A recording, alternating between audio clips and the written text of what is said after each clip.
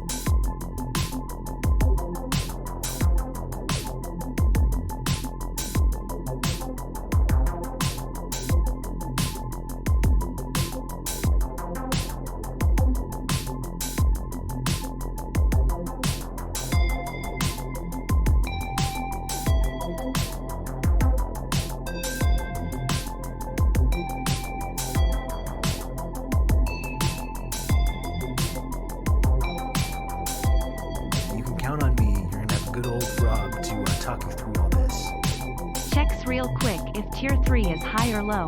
Oh, okay, nice. Cool.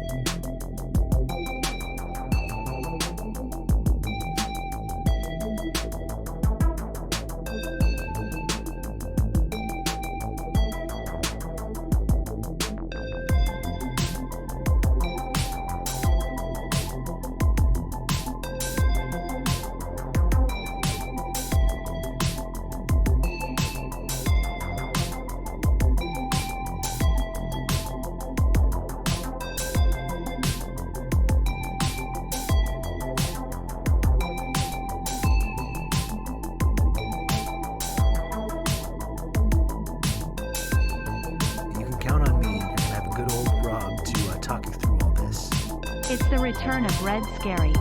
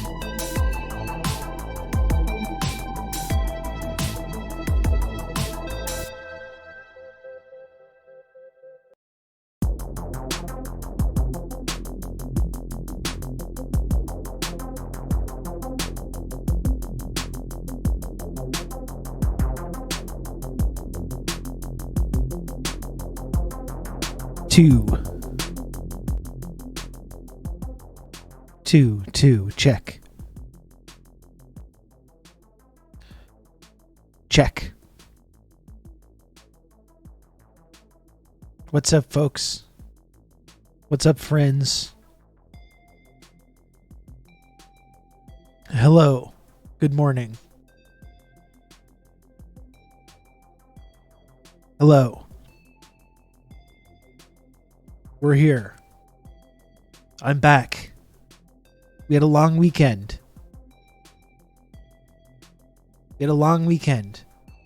And we're back. Not you didn't necessarily have a long weekend, but it's been a long weekend of the show not streaming. And now we're back at it. Ready to stack some apes. Refreshed. Not really refreshed. Somewhat refreshed.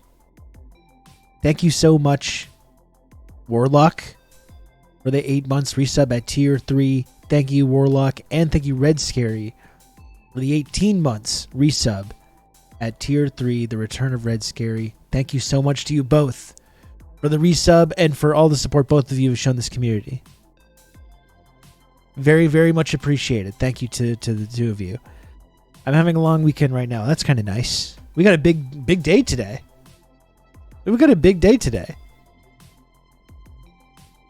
Audio detected. I'm salty about a particularly faceted French elections. How it demonstrates the hypocrisy of you got to vote for the lesser evil centrist. France, I think, over the last couple of years is just a... I mean, you can say this about a lot of different countries around the world. Rob to talk you through all this.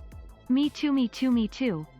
France, though, over the last few years is a real case study in the sort of diminishing returns of neoliberalism, right? And how it just consistently cedes ground to the right. To talk you through all this.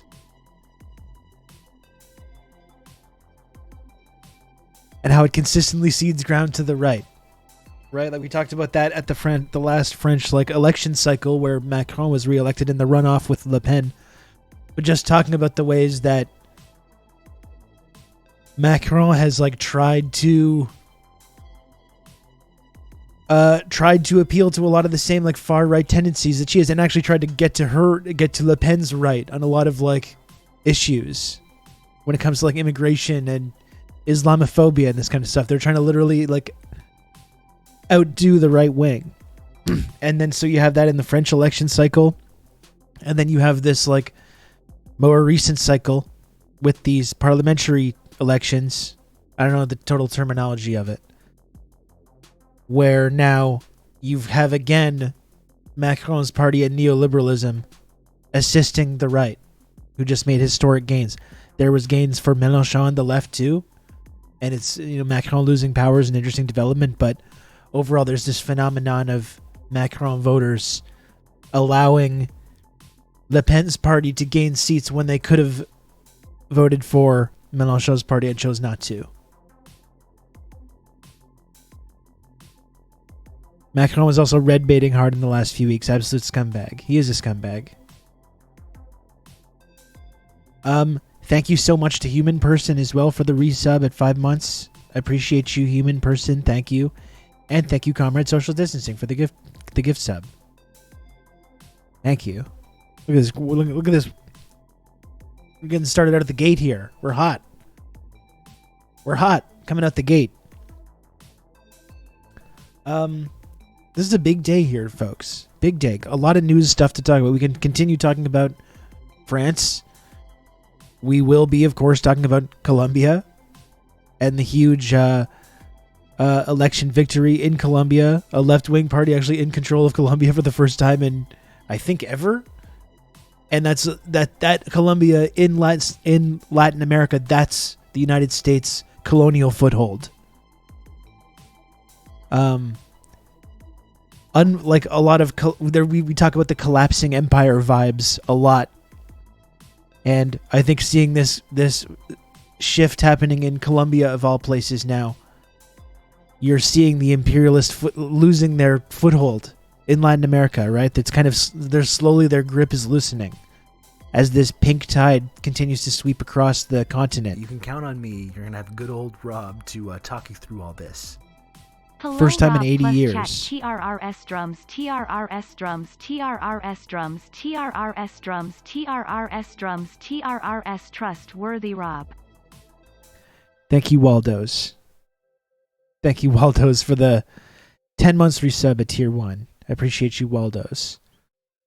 Colombia is a NATO partner. Yeah, no, it's a fucking disaster. We've got a lot of stuff to talk about with that. I have a lot of content saved to look for that.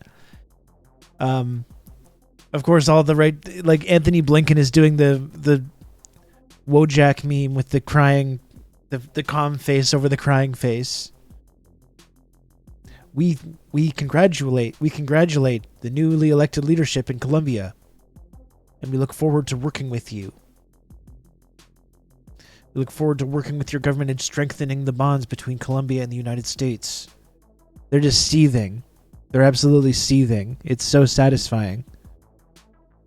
The disintegration of imperialism, I think, is happening very fast in historical terms. It's really been like accelerating over this last year. Absolutely.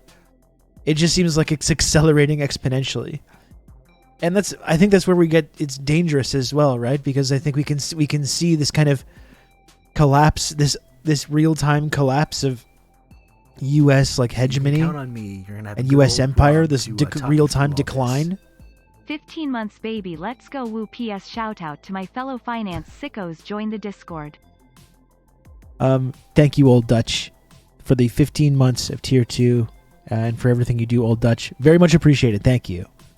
I ordered my Rousseau Institute shirt and I still haven't got it yet. Biden's America, the supply chain is all fucked up. I can't get my special merch.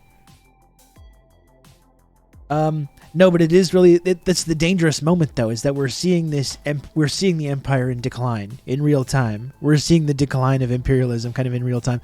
They still have a lot of global military dominance all around the world. And that's where it gets to dangerous territory, I think, when they start as this process accelerates. And like who just said this? Plus Biden fell off his bike. Exactly.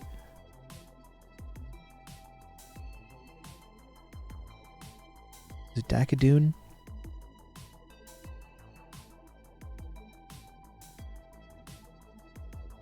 Yeah, sorry, John McCain's ghost.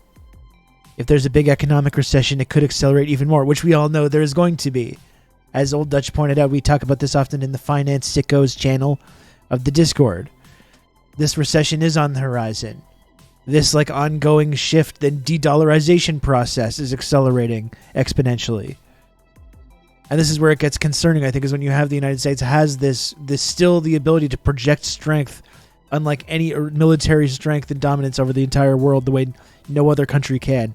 That's where I think it's exciting, and I welcome it. And I find it exhilarating to observe this happening. Don't get me wrong. But it's also, I'm anxious about how the United States is going to ultimately react to this shifting power balance. Not even necessarily right now, but over the next decade, especially over the next couple of years, as the right now is on the verge of taking control of the entire country, which just feels like this completely inevitable process. I'm a little alarmed by how things are going to accelerate under that kind of context, both internationally and domestically, with the ramp up right now to like take away people's rights. And you know, it's like, I mean, it's exciting, it's exhilarating, but it's frightening it's frightening at the same time. Texas will save North America.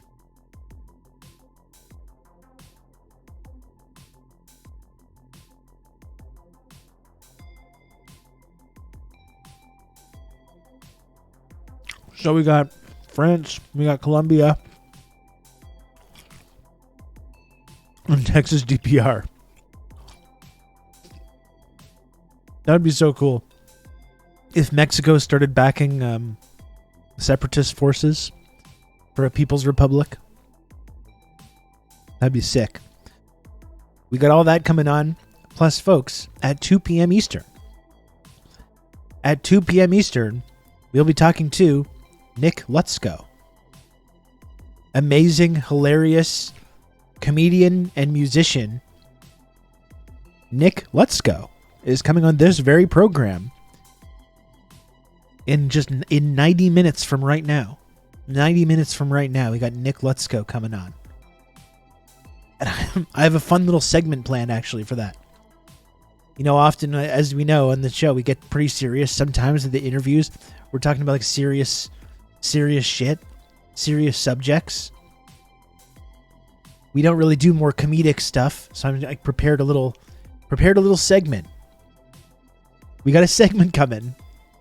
That's right. We're moving up. We're moving up in the world.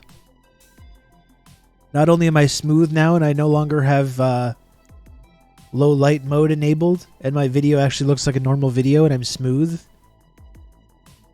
Oh, we got segments coming up also.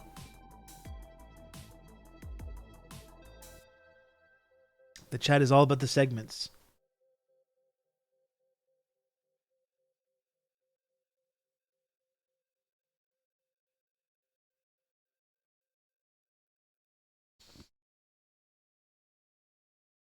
All kinds of stuff going on.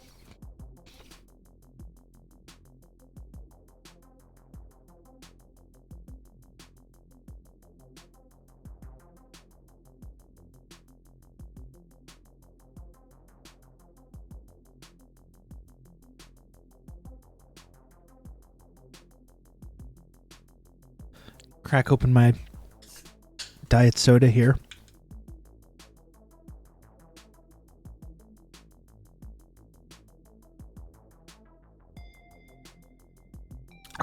Chin chin, everyone. Sorry, I took a sip, but really needed it.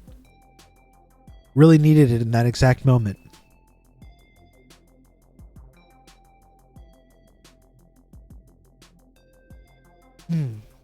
Oh, that's good. That is really just great stuff. You know? That's really great stuff. You've entered the beverage zone.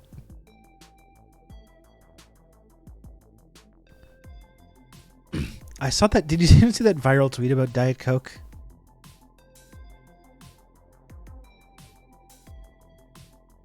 I probably should have saved it.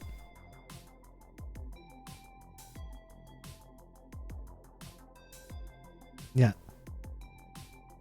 Okay, it was this. Okay, let me hold on.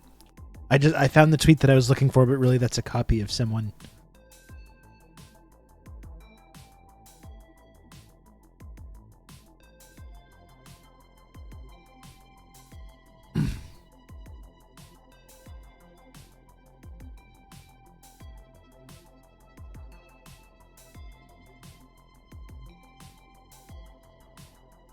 Yeah, here we go.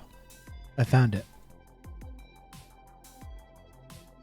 I connected with this tweet so much.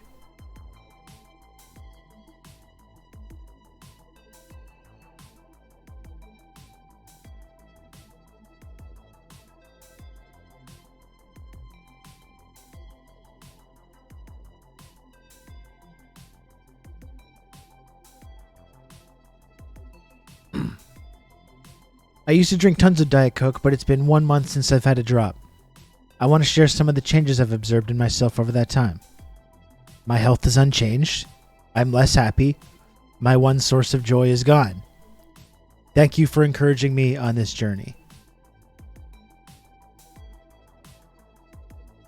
I'm going to become like Dennis Leary, but for Diet Coke. Remember how Dennis Leary, that we watched like the cigarettes bit? He goes off in one of these rants about cigarettes. I'm never fucking quitting.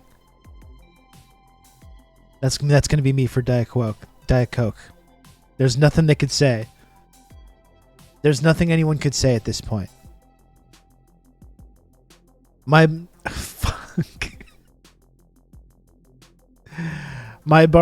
body is already just like completely infiltrated with microplastics.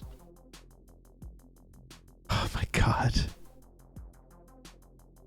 I'm just going to let you get this out of your systems.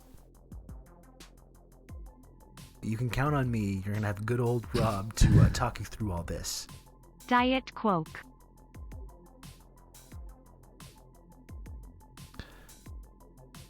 Larry's stolen Bill Hicks' smoking routine. Yeah, he stole a lot of routines from Bill Hicks. That's kind of his main thing that he was known for.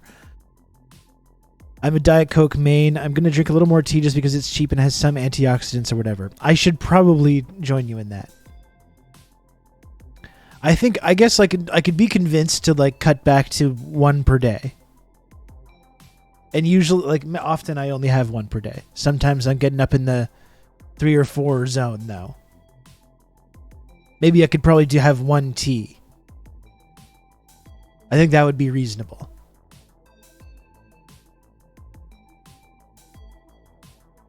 Your body is penetrated with PFAs, which is the emerging contaminant about to be regulated by the EPA. But aren't Republicans like on the verge of like almost shutting? Isn't there? I think there's a big landmark decision with the EPA coming down with the Supreme Court. I'm sure they're just going to get rid of it. It's like what Teflon is made out of.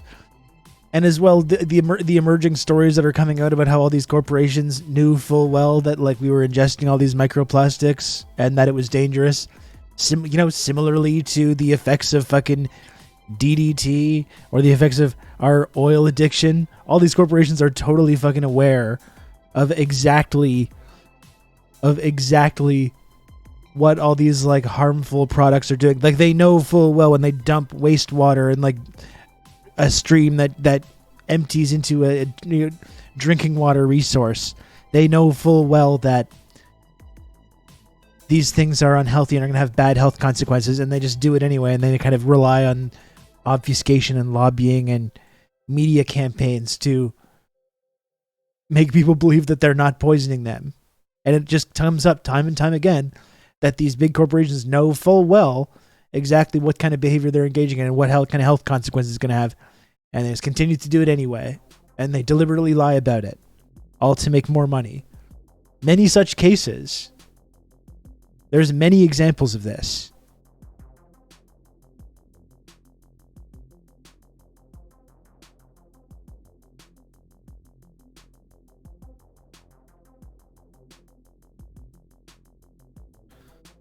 That was the SEC, but affects the EPA. But since water is largely government owned and there's no sanctioning mechanism, they have latitude to regulate at the treatment level. Buenos dias, Robert. Ya te tomaste tu mínimo diario de microplásticos hoy? Thank you, Kinuendo, for the 20 months resub at tier 1. Thank you, Kinuendo, and for all the support. Ya te tomaste tu mínimo diario. Have you had your minimum dosage of microplastics today? Is that what that says? It's weird with Spanish. I can like kind of sort of read it sometimes. I can kind of, despite never studying it, I can kind of understand it occasionally. I really got to learn Spanish. If I have that base already, I got to learn it. It also says good morning. I mean, that one was, I knew that one, so I didn't feel like it was necessary to mention. But thank you, and good morning to you as well, Kinuendo.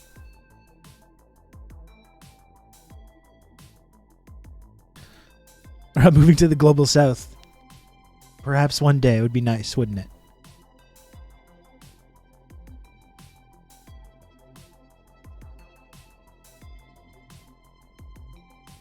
It's amazing how many such cases of these big corporations there are just poisoning people. Knowingly poisoning people and lying about it. And just never having any consequences for it.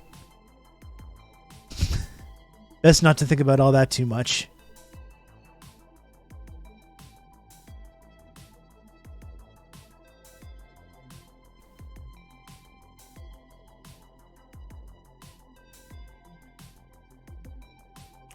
Oh, and thank you, Goat's Head,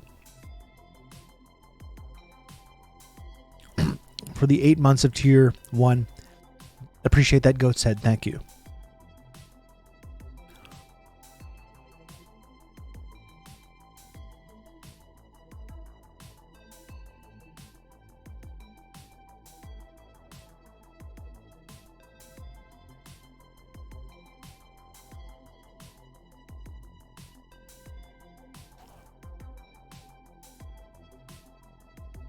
Just gonna finish my sandwich here. Don't mind me. Just be one more moment here. I was really procrastinating before getting the stream started. And when I started like making something to eat, I was like, nah, I don't think I've eaten today. I'm very hungry. I hadn't even thought about it. I was just deep in procrastination mode.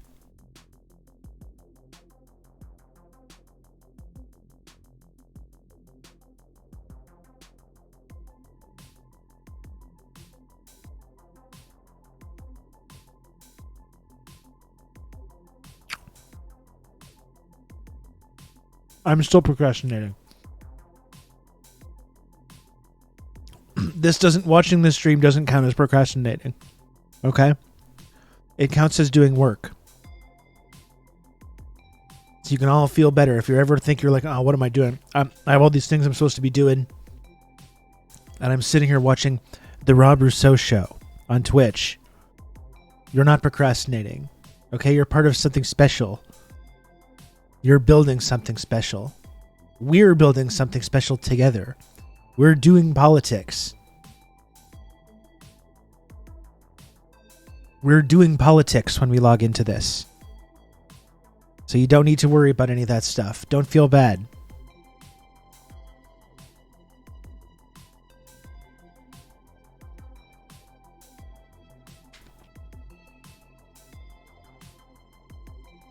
This is organizing to me.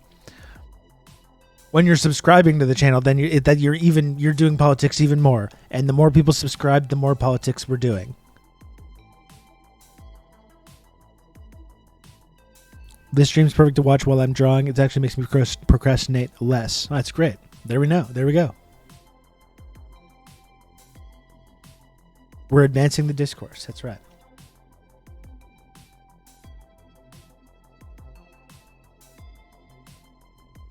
Oh.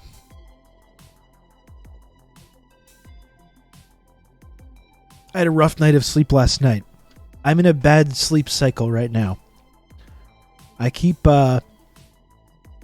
falling asleep at like 10 p.m.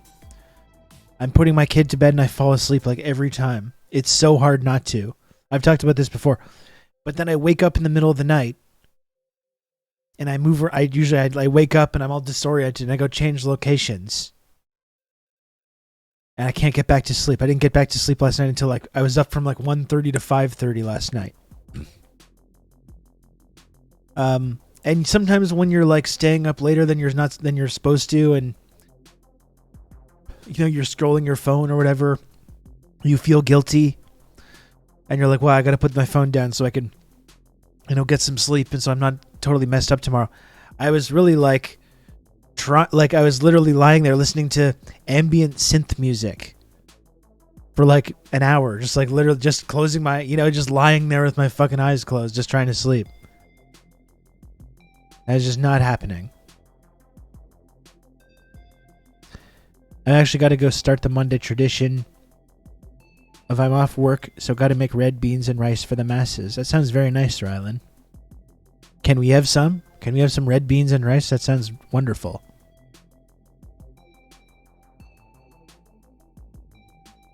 Anyway, I'm just I'm eventually got to feel another couple hours, but I'm just disoriented right now. I'm disoriented. Maybe that's going to make my talk with Nick LUTSKO even better.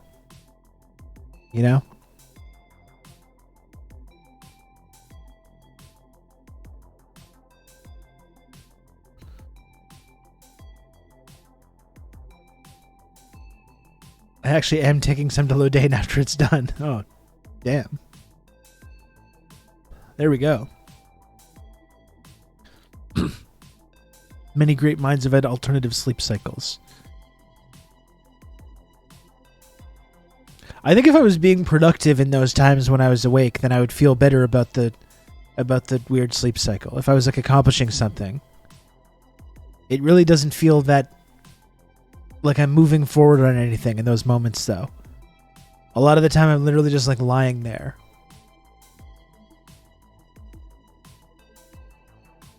If it's of any consequence, you look pretty good. Thank you, Dave. I appreciate that. I did clean up a little bit. Shaved yesterday. As a fellow chaos sleeper, I found that painfully relatable. I had a nice Father's Day yesterday, by the way, I forgot to mention, and belated Happy Father's Day to Dad Caucus. Dad Caucus in the TRRS community. I hope you had a good one. I had a nice day. It was relaxing. I did do a little podcasting, but just for a little bit. I hung around on my back porch. I had a few Bud Light Limes. I ate some Thai food for dinner. It was nice. It was a nice day. And I don't know if it's like an age thing or something, but I'm starting to get buzzed. It's because someone mentioned Lightyear in the chat at the exact moment that I was saying that. Jesus. You folks are just chatting. You're just merciless. I tell you, I'm disoriented. I tell you, I have sleeping problems. I'm disoriented. I'm on a low amount of sleep. Just relentless.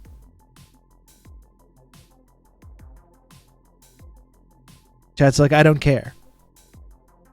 I don't care if that's how you're feeling. Too bad. Too bad.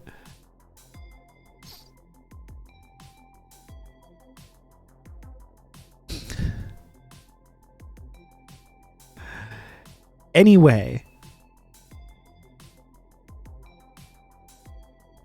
it was a nice day, and I was telling you, like, I before I was so rudely interrupted with people being mean to me.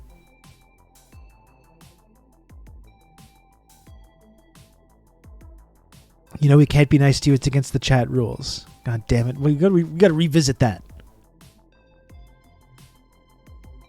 We got to revisit those rules.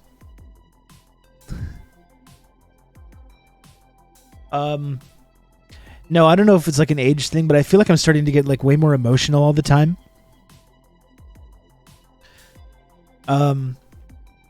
Just, you know, yesterday my kid gave me a little card that he made at school.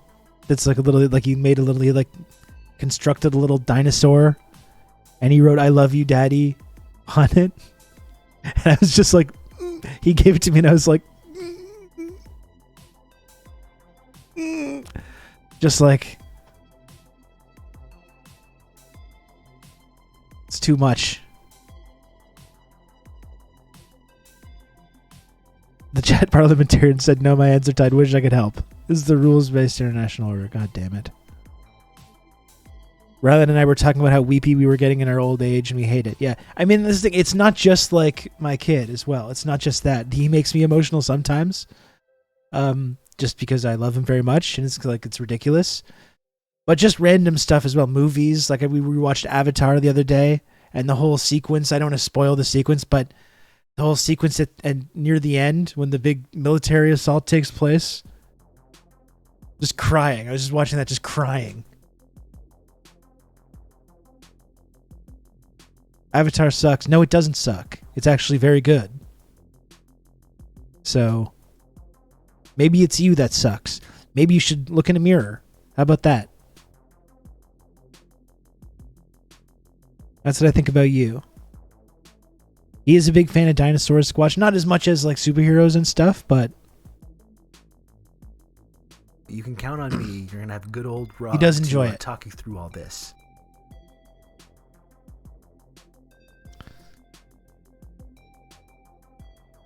Thank you, Red Wizard. Wasn't it supposed to read that text-to-speech? That was weird.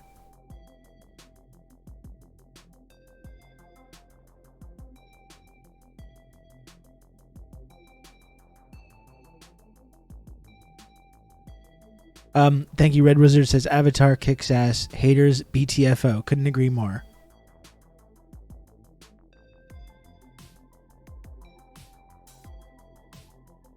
Strong men also cry.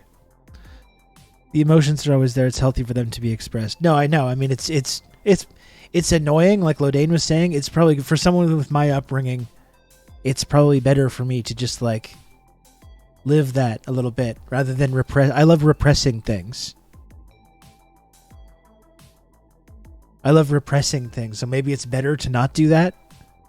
It's still weird though.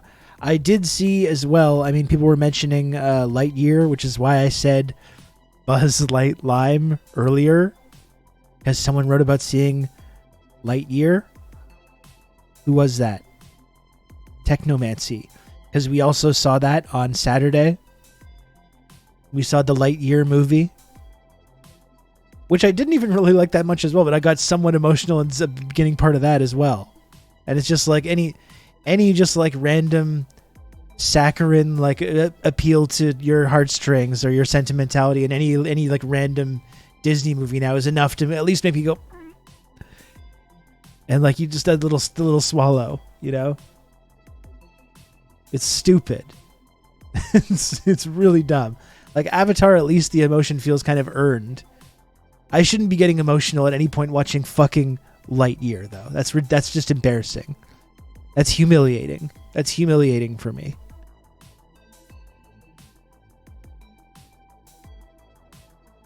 Disney has you on an emotional hook. It's such bullshit. The worst example of that is Big Hero 6. God damn. When what happens with Tadashi, a hero's brother in Big Hero 6, is the most devastating thing.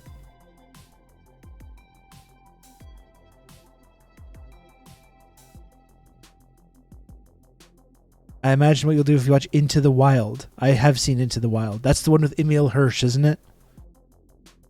I didn't get him very emotional. It's been a long time since I've seen it. I don't remember getting very emotional to that.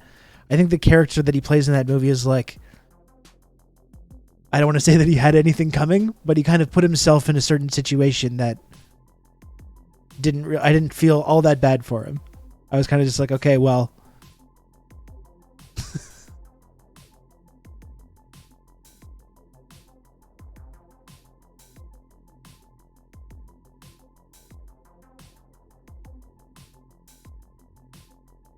Big Hero 6 legit made me shed a tear. It's devastating. It's straight up devastating. Fucking Disney movies. Anyway, I didn't love like Lightyear. I was a little like, I thought it was overall it's pretty underwhelming. It seems like it would be it feels like it would be easy for me, like for someone to like write a compelling, you've got the basic idea that gets laid out in Toy Story about the Buzz Lightyear character. You know, he's the Space Ranger Corps, and you got Emperor Zurg, sworn enemy of the Galactic Alliance. It's basically like a Star Wars. It's like a Star Wars ripoff. This new movie isn't really that, and it's okay, but it's like didn't really. I thought it was not. It was pretty underwhelming with the. It would be pretty easy just to do like a fun, like kind of Star Wars knockoff using the Buzz Lightyear character, which they could have done fairly easily, and they kind of went in this different direction with it.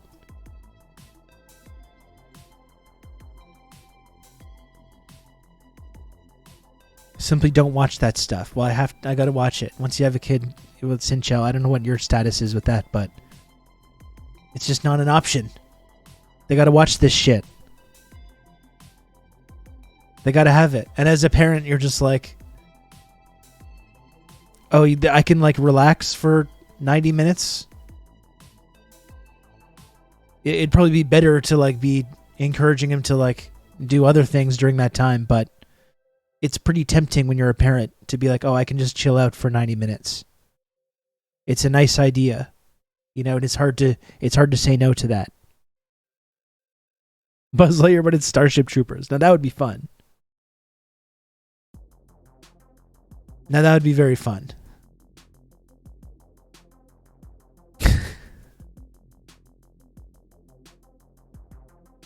I was talking about Stranger Things. Yeah, I haven't seen the new one.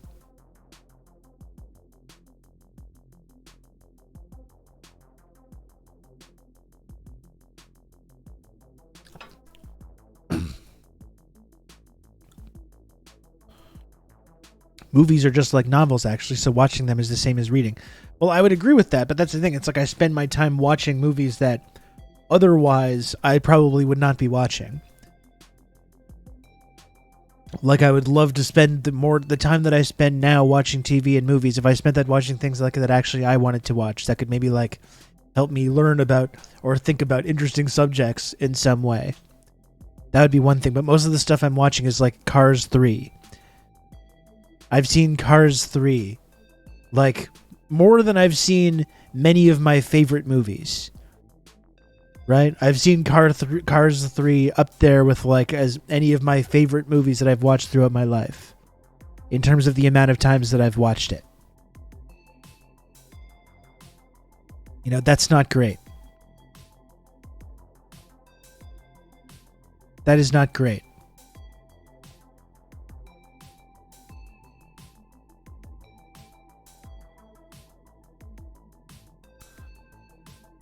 Did anyone else see Lightyear? Any other Lightyear reviews?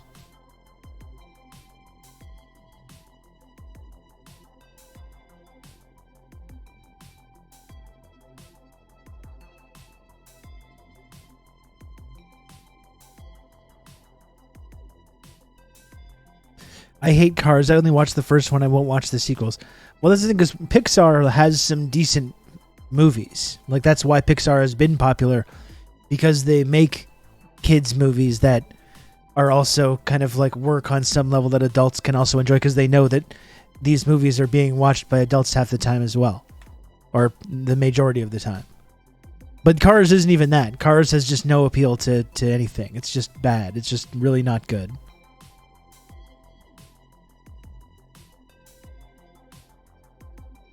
I'm enjoying Oliver Stone's Nixon. Sinchal, I did watch that clip that you posted in the Discord, and I liked it. I'm gonna make an effort to watch that one. When I saw Oliver Stone the other day in Quebec City, he specifically said to people, like, if you haven't seen that one, you got to revisit that. Also very interesting, Sinchal, because he talked about, like, when he was talking about Nixon, how he hated Nixon. I wasn't able to film this clip when I saw Oliver Stone the other day, but he did talk about how he saw, like, his father in him. And, like, he wanted to have a little bit of, like, the understanding and the empathy about the character to try and, like, exercise whatever, like, personal shit that he has as well. I thought that was kind of interesting, that dynamic.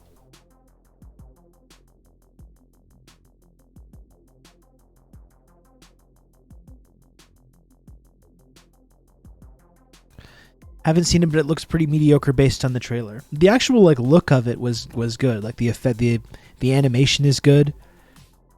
I kind of liked, like, the part that made me emotional that I was talking about. That kind of this kind of setup that happens in the first 15-20 minutes is kind of interesting.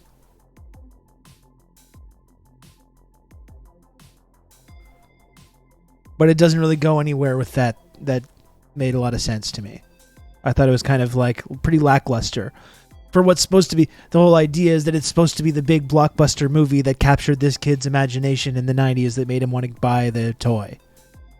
It's like sci-fi up intro. Yeah, it is like that. Yeah. I kind of like that. That's kind of the only part that felt like Pixar at all. That was kind of cool. But yeah, like, it's supposed to be the big blockbuster film that this kid watched that captures his imagination. It just kind of didn't really feel like that at all.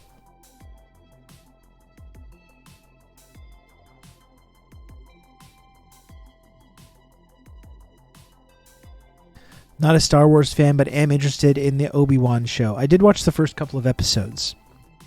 I liked seeing Ewan McGregor again. I like how it's like a sequel to the prequels. Like, it's interesting the way that the prequels have been kind of rehabilitated. And it's like it's a kind of a direct sequel to Revenge of the Sith, which is kind of interesting. It's one of my favorite Star Wars movies. I don't know if they're going to retcon big parts of it. We'll see about that. I think connecting Obi-Wan and Leia is like a kind of a weird choice as well.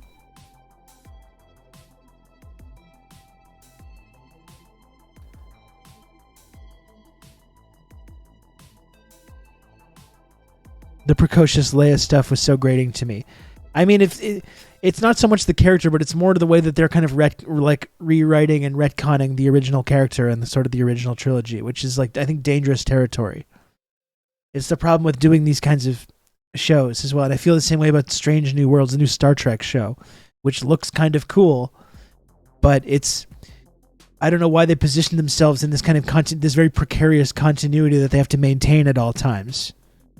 And I think it's probably very limiting. And when you're always, like, changing stuff about the original thing that people liked, I think that's always dangerous.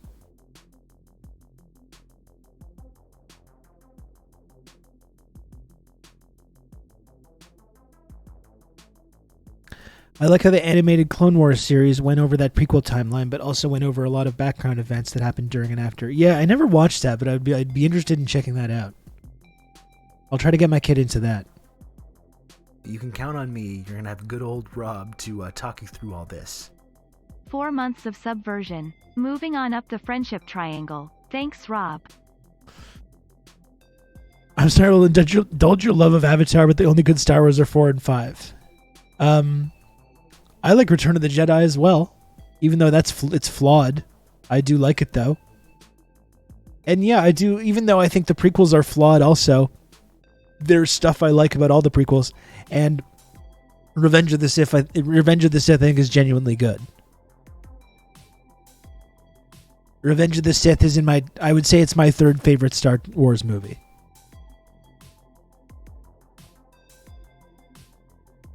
That's my bold Star Wars take. Thank you, Fart Party 69, for the 4 months of Tier 1. Happy to have you in the community. Fart Party 69.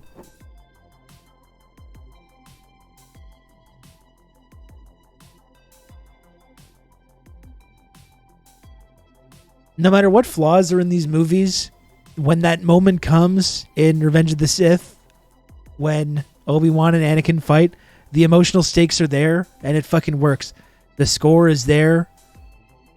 There's some great... I think McGregor in that scene just kills it. He's really great in that scene, and Hayden Christensen is totally fine as well. There's some great lines, though. You are my brother, Anakin! Yeah, it's so good. It's really... I think it really gets to that level, no matter what flaws are there in the prequels. It works, and when you get to that moment, it works.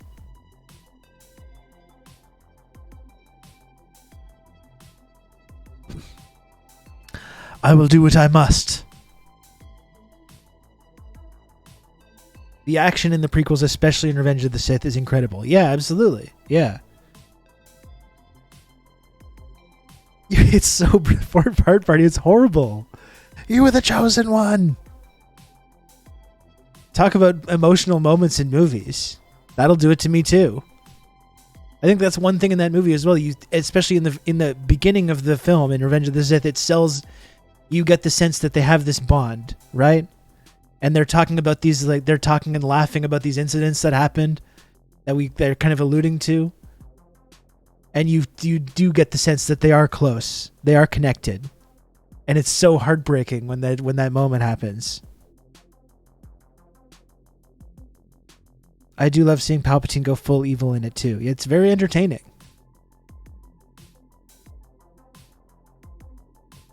I loved ROTS at the time when I saw it in the theater, but rewatching 1 and 2 after that ruined the franchise for me forever.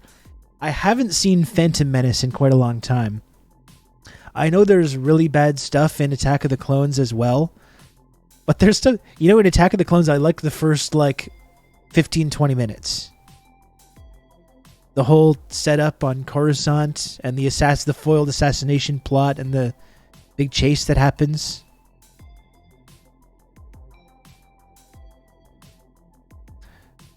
Baked Okra says, smoking on a straight nuclear dingleberry cannon to this right now, melting my last 2 brain cells into primordial soup for the gods to sip on. You feel me? Off dat Jamaican swamp cannoli. We fucking love it, Baked Okra. Hell yeah. Absolutely.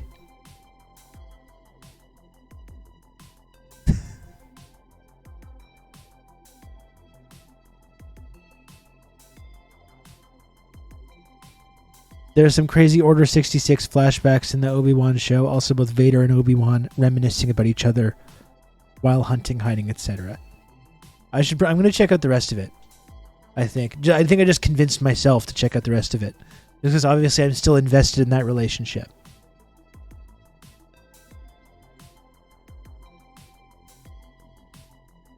The Mandalorian is still my favorite. The new Star Wars spin-offs, it felt like they actually respected certain characters. What Disney did to Luke was unforgivable. The phenomenon is very strange of the whole CGI facsimiles. I don't know how I feel about it. There's that part of me that nostalgia works on. You know, when you see young Mark Hamill or you see young Peter Cushing in Rogue One, there's part of me that nostalgia really, it does work for me.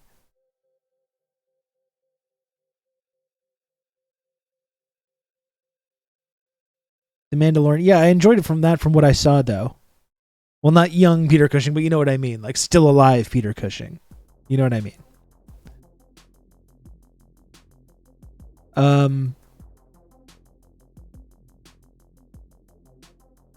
It's weird how they made two Mandalorian shows. They made two shit with Mandalorian and Boba Fett. I find that a strange creative decision to make two distinct series about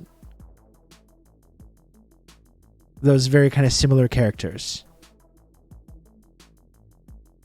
It was still too uncanny for me. Well, that's what I mean. It's like it tickles that nostalgia center in like my cerebral cortex or whatever it is. And I do feel that working on me. At the same time, I recognize how crass it is. I recognize how this big, massive corporation just being able to like resurrect whoever they want and make them like into these like digital puppets. How fucking horrifying that is on like a fundamental level. Like I do recognize that. I do understand that like fundamentally how fucking crazy that is and how evil it is. But at the same time, I'm like, ooh, young Mark Hamill. I can't help it. I'm the exact age that just works on me. Even being aware of the evilness of it.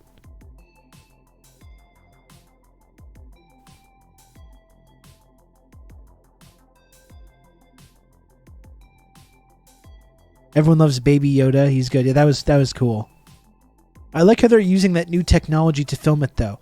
I'm really interested in that new how they're not doing green screen, or they're not doing it as much. And they're doing that new like technology where they have these big, massive like high definition screens that are like doing in real time, like projecting these like backgrounds that the actors are like acting around. I think that's really cool. I really liked it in the Batman as well. I really, really liked the effect. I think it's way more like immersive than green screen, which kind of can take you right out of the movie sometimes when you see it. And I think it's really cool having actors being able to react to things that are physically there in front of them. It's called the Dome or something. Yeah, whatever it is, it's really cool.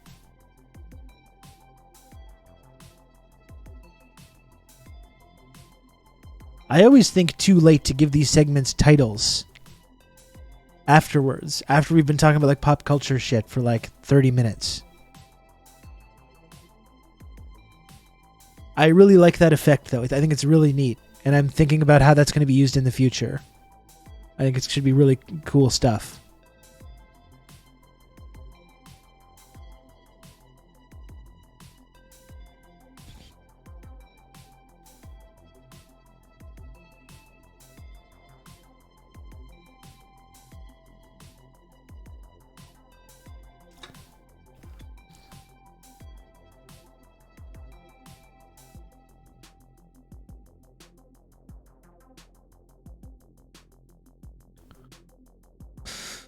Okay. Okay, so we got Nick LUTSKO coming on in 50 minutes. One step closer to the holodeck. It's true, yeah.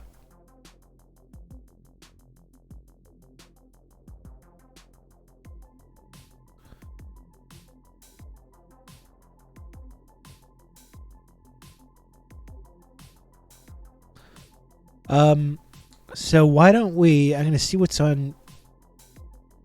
We'll take a look at like a breakdown for this the Colombia situation. Why don't we do that? We can spend like the next 30, 45 minutes talking about Colombia.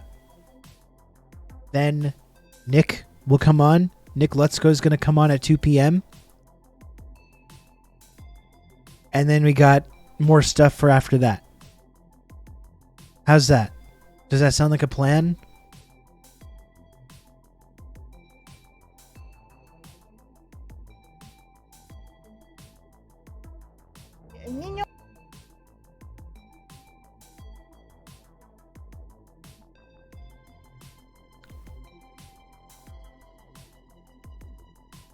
Let me just find something good to set the stage here.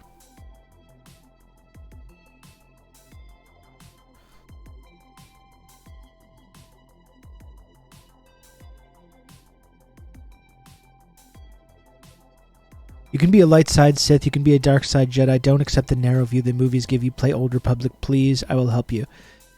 You know, that could actually maybe be a fun thing for me to do on the stream sometime. I keep like starting gaming projects for the stream and then not going into it. That's why I like doing Fortnite, because you can just jump into it and get out. I should continue No Man's Sky. But a Knights of the Old Republic playthrough would be pretty sick as well. I've never played it before. I've never ever played it before.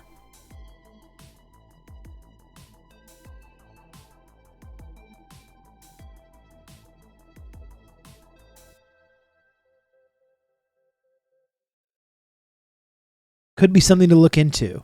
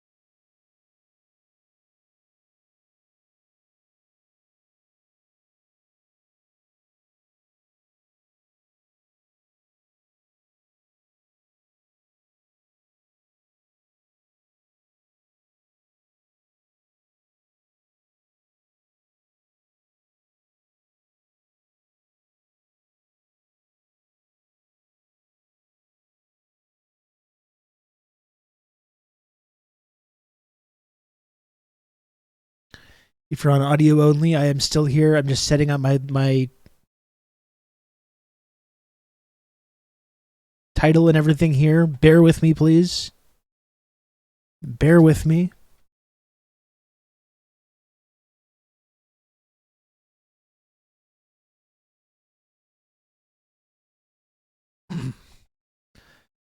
So, one thing we could do, here it is. You've got Gustavo Petro has won the presidential election. And Francia Marquez. A historic win for the left in a country which has been controlled for decades by a right-wing narco state, a fortress for U.S. imperialism in the region. A huge blow for Washington, for Latin America. This changes everything. And we've been covering this phenomenon, right? We've been covering this phenomenon on the stream. I mean, one of the primary things we talk about is this kind of ongoing collapse of U.S. hegemony. And I can't wait to read in the CNN why Colombian Trump would have been better. Yeah, the guy who liked Hitler, the multimillionaire that loved Hitler. My MAGA uncle, he lives in Colombia, is not happy. I saw you posting about that in the Discord squatch. That's incredible. That's so funny. Prayers up for Squatch Drew's uncle. Biden's America is spreading now. It's spreading to Latin America. It's spreading to Colombia. No one is safe. They're going to be asking Squatch Drew's MAGA uncle for his pronouns, his preferred pronouns soon. Horrible, and very frightening. Very frightening indeed. Dark Brandon rising. That's right. I'm sure he'll just move back to Florida. I'm sure he will. Yeah. I'm sure he will. Well, we've been talking about the ongoing collapse of, U.S. hegemony, the U.S. empire.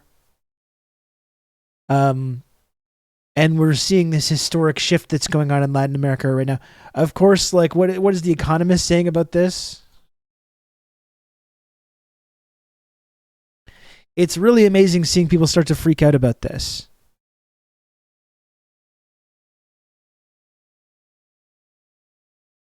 Uh-oh. Here it is.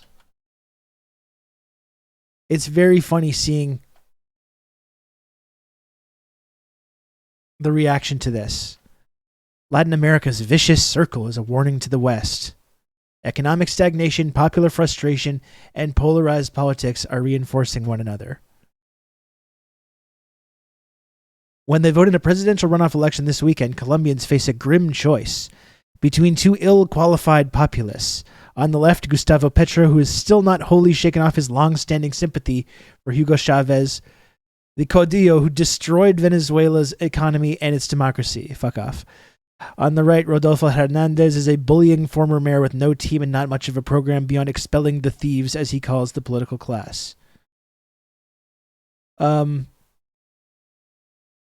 I'm not going to know. I'm not going to make an account to read this article from the Economist. But they're just losing their minds about this shift to the left that's happening in Latin America right now. This new pink tide, as we've called it.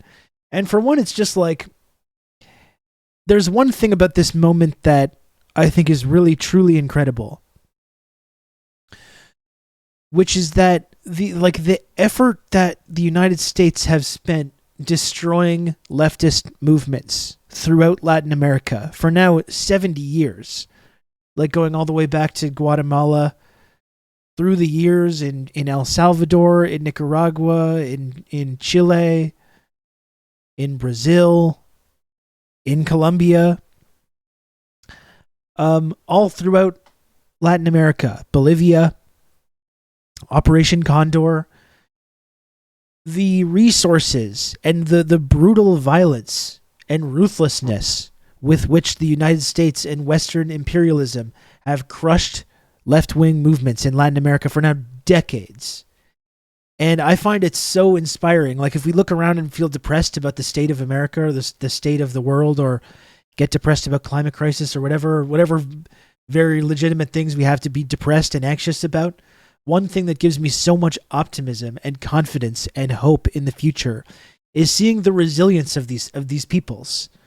These people that have just been like under the thumb throughout the continent, under the thumb of US imperialism, who have been brutally beaten and repressed and tortured and arrested and murdered, and had just countless examples of political and economic interference, economic siege warfare, sanctions, overthrowing governments, funding right-wing death squads, supporting fascist military coups. It's just been decades of this to send a message to people that it's not acceptable. It's not acceptable to participate in these leftist movements. The only acceptable course of action is to just like lie down and just take it, and just allow us to just take whatever we want. And that's been the message that Western imperialism has been sending to people in Latin America for now decades and decades.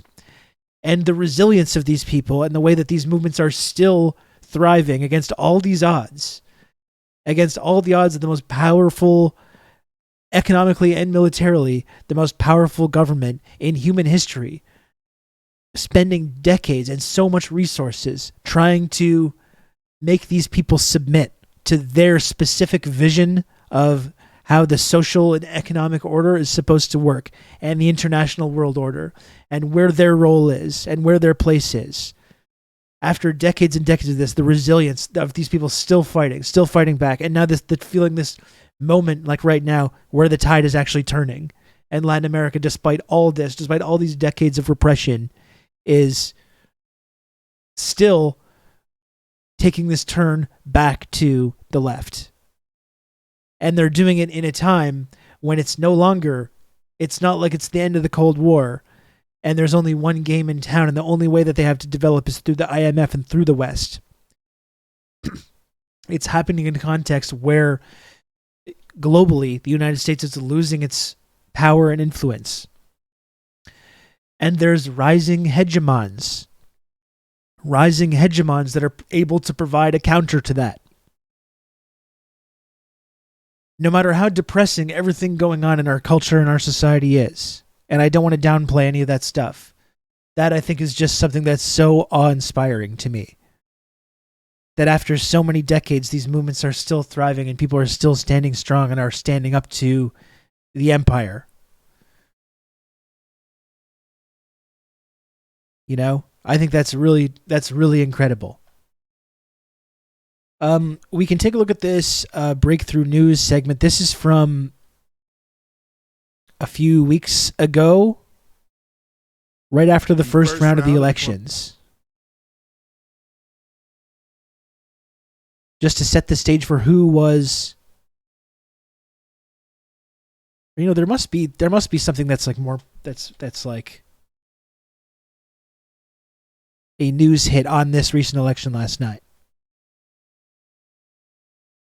Does Kasachin have something? Here's the stage. Movistar Arena in Bogota receives President-elect Gustavo Petro and VP-elect Francia Marquez.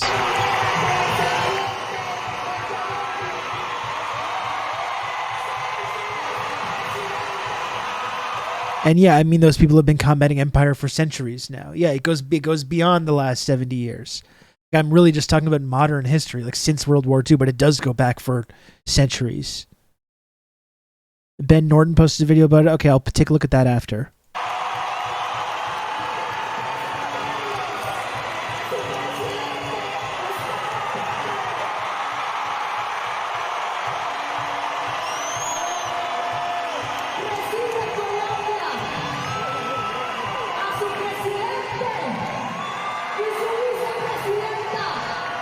Pretty amazing, the excitement.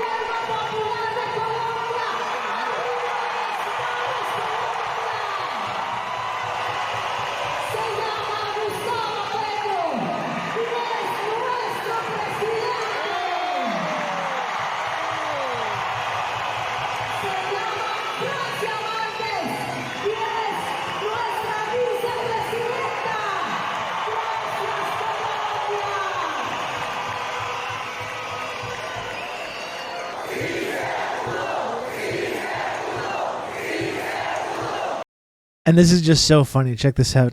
This is so funny. Anthony Blinken. People are just seething. Congratulations to the Colombian people for exercising their right to vote and reaffirming the strength of their democracy. We look forward to continuing our strong partnership with President-elect Petro Gustavo and building a more democratic and equitable hemisphere. Just huffing the copium. Like, you can tell that they're losing their, because it's a distinct trend right now, and with the coming election in Brazil as well, when Lula comes back into power in Brazil, we're really going to see the extent of like what has been going on just over the last like year or two in Latin America, and just the ability for the West to engage in this kind of economic warfare against places like Venezuela, for example. Colombia was a key Latin American ally in their ability to wage this kind of warfare, economic and political warfare with Venezuela, and to isolate them. Peru was a key ally. The fucking Lima Group, that was like, the Lima Group was the ones deciding the whole course of action when it comes to Juan Guaido and all that bullshit. They're all their key allies. Colombia, literally a NATO ally, as Red Scary pointed out. Losing their ability to maintain their hegemony in this region, losing their ability to maintain their economic and political warfare on places like Venezuela and Nicaragua.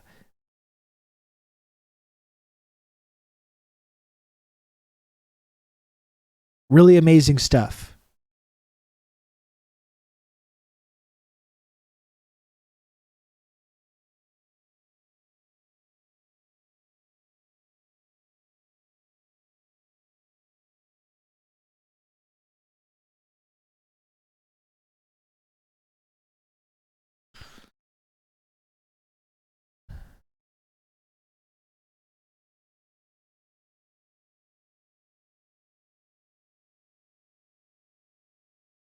You can count on me. You're going to have good old Rob to talk you through all this. Roll Pink Tide. Hell yeah. Amazing Bird Show, thanks for the 15 months resub at tier 1. Absolutely. Hell yeah.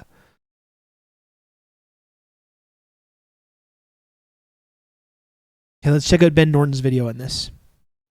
June 19th is going to be remembered as a historic date in the history of Latin America, because it is today, June 19th, when, for the first time, a left-wing candidate won a presidential election in Colombia. Venezuelan President Hugo Chavez famously referred to Colombia as the Israel of Latin America. It has always been governed by the right wing. It has always been one of the closest allies of the United States around the world, and really a colonial outpost for the United States in Latin America. And today, June 19th, in the second round of the presidential election, left-wing candidate Gustavo Petro won. Petro is a former guerrilla. He fought in an armed socialist organization called M19, and he later put down his arms and he became a politician. He moderated his politics. He's kind of a center-left progressive. But in the context of Colombia, no one like him has ever come close to being president. The presidency has been dominated for decades by far-right oligarchs. Petro won against a right-wing candidate, a far-right candidate named Rodolfo Hernandez, and Hernandez is a 100 millionaire real estate mogul. So the difference was very stark. Now, I don't want to be too optimistic in my analysis in this video. The Blinken tweet is so great. Clear I know. Later on in this video, they mad. Petro has a lot of obstacles, and it's going to be very difficult for him to govern. First of all, Colombia is not a democracy. It is a very authoritarian regime in which every single year, hundreds of social movement activists are killed. Every single year, there are dozens of massacres. In 2021, there were more than 90 massacres in which hundreds of social activists were killed. So the possibility of Petro being killed is not low. I mean, his security is going to be very much in danger. Furthermore, the right-wing oligarchy, which is very powerful and very wealthy in Colombia, is not going to let him govern. And then, of course, there's U.S. meddling. The U.S. has meddled against progressive left-wing leaders across Latin America for many decades, overthrowing many. And then finally, there is the role of paramilitary groups. These paramilitary groups in Colombia that are responsible for killing hundreds of activists every year are closely linked to the right-wing oligarchy, and they are going to threaten Petro. And then finally, there's the military itself. The top general who runs the Colombian military, Eduardo Zapatero, he actually threatened Gustavo Petro. He violated Colombian law, violated the Colombian constitution, which says that the military cannot meddle in politics. And the top general who leads the Colombian military, Zapatero, he threatened Petro on Twitter. He attacked Petro publicly. So we know that the military is against him, and he doesn't have a majority in Congress. So he did win the election, but Petro does not have a majority in either the Senate or the Chamber of Representatives. So it's going to be very difficult for Petro to govern. I'm sure the U.S. doesn't have anything to do with those paramilitary groups. This is such an important historic victory. Nothing at all to do with that, of course. And I think this analysis is really helpful too because of how nuanced it is. And as much as we can and should celebrate this shift that's happening, no one should assume, as the same thing with Boric, that this is going to be these easy process where these left-leaning leaders are going to come in and instantly claw back all power from United States imperialism. Of course, I don't think anyone should believe that, while simultaneously recognizing that it does represent this ongoing collapse, this ongoing inability for the United States to maintain its grip. It doesn't mean that it's defeated or that the struggle is finished. But it's what it is a sign that this shift that we've been talking about is happening. And that's something that we should celebrate regardless of how difficult things are, how difficult things are going to be moving forward in any of these countries. I'm going to start, first of all, with Venezuela.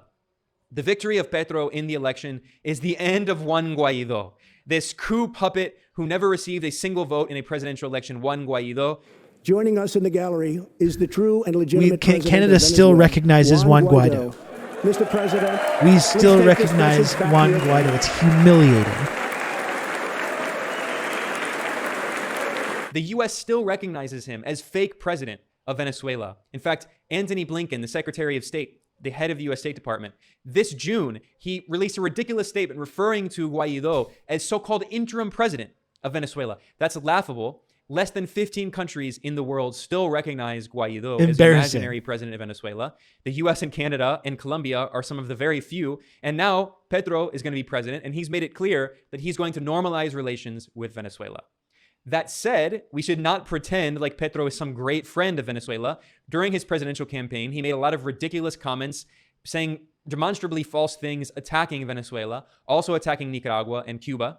So in the context of Colombia, you can't expect anyone who says a kind word about Venezuela to ever come anywhere close to power.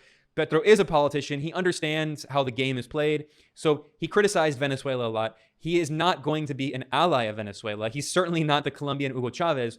But that said, between him and the current president, Ivan Duque, who is a far-right oligarch who was handpicked by the former far-right leader, Álvaro Uribe, who has dominated politics for decades, compared to him, Petro is going to be a very drastic change, and he has made it clear that he's going to recognize the constitutional president of Venezuela, Nicolas Maduro. So that is going to be a significant change.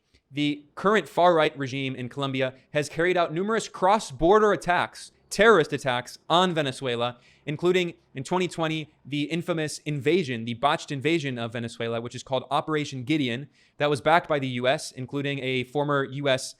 Green Beret, U.S. Army Special Operations officer named Jordan Goudreau, and he had the support of Donald Trump and the Trump administration when he carried out this failed invasion of Venezuela. Well, he did so from Colombian territory, and he trained these Venezuelan terrorists and Colombian terrorists who invaded Venezuela. He trained them in Colombian territory in the northern part of Colombia. So the fact is, Colombia has carried out numerous terrorist attacks and sponsored terrorist attacks on Venezuela. So that means that policy is going to end, at the very least. Petro is not going to be a friend of Venezuela, but he's going to normalize relations, and he's not going to attack Venezuela. This is also important because there are millions of six-man invasion, that's right, in Venezuela who have been there for many years. They're almost never talked about. And then there are now one of the most embarrassing L's that I've seen for a long time. We don't know the exact number of Venezuelans who have migrated to Colombia largely because of the economic crisis caused by the illegal, murderous U.S. sanctions and blockade illegally imposed on Venezuela. So normalizing relations is going to help the Colombian refugees in Venezuela and the Venezuelans in Colombia.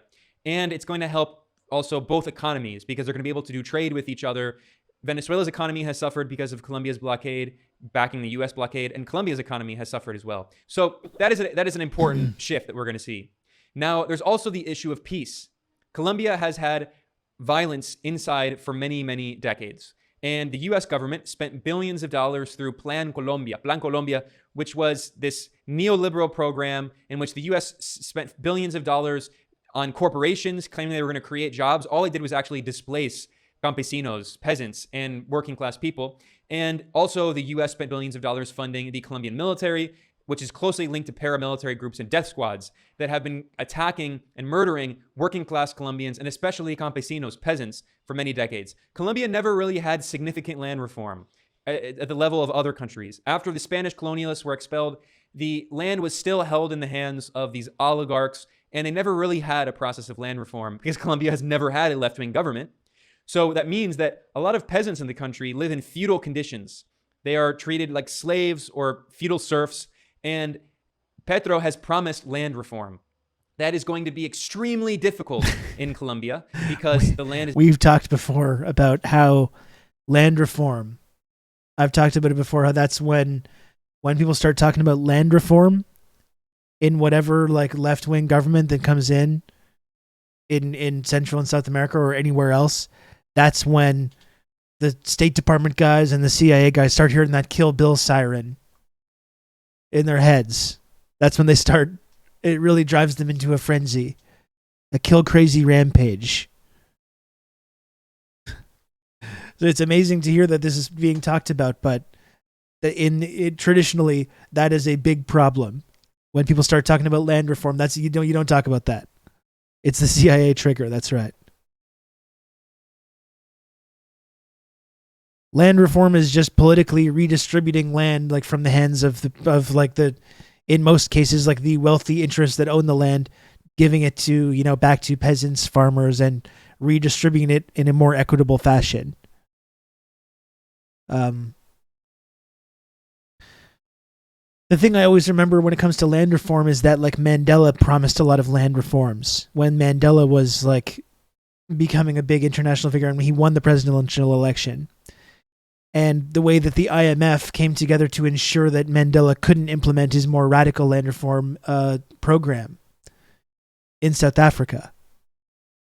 Precisely because the apartheid government had racked up so much IMF debt that when the apartheid government was overthrown, and ostensibly all these Western governments supported this, even though they supported apartheid right up until the last possible moment that politically they could get away with it.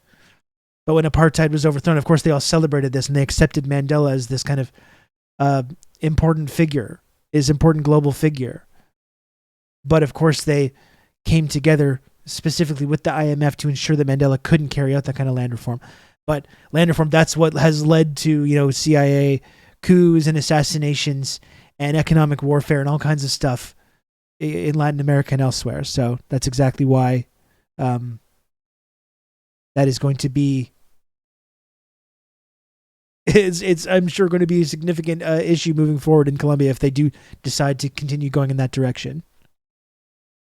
Is dominated by these oligarchs and these corporations, multinational corporations, not only Colombian corporations, but U.S. Colombia sadly also that took exploit more that IMF land, loans recently, and I'm sure they that's have going to been factor into these involved kinds in of things. supporting these death squads and paramilitaries who have killed That's what I mean. peasants These and like killed social these organizers U.S. and puppet governments rack up IMF loans, and then if they are democratically overthrown in any way, the new government, even if they have these good intentions, are often on the hook and are still forced to pay back these loans, and it completely handcuffs them in their ability to implement any kind of a radical program. I learned today that Colombia has a couple of small German-inspired villages with full of blonde people. Wonder where they came from. Yeah, who best not look into that too much. Let's not look into that too much. I'm sure it's nothing. Killed a lot. When you can trust Germans, what's wrong with that? We don't even need to be disrespectful to Germans. When have the Germans ever done anything wrong? Okay?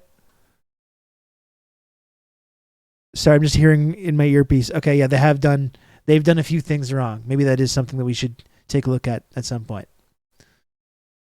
A lot of labor organizers, union leaders. No one who it's gonna speaks be German very could be difficult evil. for Petro to accomplish that.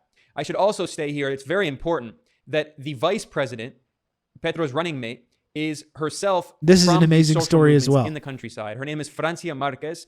She is a member of the Afro-Colombian community. So this election on This is June incredible. 19th is also very historic because not only did a left-wing president win for the first time, but also for the first time in Colombia's history, it's going to have a vice president from the Afro-Colombian community who has been historically completely repressed and marginalized by the Colombian state and the Colombian oligarchy. Francia Marquez is actually in some ways even more left-wing than Petro, who's kind of center-left. Francia Marquez has called for ending the drug war, which is very historic and important, given the role of the U.S. in supporting this disastrous drug war in Colombia that has killed thousands and thousands of people.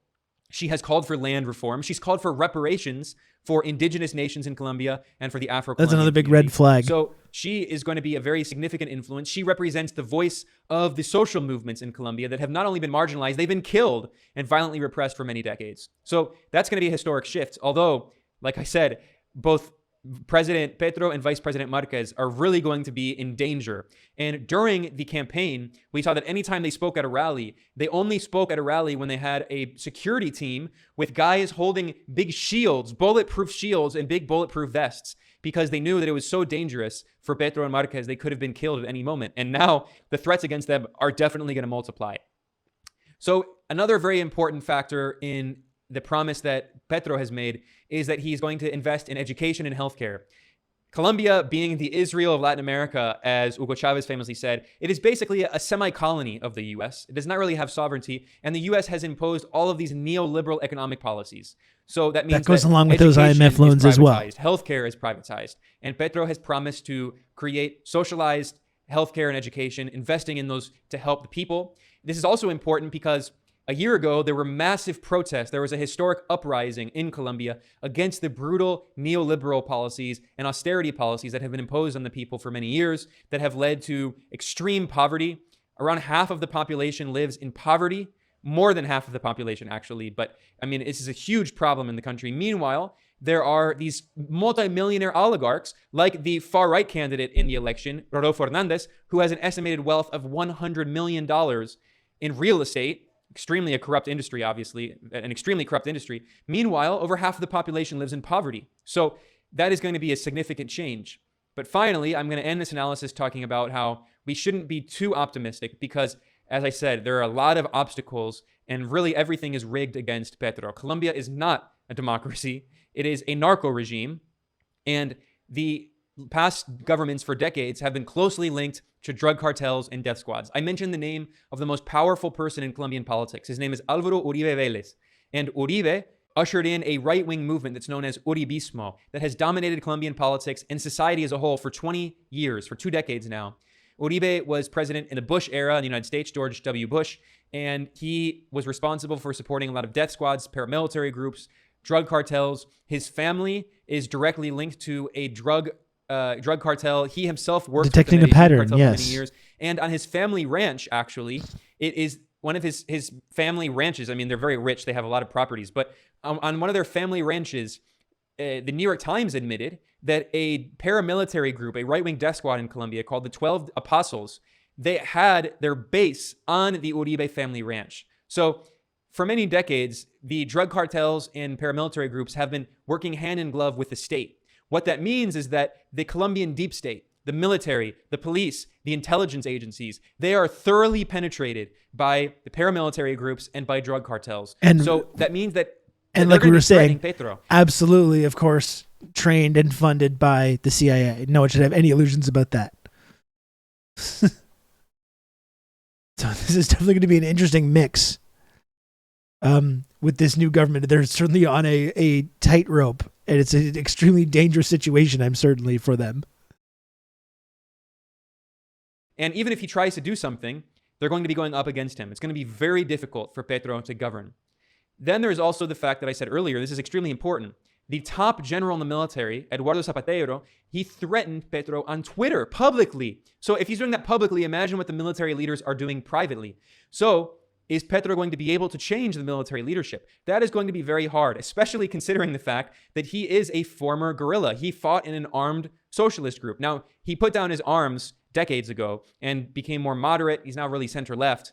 But the reality is that he does have that history, and the Colombian military forces are going to be up against him.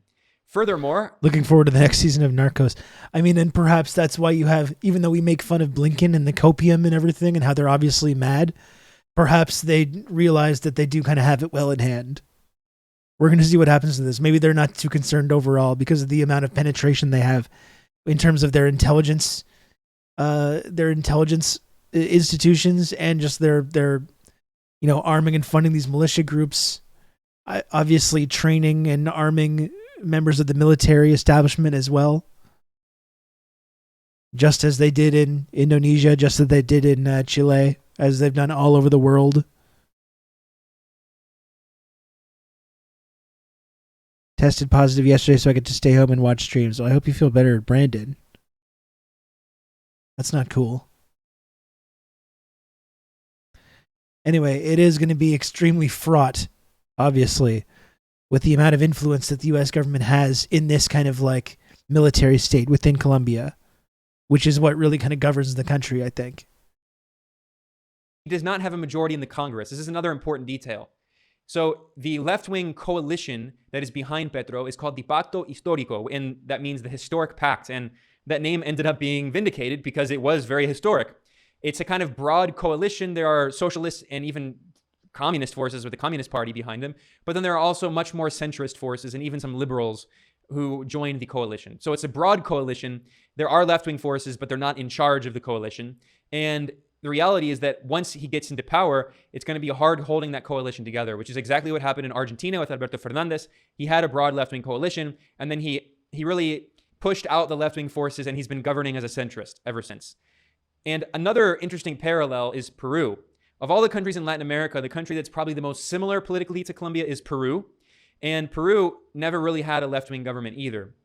And for the first time last year, Pedro Castillo, a left-wing president, won in Peru and entered. And he has been able to kind of govern, but he's basically been a lame duck president, and he's not been able to accomplish the vast majority of what he wanted to do. Why is that? One, he does not have a majority in the Congress.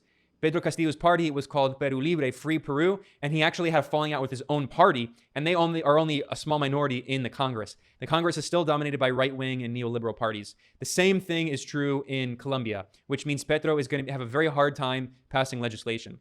Furthermore, in Peru, we also have seen the military forces, which really dominate Peruvian politics. Like Colombia, the Peruvian deep state is closely linked to drug trafficking. Peru had a fascist dictator backed by the U.S. who really just eradicated the left. And now we see that, his name was Fujimori, the former fascist dictator, that the Fujimori loyal forces in the military have been preventing Castillo from accomplishing a lot of the things that he wanted to do. In fact, a few weeks after he entered office, Pedro Castillo's foreign minister, who is a socialist and an anti-imperialist named Héctor Béjar, he was forced to resign by the military. And Béjar said this is the beginning of a coup, the beginning of a soft coup, he said, golpe suave or golpe blando. So is the military in Colombia going to do something very similar? I think it's very likely.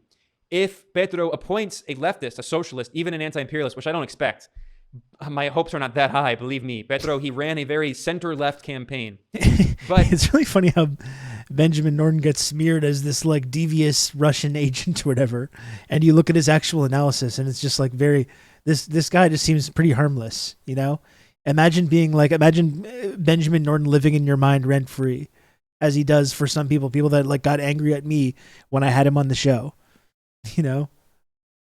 It's pretty funny when you actually look at his analysis. A lot of pretty reasonable stuff, but this gets very upsetting for people, I guess. if he does put some left-wing ministers in his cabinet, is the military going to force him to change his cabinet? Is it going to force those people to resign as they did in Peru? We should keep in mind that Colombia is very much not a democracy like Peru. So those are things to think about when we reflect on this historic victory. Now, I don't mean to downplay the importance of this. Like I said, Colombia has never had a left-wing government, so it has to start somewhere, right? And the vice president, Francia Marquez, in fact, she inspires more confidence in me than Petro. Petro is very much a politician. He knows how the game is played. I should mention that he previously served as the mayor of the capital, Bogota, the capital of Colombia, whereas Francia Marquez, she's not a politician. She is a social movement activist. She's from the grassroots. So the fact that she's vice president, that does inspire confidence, although I should say that in Argentina, Alberto Fernandez ran with his vice president, the left-wing former president, Cristina Fernández de Kirchner, and she was basically pushed out. She was not really given much influence in the government. So we'll see if Petro does the same thing. It's hard to say what will happen, but those are the details I wanted to stress so people can think about what this historic victory means for Colombia, for Latin America, and for the world. Now, I don't expect Colombia to become an anti-imperialist bastion like Venezuela, Nicaragua, and Cuba, and Bolivia. If being a socialist means getting military couped, of fucking course I'm going to have some tanky qualities. When it shouldn't be, when this is the fucking legacy, right, Alexandra? When this is the legacy, it shouldn't be surprising when leftist leaders in Latin America or elsewhere do things like remove NGOs or persecute people in this Western NGO complex, or remove capitalist media, or remove Western press, or treat them as like openly hostile.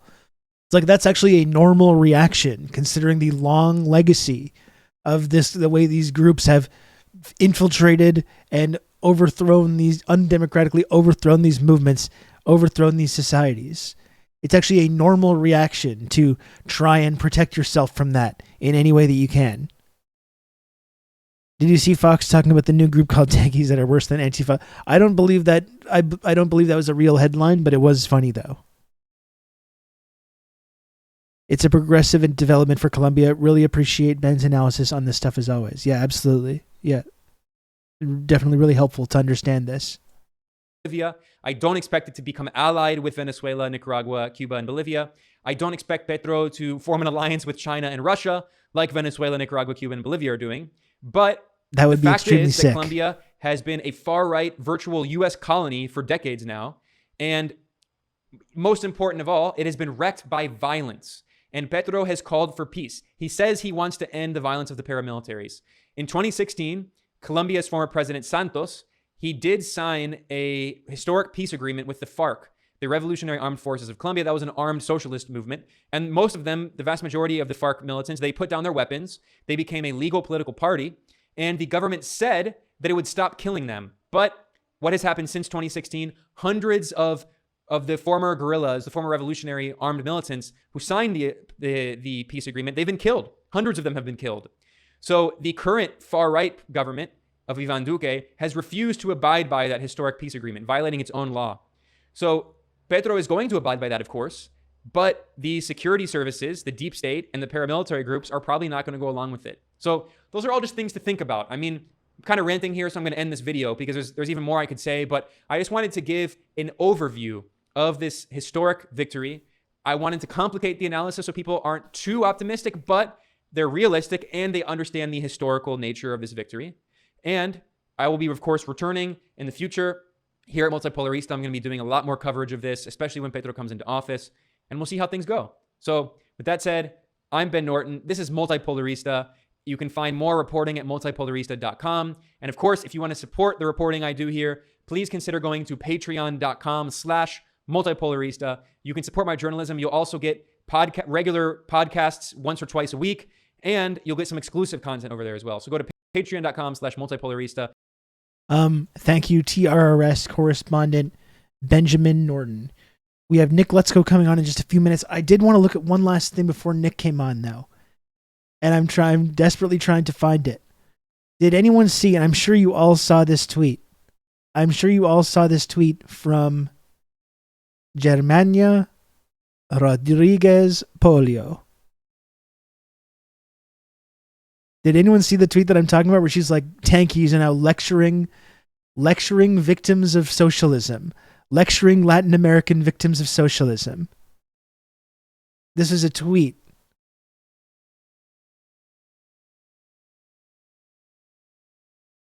I'm trying to find the actual tweet in question, but it's here. She has now locked her account.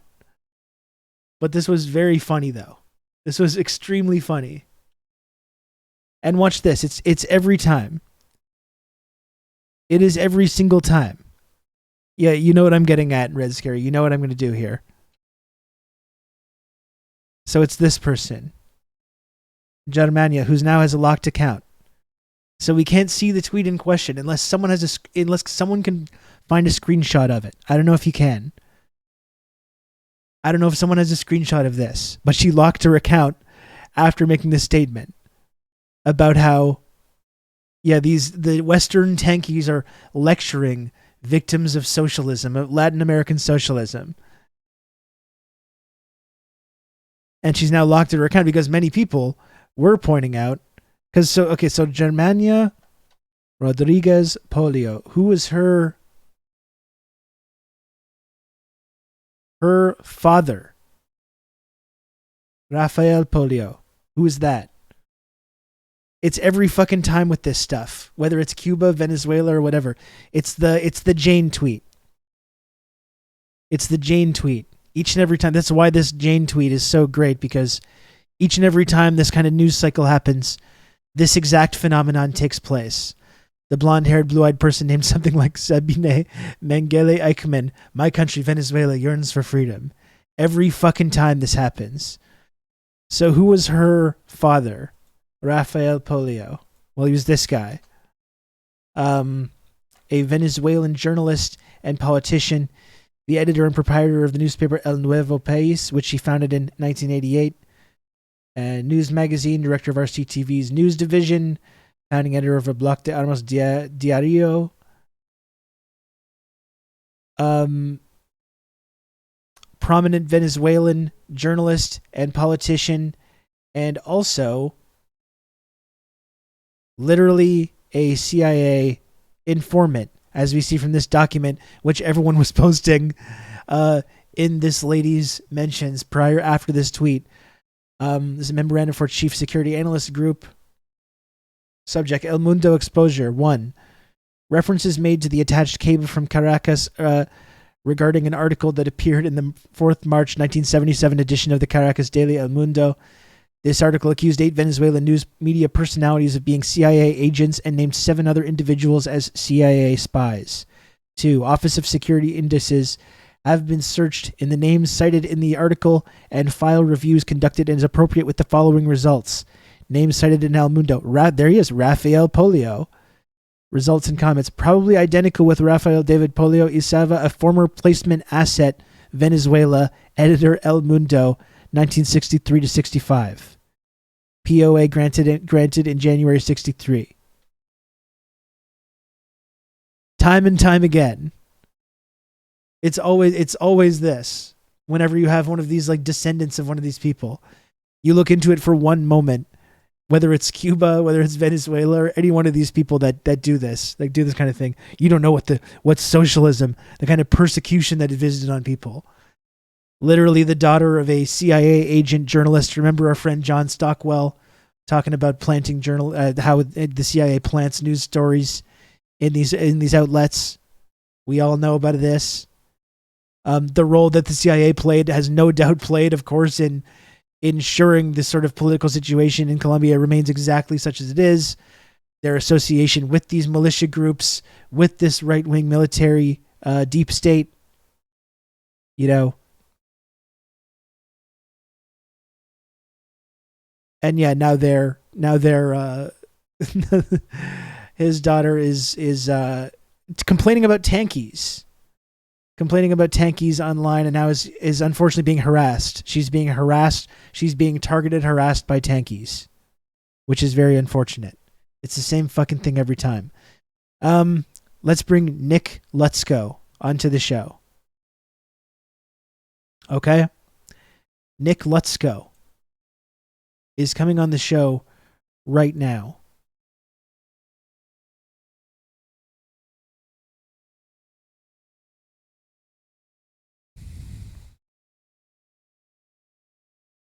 Okay? Just 2 minutes he's coming on.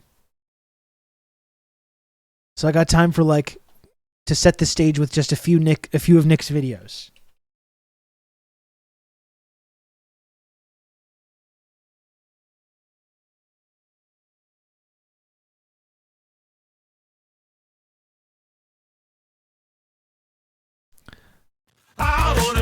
No, not that. I don't want a short. I don't want the short version.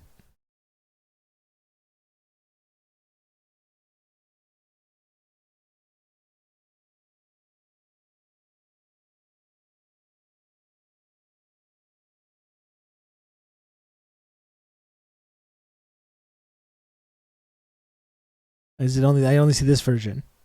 The shorts version. Wait, hold on. Sorry for I keep doing that. I'm trying to find it says in the original tweet. Oh god, this is a fucking disaster. There it is again. I'm so sorry. I'm so sorry. I'm trying to find the original tweet.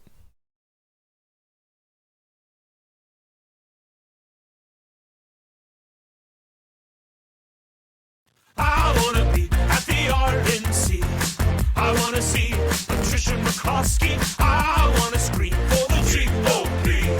I wanna This is some guy, Rob Russo, some leftist based in Canada. I was turned on to this sick individual, and I found this. in grandma's basement. I wanna ask him if he'll be my dad. I wanna change my name to Nick Bongino. I wanna tell him about the man in the stairs. He kinda looks like Dan Bongino. Grandma tries to tell me not to go down there, but I would be safe with Dan Bongino. I wanna be at the RNC. I wanna be like Dan Bongino. I wanna be at the RNC.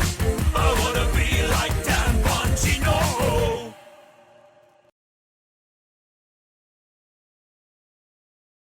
This is indeed the Spirit Halloween fellow, and thank you very much for the raid step back history. We have Nick LUTSKO joining the show in just a minute, so I'm just getting us caught up. You can watch this. This is, of course, the Spirit Halloween theme song. Was another big hit. This is the theme for Spirit Halloween. Grandma wet and can't stop screaming. Here's the thing about Spirit Halloween. They got skeletons. I had a dream about Spirit Halloween. They called me up and said they need a new theme song. $1,000 for 100 retweets. I said okay. They said sweet, so this is the theme for Spirit Halloween. They got ghouls and new locations on every single street, saving the global economy. In my dream about Spirit Halloween, I had to specify the terms of my payment. Was $1,000 for each 100 retweets? She said, yep. I said, sweet. My Venmo is at Nicholas Dash. Let's go dash one. Before she hung up, she said she was a skeleton. Official theme for Spirit Halloween. Guaranteed to give you a thrill. Hell to the queen, this is Spirit Halloween. Haunting the buildings of every business Jeff Bezos killed. Jeff Bezos murdered Barnes and Noble.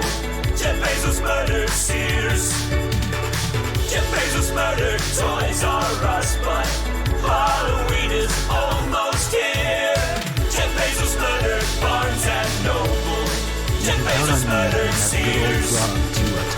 Jeff Bezos murdered TRRS gang, TRRS gang, TRRS gang.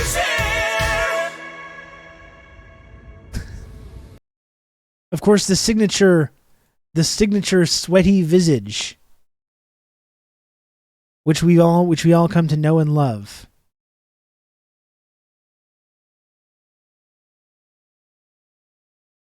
We love. I got time for one more, and I just love this one so much. My son likes this one too. My son has been grooving out to this one lately. He really enjoys this. Joe Biden wants to take your meat, so you better find a hottest spot that he can reach. Joe Biden wants to take your meat, so you better find a hottest spot that he won't let go.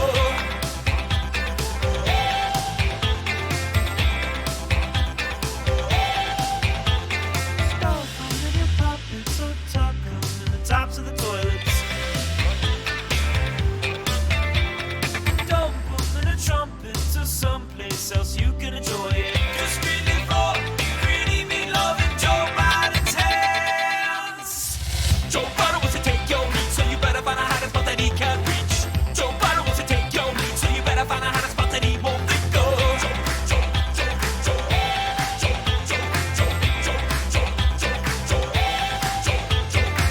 Joe Biden wants to take my meat, and there's gonna be some trouble if he succeeds. Kremlin says there's a prophecy where the men leave the tunnels if they can't feed. Joe Biden, I'm begging, please. There are so many other foods that you can eat. Kremlin says there'll be hell unleashed if the men in the tunnels don't get their meat. Kremlin says there'll be hell unleashed if the men in the tunnels don't get their meat. Kremlin says there will be hell unleashed if the men in the tunnels come up to feed.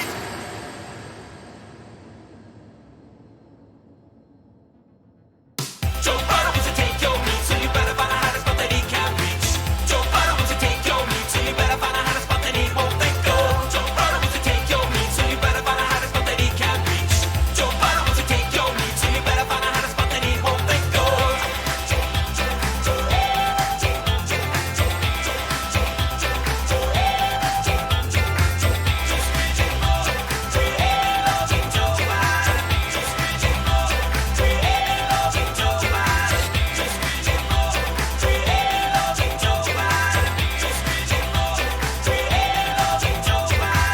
Are you worried that Joe Biden is going to come into your home and eat all of your meat? I can help. There we go. So that's setting the stage. That's Nick LUTSKO. Greedy meat loving Joe Biden. That's right. So let's see if he's there with us.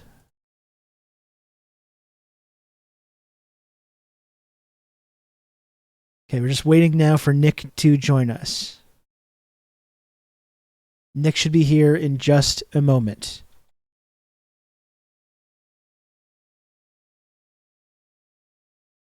Very exciting times, though. That was Nick LUTSKO. Very, very... I'm going to talk to Nick about this, but he's a very funny guy, very funny comedian, incredible songwriter, though. Incredible pop songwriter. It's funny, but I really do think these are really wonderful pop songs. And actually, I find writing these songs within the context of shareable Twitter videos, I think increases their the pop genius of it, because it fits. It's so economical. All these songs, it's all these hooks and all these funny concepts and ideas and songwriting tricks are packed into these 2 minutes. Really great stuff. Great tunes. Oh, and someone subscribed a moment ago. Force of Bill, thank you so much for the 17 whopping months resub at tier 3. Thank you, Force of Bill.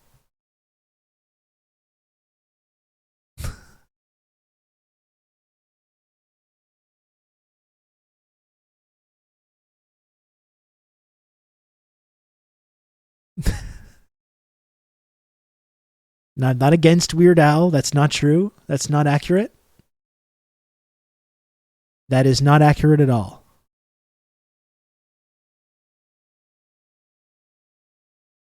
That is a false rumor.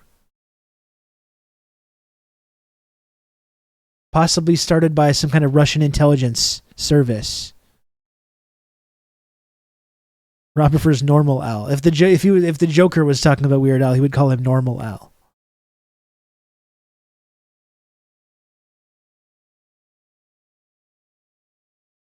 Check the time in Moscow. Thank you.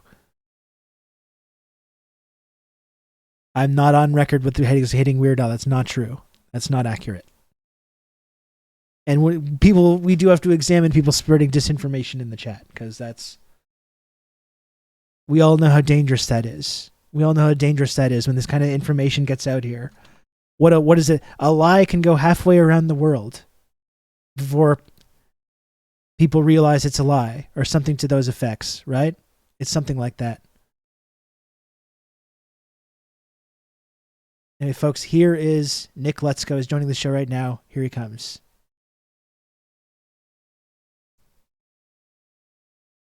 Hello, Nick.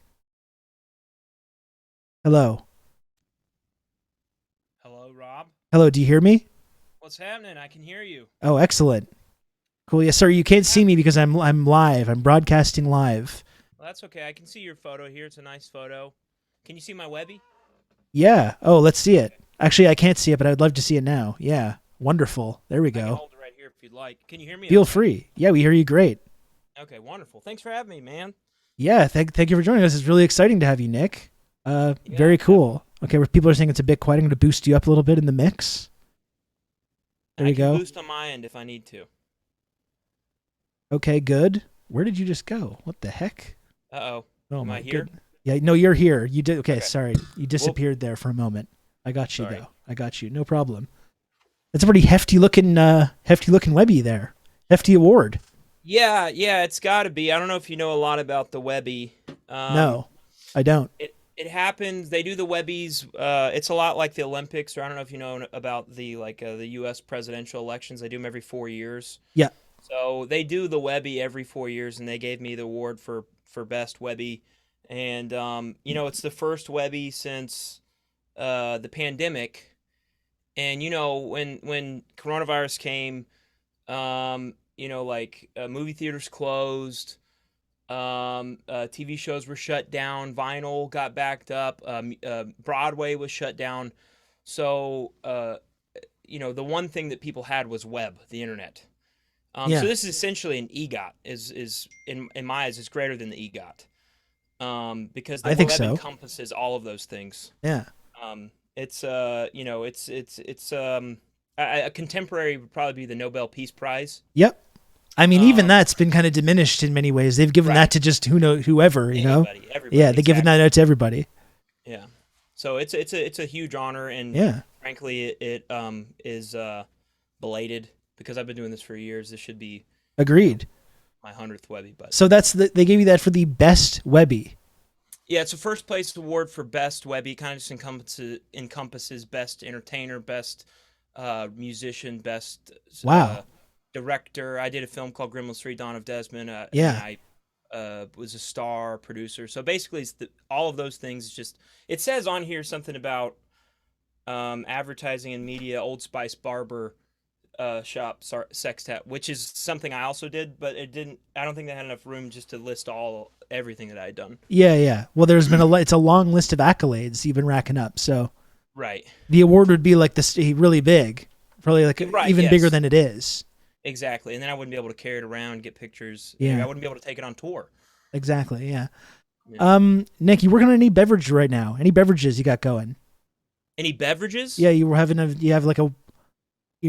sipping on anything? Any water, soda? I wish I was, but I was rushing, and I was going to grab some water or some coffee. I do have some old coffee. This is Days Old Coffee. Okay. Cold brew. Yeah. I have. Oh, looky here. I have. Oh, check it out. Spirit Halloween. There we go. Spirit Halloween. You got some swag. Yeah, I did get some swag, but I don't know if you've heard they're making a Spirit Halloween film. I did see that. That's not to me. That's almost insulting. It's a slap in the face. Yeah, I don't want to put words in your mouth, but right. I wrote 3 songs for them, and then they cast Christopher Lloyd as me. Rather than asking me to star in it, they cast Christopher Lloyd as me.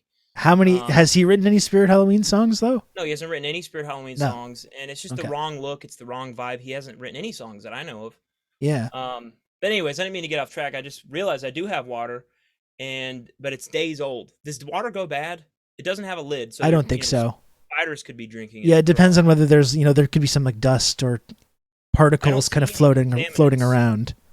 Yeah, I think it's okay. I think we're good. Are you into like sodas or energy drinks or any of that stuff? I am into sodas. I'm going to turn this other way, by the way, just so we're not, That's all right. FYI. You should be flaunting that. I like ginger ale. Okay, yeah. A ginger ale man. Mm-hmm. That's one of those ones that people say like has these kind of mysterious medicinal qualities. Yeah. Do you believe that? I don't know. I've never heard that, but it makes sense. I will say I'll get ginger ale. I will have different I get the same brand. I'm not sponsored by this brand, but it's Canada Dry. And yeah. I get the ginger. It's like, I guess maybe it's made by is it made by Coke? I don't know. It has the zero. It says Canada Dry Zero. Okay, the zero branding probably indicates, that it's part of that umbrella, that corporate umbrella. Right. But I get the same version, but I feel like depending on which batch I have, the level of ginger it varies. Sometimes it's very strong. Sometimes it's a little bit light. Sorry, I've got these dings. Your phone's blown up. I don't know what's going on right now. Sorry about that. No problem. I know you're a big sensation, so I understand this kind of stuff happens. Right. It's probably Webby's trying to get a hold of me, want me to do maybe a Webby film. Yeah. I wouldn't be surprised. You're some agents kind of probably falling over themselves to get in touch with you as well. I'm a big diet soda proponent. I talk about this a lot.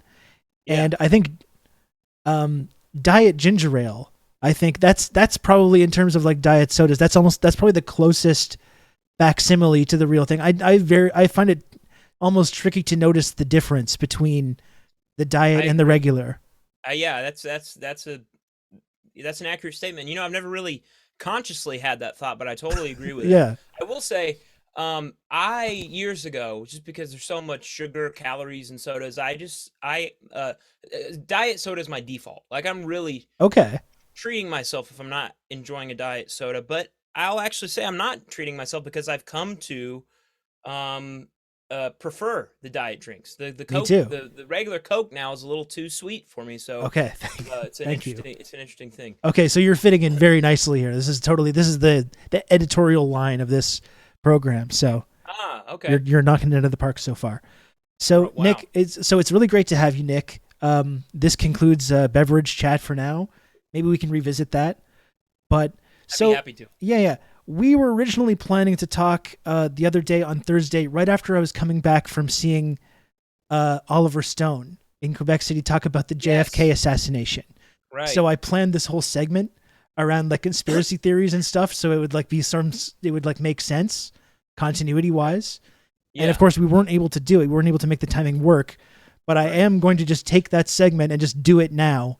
Yeah, I think it works because it's part of the sort of it's part of the general theme of stuff that we talk about on this show, anyways. So this is very exciting. Then the chat, actually, the community around the show is very excited about this.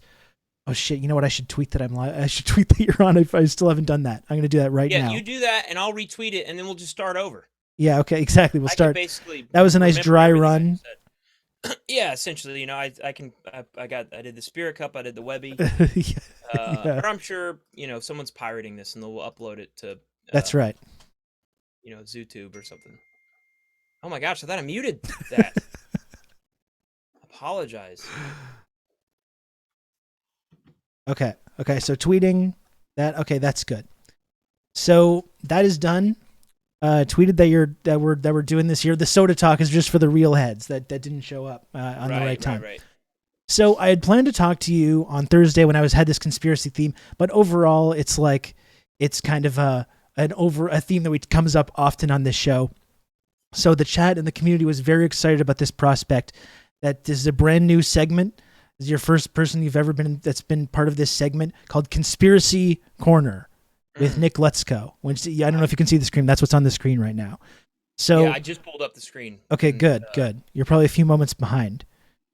So let me. I know I like it. I see Conspiracy Corner with Nick LUTSKO. Yeah. I'm into it. There we go. Okay, so what we're going to do in this segment is I'm going to bring up a couple of different famous conspiracy theories, okay? And then you can respond by letting us know whether you believe in the conspiracy theory or why not. Does that sound like something you want to participate in? No, that sounds great. Is there a prize, I wonder, or is this just more just kind of for, I can reach out to the Webbies to see if we can get you another one. I can't make any guarantees, but okay, all right, yeah. They're probably watching, I would be surprised if they weren't. Right. They've got their main guy, their main point man right now doing the rounds, the media rounds. You would think that they would be paying attention to that. I think since I won this year's Webby, they have a close eye on me. Yeah. And pretty much wherever I go, whatever I do, they're watching. So, hey, Webby, we're about to do a segment called... This is some guy, Rob Russo, some leftist based in Canada. I was turned on to this sick individual, and I found this. Of 2022. Okay. Wonderful. Great setup. And thank you for the raid, Zach app. Very much appreciated. Thank you. We're live here with Nick LUTSKO.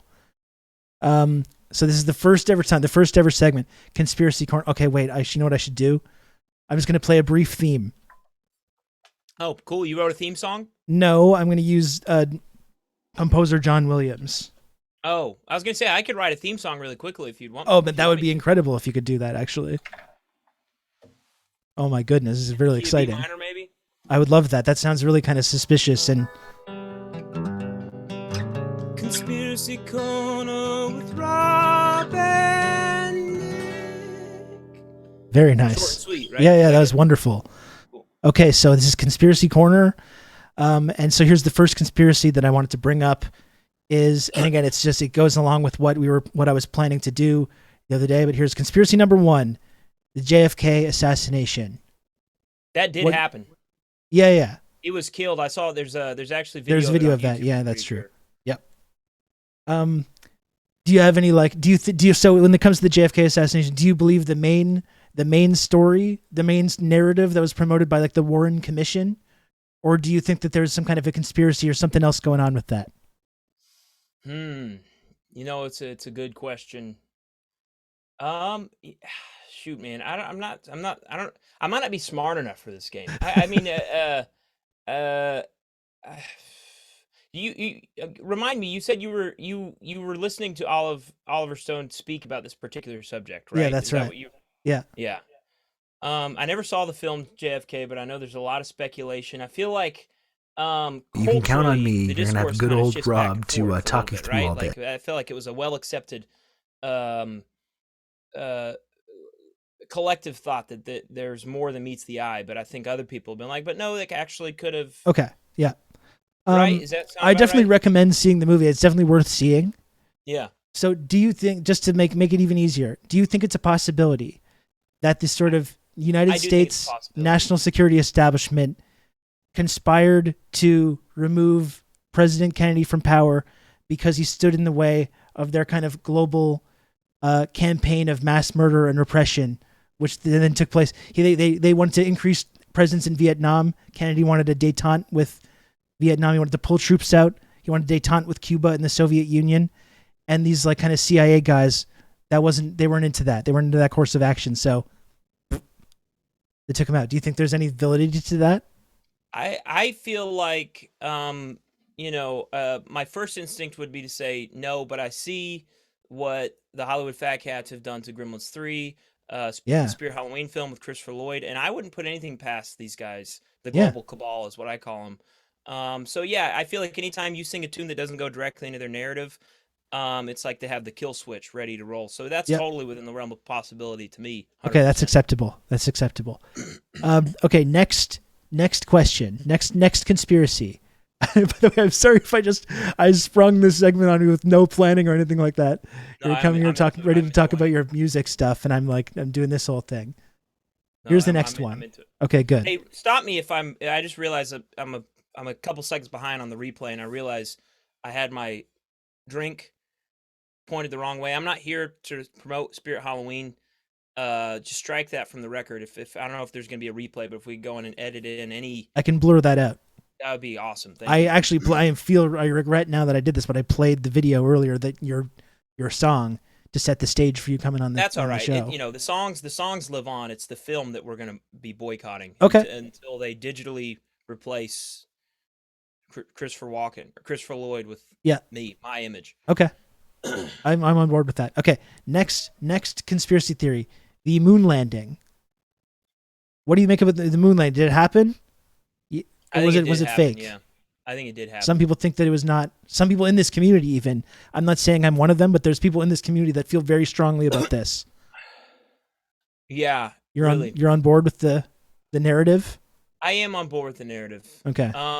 Yeah, I think so. How do you feel? Is there a film I should watch about this? I know they did a film recently about the moon. It was a found footage film. The found footage about the moon falling, I think. That was one thing. Right. There's apparently like a 4-hour YouTube documentary, which, as far as I understand, I've avoided watching it myself. As far as I understand from talking with people in this community, has a 100% success rate at convincing people that it was not real. But I have not watched it because I like to hold on to this little bit of innocence that I have, where I believe that it is real. Send me the link. I'd love. I have 4 hours. I would love to watch that. Yeah, we can do that. I'm purposely avoiding it because I don't want to go down that road. Yeah. Okay. Here's the next. This one's right up your alley. Okay. Here's the next one. Okay. Paul McCartney actually died. And the Beatles early on in the days of the Beatles, Paul McCartney was killed. They replaced Paul McCartney with a lookalike who also happened to be in retrospect, a really great musician and songwriter as well. And then included a bunch of subliminal clues and messages in their subsequent albums to indicate to people that this is what had happened. This is one of those few times I feel I'm a big Beatles fan, even though I was wronged by the Beatles. I don't know if you knew I was actually trying to get the Beatles back together. Really? I was gonna call it Beatles 2, and they were gonna tour with me and play my songs. I was gonna kind of fill the John Lennon, George Harrison role, and I was gonna be the premier songwriter. Yeah. But Paul never got back to me. But before then, I was a really big Beatles fan, and it's kind of like I feel like you could talk about any of these things and make you think, man, there might be something there. But I feel like a lot of times when you actually are somewhat knowledgeable of the scenario, you realize how ridiculous it actually is. And this is one that is just, I mean, I have friends, I have people that I love who believe that Paul McCartney was died and replaced by I don't know, I guess a shapeshifter or something. The thing is the Paul McCartney that replaced the dead Paul McCartney was the superior Paul McCartney. That's what it seems like to me. Yeah. All the hits. Blackbird and all the great tracks. Yeah. For 50-year career now, it's like. Yeah, right. And he looks exactly the same, and impressive. Sounds exactly the same. It's very silly. Yeah. Very silly. And even the evidence, there is some stuff that's okay, at best, the Beatles were just messing with people. Yeah. No, I do like all the album covers and the license plate on the Abbey Road cover and all the different little clues that there are. I mean, that is kind of fun. I don't know how much of it was intentional and how much of it was just weirdos in the late 60s and 70s that maybe had too much time on their hands and were taking some substances and stuff. Hope people would pay me a fraction of the attention that they pay the Beatles, because I've just been pouring so many secrets of the world into my music, and I'm just waiting for people to dissect and rip apart and play backwards, and no one notices the things I say in broad daylight at the top of my lungs. So it's I don't know if the things I put in code will ever be uncovered. More and more people are talking about LUTSKO mania. Oh yeah. It's a lot of it's definitely it's a slow burn, but it's finally kind of taking hold. I think people have seen. I don't know if you know about this, but I'm going to Washington D.C. Next weekend, the following weekend, and I'm going to be debating Joe Biden. Did you know about this? I didn't know about that. That's great though. Yeah, so I'm doing a short ring of shows. I'm playing Nashville, New York City, and Washington D.C. And in D.C. it's July 3rd, the night before the United States Independence Day, signing of the Declaration of Independence. Yeah. And I've challenged Joe Biden to a debate, and I don't know if you guys know this, but in the Constitution it says if a sitting president is challenged to a debate by a U.S. citizen and the president denies that request, that citizen automatically becomes the new president. I did So not know that. yeah, so if Biden doesn't show at my show at Union Stage July 3rd in Washington, D.C., I automatically become the new president that night. Cool. Well, someone's got to hold this guy accountable. I mean, there's no one in the press asking him the tough questions. So yeah. So he'll be there because he's not going to take, I don't think he could face that shame just to, no. I think he's going to show up, but I don't think he's going to be prepared for my line of questioning. Yeah, like you just said, I think I'm going to bring the heat in a way that a lot of, the American press don't typically. And it is my prediction that he will resign in shame that night. I hope he doesn't take his bike to the debate. Yeah, saw that. Right. Yeah, I don't know. That's my one worry is he's going to try to use that as an excuse and say his Right. ankle hurts or something and try to postpone. But no, I'm ready. I'm ready to go July 3rd. So cool. If you have any streamers in DC, I recommend they come because it's going to be a historic night either way. If he doesn't show, I'll automatically become the new president. If he does show, I'm going to wipe the floor with him. That's a win-win scenario. Yeah. Is win-win, yeah. Yeah, and then the debate in the marketplace of ideas, the battlefront of ideas. We know what you mean. Exactly. Yeah. Yep. Okay, we got one more conspiracy to talk to you about, and we can move on from this segment. Here's the last one: alien cattle mutilations. Oh yeah. What do you make about that? You have any thoughts about that? It's interesting. I'm into it. I think there's something happening that we need to get to. It's one of the things day one when I become if I become president, it's something I'm going to be looking into. Unredact those documents about this. Yeah, I'm going to pour a lot of resources into finding out what's happening to our cattle. I don't know if you know this, but Joe Biden is trying to take everyone's meat. Have you heard about that? I'm very familiar with it. Yeah. Yeah, and I think there might be a connection there. I think he might be. I'm not saying he's working with aliens. I'm not even saying there are aliens. I'm just saying that Biden might have a hand in sucking the meat from this cattle, and that's part of his attempt to hog and control the world's meat supply. Yeah, and that's not acceptable to me. So that day one, that's something I'm going to be get to the bottom of. Good, because I think this goes all the way back to Eisenhower. That's what the story goes. That Eisenhower made a deal with the aliens for their technology, and they were just like, "Listen, all we want are like these cattle parts, all the tendons and all like the lips and all that kind of stuff." And it's kind of a situation where it's just like we don't know what they want with that. We don't want to know. Right. But they just since then there's been this steady supply of cattle parts going to these aliens in exchange for different technologies and different stuff. Yeah, I'm going to give this one my full stamp of approval. I'll say, actually, I wouldn't even call it a conspiracy theory because I think there's too much evidence. Yeah. I think they want us to think we're crazy, but we know better. Great. I think that's a good way to end it. Thank you, Nick. It's very good stuff. That was Conspiracy Corner. Asking me. Very good. Okay, that's the segment. This the long promised segment that everyone was excited about. I get rid of this. So while we still have you though, that was fun. Thank you for that. Yeah. And so you're here, Nick. We've talked about your Webby experience. We've talked about your beverage preferences and diet soda and all this stuff. We talked about these conspiracy theories and this conspiracy angle. Let's talk about a little bit your shows, your forthcoming shows that you want to talk about and the things that you want to promote right now. First of all, I was just wondering when it comes to these songs, the Spirit Halloween song, the Joe Biden's going to take your meat song, and all the songs from the computer that you've been putting out.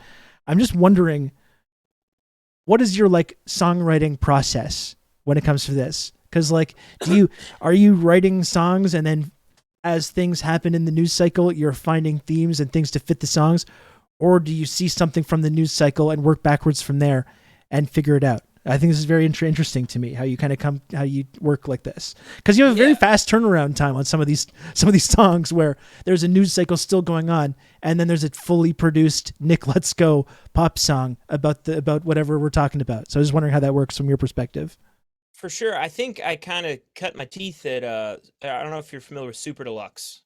They were a subsidiary. They were under the umbrella of Turner Broadcasting, and they basically just, I don't really know what they were trying to do, but they definitely were releasing like constant content. And a lot of it was political and absurd. And Vic Berger was my introduction to what they were doing. And I started like repurposing like Trump's tweets and speeches and Alex Jones' crazy rants and other celebrities that say crazy things into songs. And I think uh like a part of the job description there was like being able to like produce something quickly enough to like get it out before the news cycle was over. So it was, I think I developed a really particular skill set in like keeping an eye on what was happening in the news and trying to gauge what would still be around to a significant enough degree by the time the song was written, the video was produced, edited, everything else, and then so like I was forced to kind of have to be able to turn stuff around within just a couple days there. And then when they shut down, I was kind of stuck with this very incredibly niche skill set. And yeah, I also like my face and name wasn't really officially attached to any of those projects. It all came out like under the name Super Deluxe.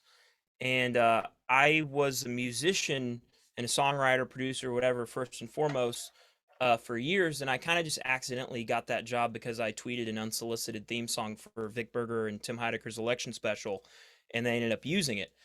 So for years, I was kind of self-conscious, like embracing like the musical comedy with my face attached to it, just because I felt like it was something that I fell into, Yeah. and I didn't necessarily feel incredibly qualified for.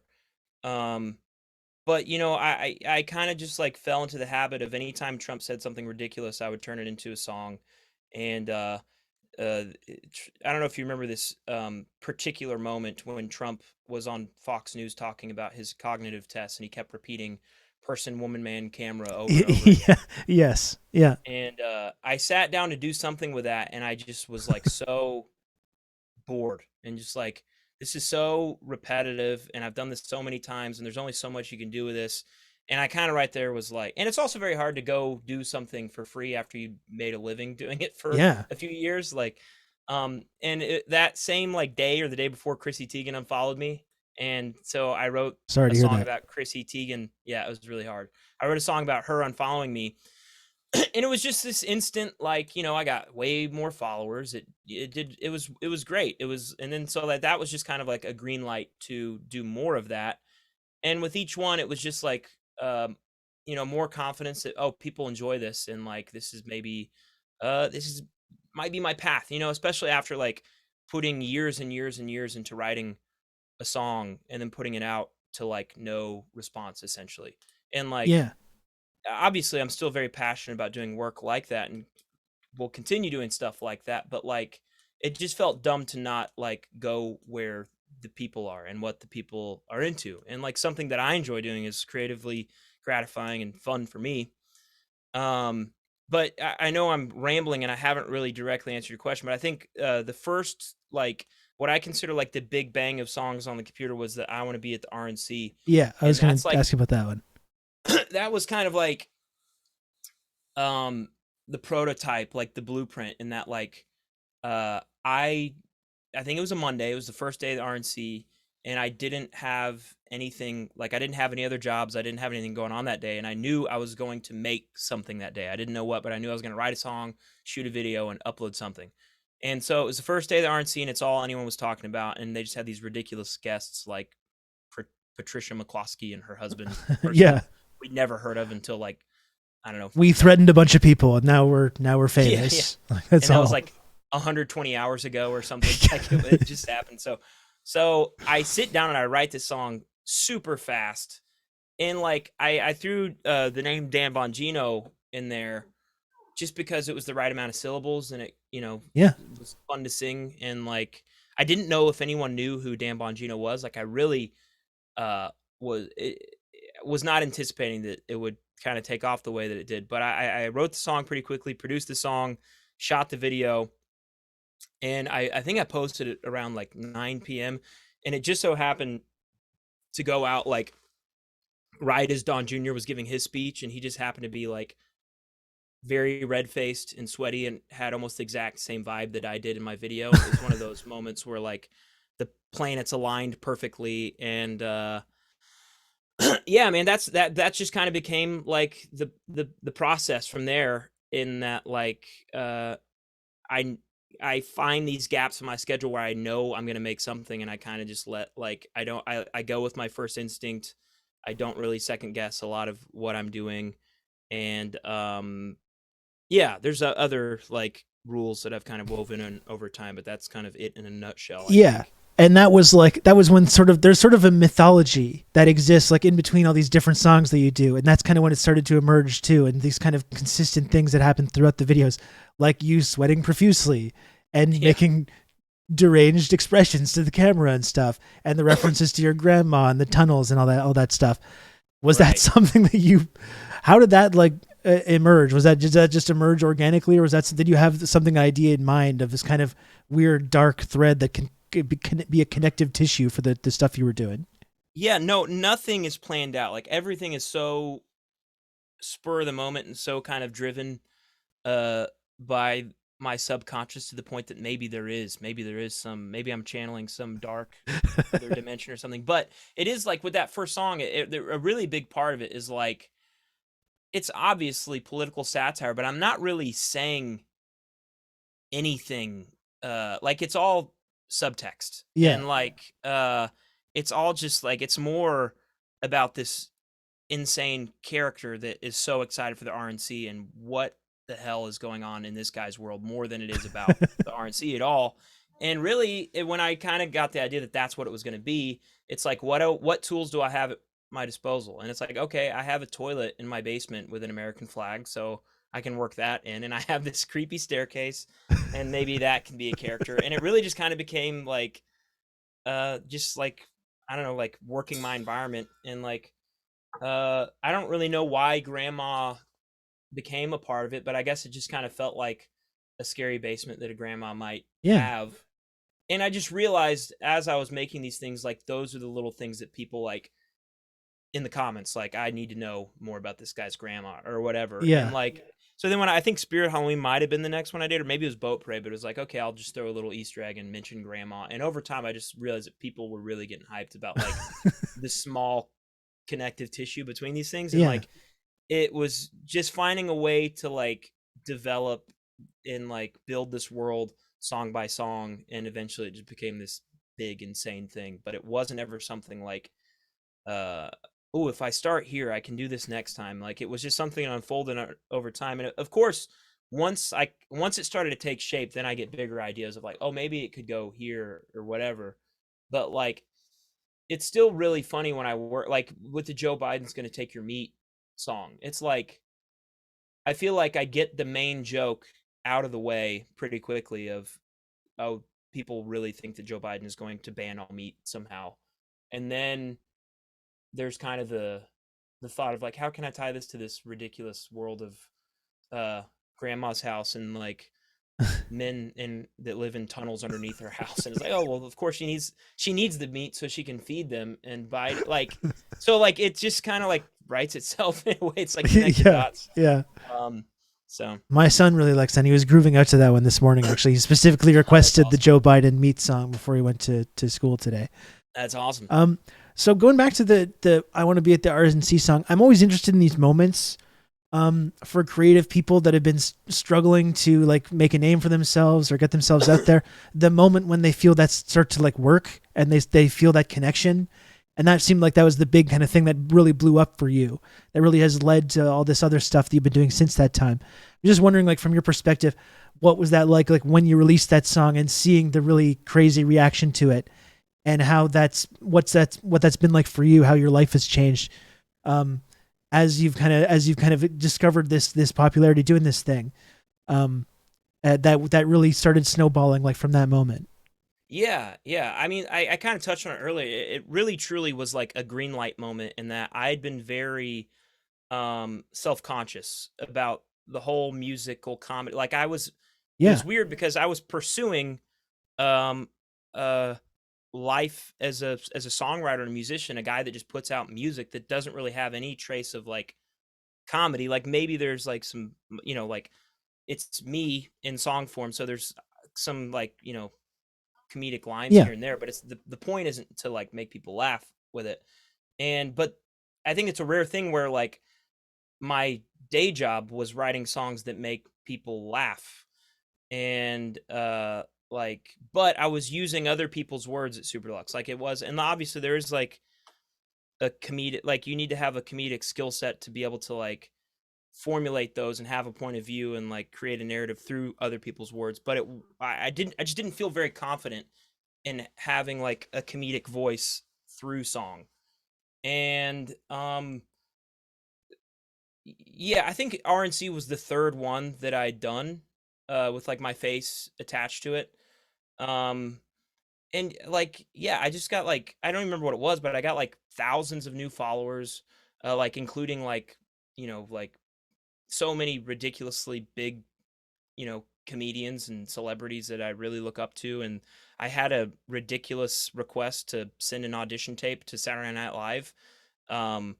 Which like all of those things just like kind of together were kind of like, I feel like it'd be really stupid if I didn't put my energy into this thing for a while. Like, yeah. And like opportunities have just continued to like, and I've gotten more and more confident in like what I'm doing. And I think initially it was like, well, how am I going to be the serious musician if I'm writing these like joke songs online? And especially when we started playing shows again, it was a big worry of like, how do these shows look? Like, how do I bridge these two worlds? And it turns out like it just works somehow. Like we did these two shows in Chicago. We had one sold out show at a place called Lincoln Hall that had about 500 people, and the next night was really close to selling out as well. And it was like all stuff from my record Swords and some older stuff I did, and then all songs on the computer. And it was like really cool seeing how people were like so engaged and singing all the songs like all night. There was never any real like obvious dip of like, oh, this is the song that's not funny, so we're gonna go to the bathroom. Like it was cool knowing that there are people like the best thing is getting messages from people that were like, dude, I love songs on the computer, but it made me check out your other stuff, and now like I'm a bigger fan of that than I was this other stuff. So it's been really cool realizing that there can be like synergy between, even though they're so out there. Like I think a big part of it is just kind of like owning that like these are two different masks, and like they can coexist in some very ridiculous way somehow. Yeah, like I really do imagine that it is a difficult sort of tightrope to follow, and obviously the risk is there if you don't want to be pigeonholed as doing something, if you have different interests or different things you want to do beyond just doing comedy. But I mean, that's the thing. I think that for me, if I can pay you a compliment, I think that's the reason that I became such a big fan of your work, was just through the songs are very funny, obviously, but I love pop music, and just the pop songwriting behind it is just so obvious to anyone that's like has any familiarity with that. Like I remember when you put out your Joe Biden Wants to Take Your Meat song, I remember I DM'd you specifically because I was just like, I had to be like, that guitar riff is just so genius. That's so great. That's not something I really do often, but I was just compelled to, because I thought that was such a, like the songwriting, like beyond any of the weird comedy stuff, I just think is so great. And I think that's been what's brought me into it. I do feel like another part of my approach has always been, like I want it to be like a really fun, catchy song first and foremost. And like the comedy stuff usually, I mean, obviously it's a priority, it's a high priority, but I think it takes like, I think a lot of like sketch comedy, especially, the song only needs to be good enough to get the joke across. And I think the priorities are switched with what I'm doing in that. Like I kind of want it to be a song that you would enjoy otherwise, first and foremost. And in some ways, I think that might enhance the comedy. Just because it's almost like, I don't know, like I see a lot of people in comments that are like, imagine writing this song and then putting these lyrics to it. Like, it's kind of insulting in a way, but it's like, I don't know. That's always been a part of my approach for sure. So I'm glad that's resonated with you. Yeah, absolutely, man. It's resonated with the whole community, and it's really cool to see the the work you've been doing get noticed by more and more people. It's really fun to see that process play out. Very cool. Thanks, dude. Do you want to just talk about the shows that are coming up that you're playing? Yeah, sure. We're doing this Saturday. We're in Nashville, which I'm in Chattanooga, Tennessee, so that's just a couple hours down the road. Yeah, man, we've only done the 2 other shows in Chicago, and this is kind of our first official little run. Our drummer got COVID like days before our shows in Chicago. Oh no. We had this guy Greg Fundus. He's a studio drummer in Chicago. He filled in on like 48 hours notice or 36 hours notice and learned like 2 hours worth of material. I can't believe he pulled it off. Like, it was so insane. Like, I guarantee you, like, no one in the audience would have ever known that had happened if I hadn't made it like public knowledge. But anyways, I'll have to say this is our first like real run with the full band with our drummer. Yeah, man, we're gonna be playing lots of songs on the computer and a little bit of the Super Deluxe stuff and my other stuff from my album Swords and etc. And then we're heading to New York City. We're at the Bowery Ballroom on Wednesday, June 29th. And we have a little, I don't know if you're familiar with a guy called Randy Feltface. He's a puppet stand-up comedian from Australia who has a really big following internationally. He's going to be joining us for that show. And then we'll be heading to DC for July 3rd. Obviously, a very important weekend for our nation's capital. The eve of our nation's founding in our nation's capital. Yeah. And yeah, those are the 3 shows we got right now: Nashville, New York City, and Washington D.C. Great. Well, yeah, no better way to celebrate America, I don't think, than going to one of those events. Exactly. Nick, I know you got to go pretty soon. You got more promo to do. Just one final thing I want to ask you about: do you have any, like, what is your feeling? What's your opinion on the 70s jazz rock band Steely Dan? I'm the fan of Steely Dan. I know that Steely Dan has a very passionate fan base, and I am a very casual. Okay. I can recognize the skill. I've enjoyed what I've heard, but I know Asia, that's a very popular Steely Dan album, and I've listened to that and I've enjoyed it, but I haven't really. It's something that I maybe should give the proper attention to eventually. I've become increasingly Dan-pilled over the last couple of years. Oh yeah, and now I can't get away from it now at all. And in fact, there's a rule in the chat when I start talking about this. There's actually a Dan ban in place where people get mad at me if I start talking about it because I talk about it too much and it's alienating for people. But because you're a musician, I thought it would be a good example. It would be it would be a good opportunity to talk about it. So I know I have limited knowledge of the Dan, but I know it's primarily a duo, right? And then the rest are kind of studio guys. And one of them died, and recently, right, within the last couple of years. Walter Becker, yeah, exactly. And the other guy is still touring as Steely Dan. How do you feel about that? Is that? I don't know. I mean, Donald Fagen is like he's the primary like vocalist and I think lyricist and stuff. He's a big part of the band. To me, that's just a Donald Fagen solo show, which there's nothing wrong with that. Donald Fagen has some amazing solo albums, such as The Night Fly. That's one album that I would recommend that you give a spin to. Donald Fagen, The Night Fly. So I think it's a little weird. I don't think it's really Steely Dan without Walter Becker, but there's nothing wrong with seeing Donald Fagen live. One of the best songwriters to ever do it. I would recommend, if you want my recommendation, that would be one, Donald Fagen, The Night Fly, that album. I would also recommend you give a spin to the final Steely Dan album before their big multi-decade long break, which is Gaucho. Gaucho, yeah. Okay. It's called. Yeah, I'll check it out. Give that a spin from beginning to end. One of the most an incredible album that I think I like Gaucho because it's like I'm kind of fascinated with music where these bands from the 60s and 70s were kind of adjusting in the late 70s and the 80s to this new paradigm of new technology and synthesizers and digital recording technology, and how they mixed a little bit from kind of both worlds, the analog world and this new digital world. Gaucho, I think, is a good example of they still have a foot firmly planted in that analog world, and there's some amazing playing and session musicianship on there. And they also like invented this bespoke drum machine, just entirely. They spent like $250,000 inventing a drum machine on this album. And so there's this kind of interesting mix of the old style of production and this kind of newer digital style. So I'd recommend you give that one a spin as well. That's cool. What year was that album? It was 1980. 1980. You know what's funny? Growing up, I just feel like, I don't know, like middle school, high school, I have my first brush with rock music, and like obviously the Beatles and Bob Dylan and the Who and Led Zeppelin, and like I really I looked at the 80s and what you're talking about, where things were headed into more digital, and I always like kind of looked at that period as like the beginning of the end.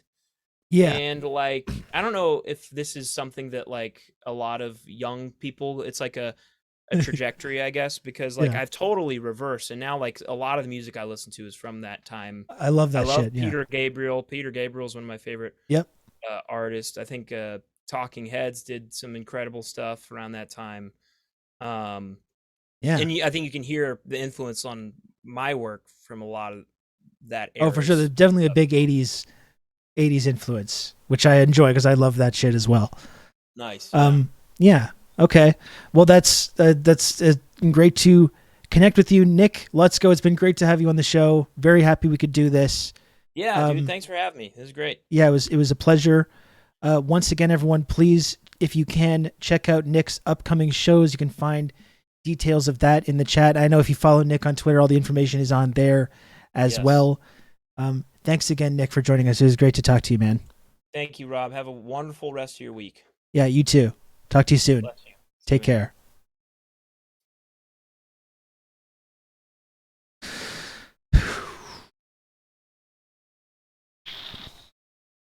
Nick LUTSKO, everyone. That was fun. That was wonderful, actually. That was great.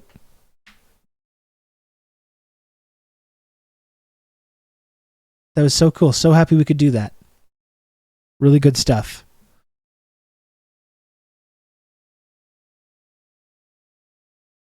From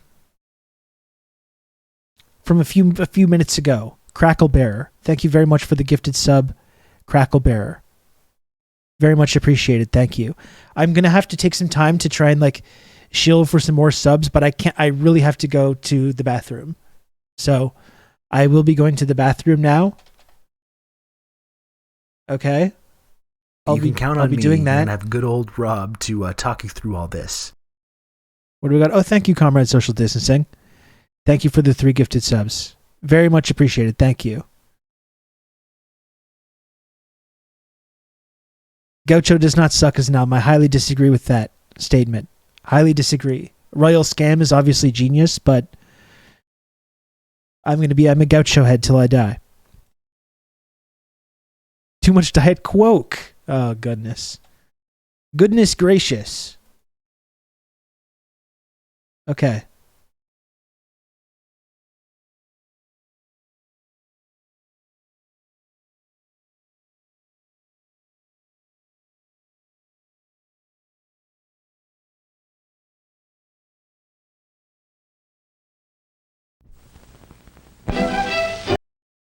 Okay, turning this on.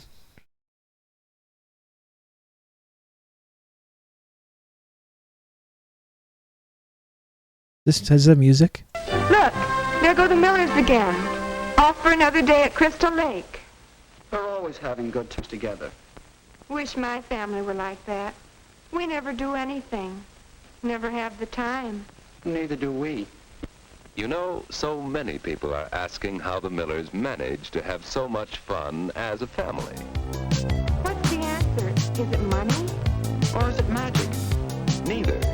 It's something they worked out together when they woke up to the fact that they wanted their family life to be fun. Who doesn't? But how did they work Okay, I'll talk to you guys soon. Be back in a moment. To understand, let's go back several months. Eavesdrop on the Millers one Friday evening before they got wise to themselves.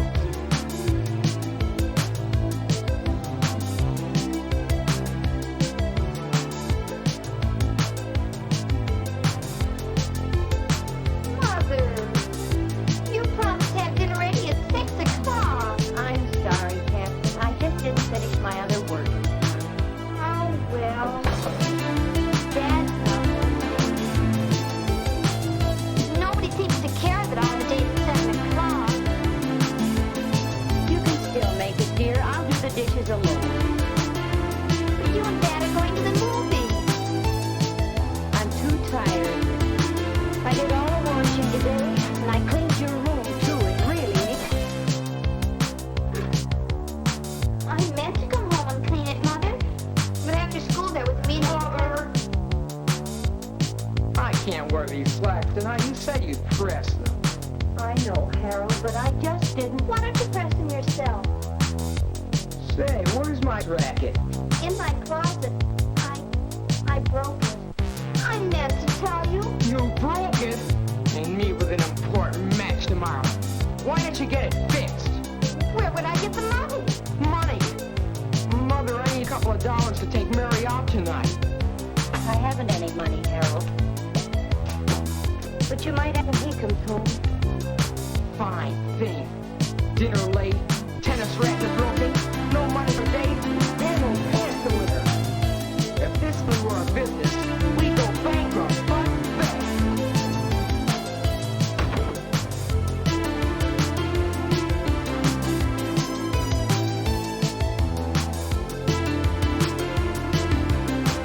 That night, Mrs. Miller was thinking about what Harold said.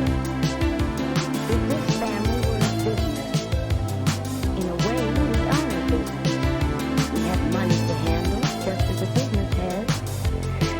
Yet we never make it last from one payday to the next. But that's not all we can't seem to manage. Isn't there a better way to manage ourselves? Wouldn't we all be happier if we worked out a little system for living together in harmony? It's worth a try. I called this first meeting of the Miller family to propose that we try to establish a definite program for managing our home so that we'll all get more out of it. More fun, more leisure, and more harmony. I'm certainly in favor of those things. Harmony, leisure, fun. Who isn't? But how can we manage them? We'll have to work out the full answer together. But for a start, I've made a list of points that will guide us. 1. Schedule. 2. Responsibilities. 3. Privileges. And 4. Finance. Sounds good. What do they mean? How do they work? Well, remember last Friday evening? It's nothing special. We've had plenty of differences just like it. I caused a good part of the trouble by not having dinner on time. We need to make a definite schedule and stick to it so we can all make plans accordingly. I can be more careful about coming home in time for dinner or phoning when I'm going to be late. Yes, but then I didn't have dinner ready, so Because you took time to clean my room. That's something I should have done. Well, that's my second point. Privileges. Well, responsibilities and privileges always go together. If we accept responsibility, then we acquire certain privileges. Such as? Well, such as I can think of one. Privilege of having your private rights respected. Such as having someone ask you permission when she wants to borrow your tennis racket. That's the general idea. Now, my fourth point is finances. Yes, where are we going to get more money? We don't. You mean a budget? Well, if we were a business, wouldn't we have a plan for spending our money? That does it. Well, I'd like to suggest that we adjourn for now and all give this some serious thought, and then get together for another meeting next Monday after dinner to discuss a plan for spending and all these other matters. Good idea. I'd like to have these family meetings every week. After we work this out, later on we can I'm check back. on how we're doing. Well, it looks as though I really started something. Say, Mom, it's swell. That's how the Millers came to manage their home, so it would be more fun. I'm back. Hello. So once again, I thought literally denied a second time. I went upstairs and there was a package for me, and I thought maybe we could have a live merch unboxing. I thought maybe it was the time that we could do a live merch unboxing because I got my package here, but it's not merch. It's not. You've just not become merch an from the elite show. member of the Friendship Triangle. Oh my goodness, Gen X Bushy, thanks for the 5 gifted subs. Hell yeah, I really appreciate that, Gen X Bushy. Thank you. So I don't want to get anyone's hopes up though. This is not merch, but I did. If you want to see what I just got here, I did. I've been kind of impulse buying some because I haven't bought new clothes in like a long time. Like I haven't bought new clothes in like years. So I've got a couple of new things. I've got some of my new merch and stuff. I got some new things, and I did. Listen, I'm taking a big bold move here. I'm making a bold move because over here in this household, it's going to be 5-inch inseam shorts summer. I'm taking the plunge. So I just got my new shorts in the mail, which we can see. I'm going to show you. I'm going to show you right now. My new shorts. Got this black pair. Not that exciting. I hope these aren't too big. They feel big to me, but maybe when I put them on, it won't be that bad. Got this black pair here. And check this out. This is exciting here. Look at this.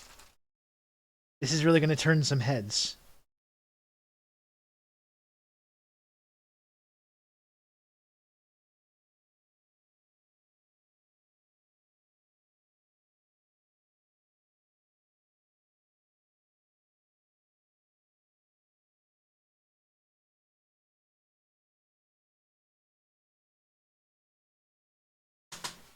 Should I try on the shorts? What do we think? Should I try on shorts right now? I don't think I can wear pink, orange shorts with a purple shirt. I think that might be too much.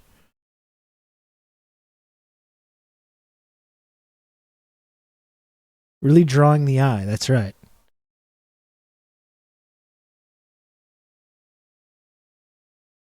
They feel a little big. I mean, I just got large.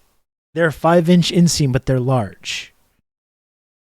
Okay, I'm going to see. Just don't go anywhere, okay? Don't go anywhere.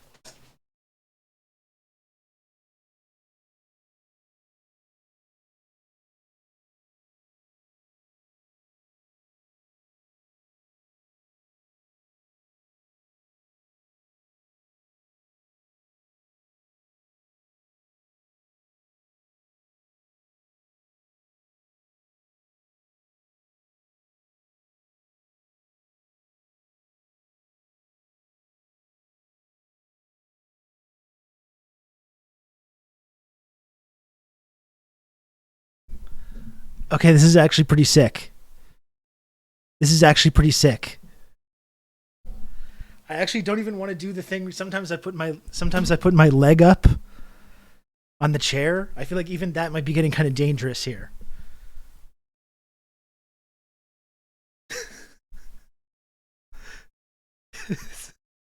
I don't want any kind of angle to happen here.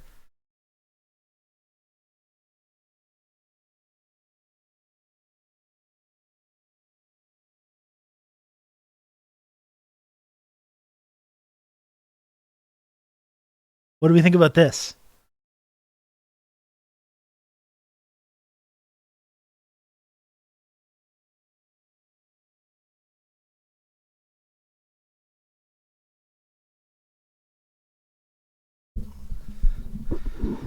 It honestly feels pretty good. It feels pretty good. Seriously.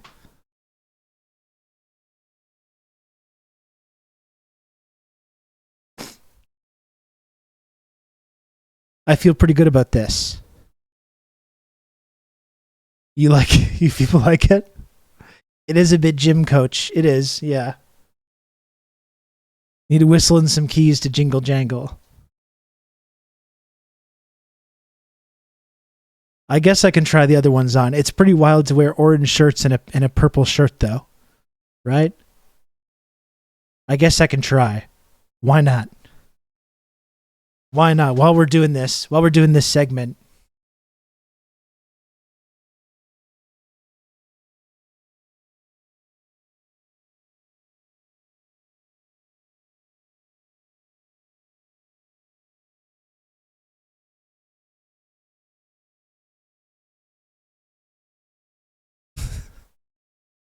That'll have to do. Where's the chat there? Okay. Shit. Okay, I'm gonna try this other one.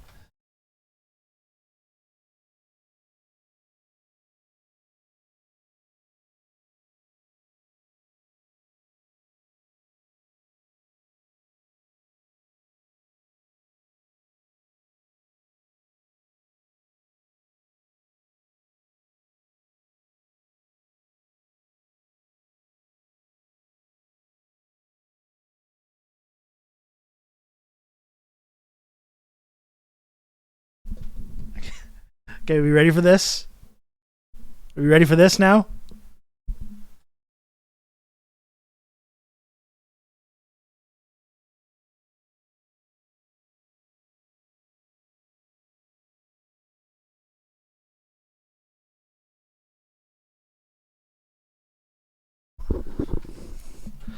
I don't want to like bump this into like a weird category on Twitch.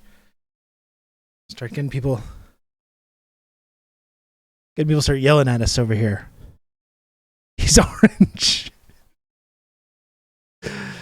So there we go. It's not new merch. It's not new merch. I was a little excited to have my Rousseau Institute shirt. Obviously, I still have to wait longer for that. I do have to wait longer for that. I ordered this. I posted this in the Discord server as well. Again, when I had insomnia last night, I impulse bought some of this. So try to imagine like the shorts that I'm wearing right now with one of these guys. I impulse bought both of these shirts last night at like 4:30 in the morning. I don't think I could wear the shorts plus this shirt, but that would be probably taking it a little far.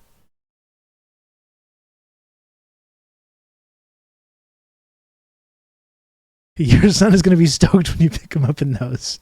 I might have to like ease into it. I don't know if I'm quite ready yet to show up in the school like that. Because I'm wearing, it's hard to tell in the lighting currently, but I'm wearing a purple t-shirt right now. If I show up in like bright orange shorts and a purple t-shirt, I think that may be going too far too fast.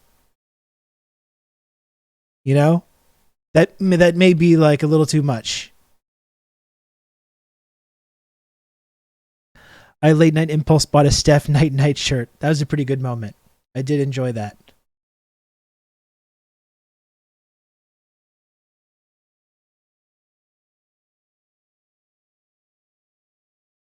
I did enjoy that quite a lot. Okay. So that's all. That's like the fashion zone. I don't know if you want to call that. Whatever you want to call that segment. These are pretty short. When I was looking at them, like holding them up to the camera, I was like, these feel like they're large. But no, I'm wearing them now and there's a lot of thighs. Pull up to the community court and start dropping threes on some MFs and those bad boys. They'll never see it coming. Orange shorts, TRRS hoodie, aviators, and toque. There we go. That'd be a great look.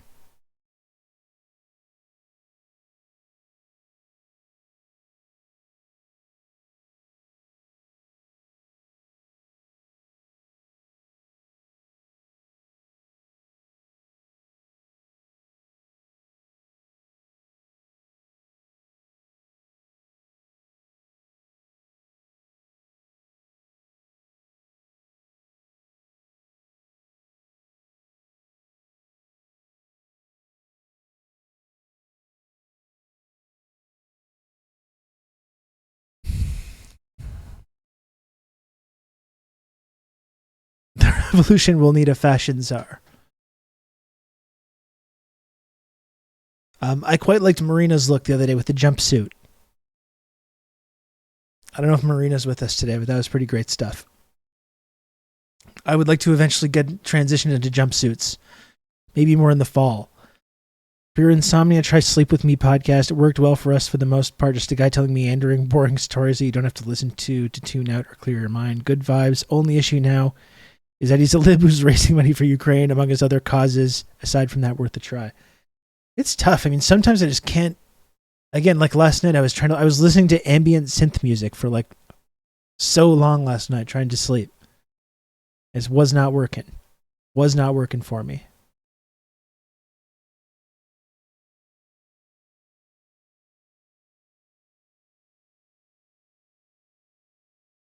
Not sure those are work appropriate. I mean, listen, it depends on whether you want me to fit in or not. Okay, if Okay, I'm just gonna mute, folks. I'm just gonna mute the microphone just for one moment. So just don't mind me. I'm gonna mute the microphone. I'll just be back in one sec. Yet, Mr. Cypher, I understand that the shorts, the 5-inch inseam shorts, might not be work appropriate. I do get that, and it's distracting for you and others. If you want me to be accepted, if you want people to believe that I'm one of them, you're gonna have to give me some leeway to dress and act in certain ways so that I can gain their trust. This is basic stuff, sir. And I would expect you to be on board with that with me. I mean, you got to trust me that I know what I'm doing. Okay? If you want these people to believe me and believe when I talk about this stuff, you want me to fit in and infiltrate these subversive groups, you're going to have to let me do things my way. All right? Thank you for your input, though.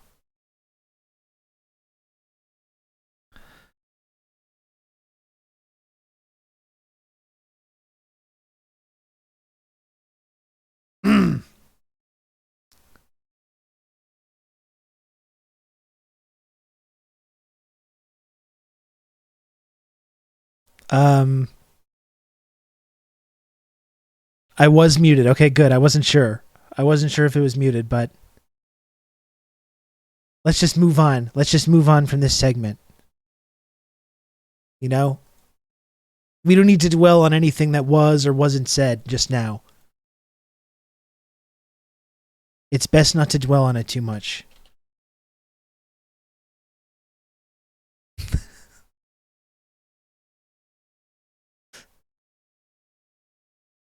Oh boy.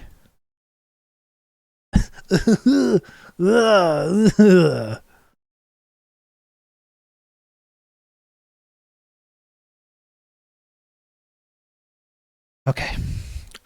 I've got to take a little bit of time. I'm going to be here for about another hour, folks. I've got to take some time to try and see if we can get closer to the good old sub goal. We're almost there. You can count on me. You're going to have good old Rob to okay, talk you through there we go. all this. M Gauntlet. Thank you very much for the 4 gifted subs. Thank you, M Gauntlet. Very kind of you. Thank you. And I don't know if this is lazy. Maybe it is. I wanted to try playing this just because I've tried to do this thing again, the whole push, the whole like motivational speech push. I've tried to do it again, and it's really difficult to do it as perfectly as I did it completely organically the first time. The very first time.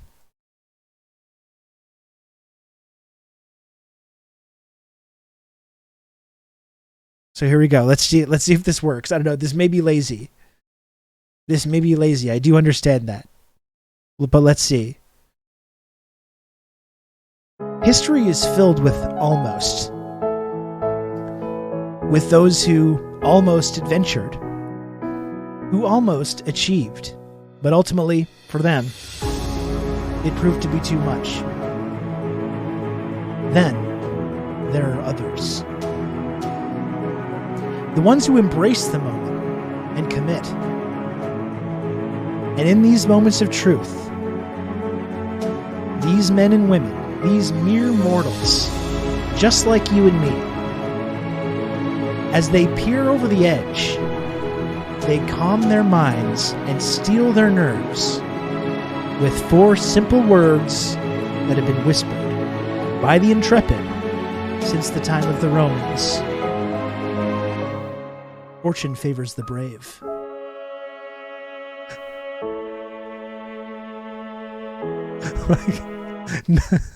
None of that was planned. Like, I couldn't believe how perfectly that matched up.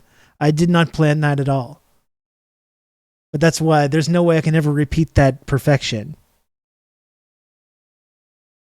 Fortune favors the Matt Damon. It's amazing how much Bitcoin has tumbled since that time. Although I guess it did a little bit of a rebound now. You can count on me. You're going to have good old Rob to talk you through all this. Fart Party 69. Thank you very much for the 2 gifted subs. And folks, we're 8 subs away from meeting the goal. Once again, I'll just remind you. You can count on me. You're going to have good old Rob to talk you through all this. If you are a new viewer, if you're a new community member, if you came through today and you like the content and you want to support the show and you want to get the emotes, some of the best emotes on this entire platform. You want to support this community and this show. Obviously, we have great guests coming through each and every week. Nick LUTSKO today. We had Benjamin Norton last week. We've had Rania Kalik. We've had Vijay Prashad. We've had Carl Jha. A number of amazing guests coming through here. If you want to support the show, that's how you do it. You can subscribe to the channel. You can give subs to the channel. You can donate bits. Every little bit helps. This channel is only able to exist because of the generosity of the amazing community members in this that watch this show and participate in the chat. So if you do want to support the content and support the channel, that's how you do it. By subscribing, by gifting subs. And that's, of course, how you move up and down within the patented friendship triangle trickle-down clout system. Top Scruffy, thank you very much for the 14 months of Tier 1. Very much appreciate that, Top Scruffy. We're 7 subs away. And I will keep in mind, I literally was just like parading around my thighs in my new 5-inch inseam shorts that I just purchased, which I was probably really coming close to, I would imagine, coming up against the Twitch terms of service in terms of what you're allowed to do and what not to do. So keep that in mind as well.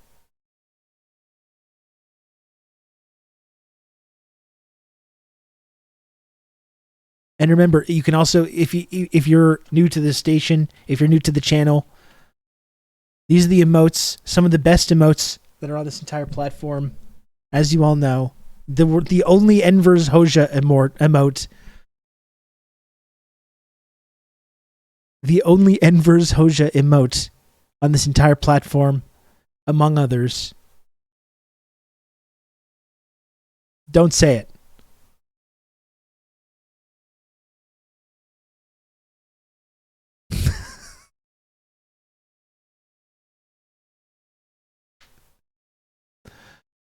Where else can you find this mix of subversive content, comedy, and horniness?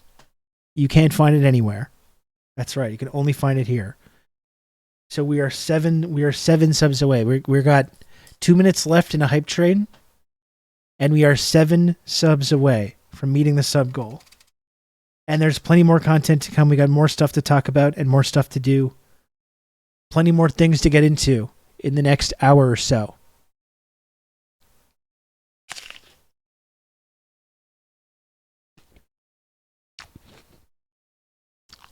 But just a few generous chatters could get us there. You can count on me. You're going to have good old Rob to talk you through all this. Just a few generous chatters can get us to the goal, such as Kijiji Genie. Thank you so much, Kijiji Genie, for the 2 gifted subs. Hell yeah, I really appreciate that. Thank you.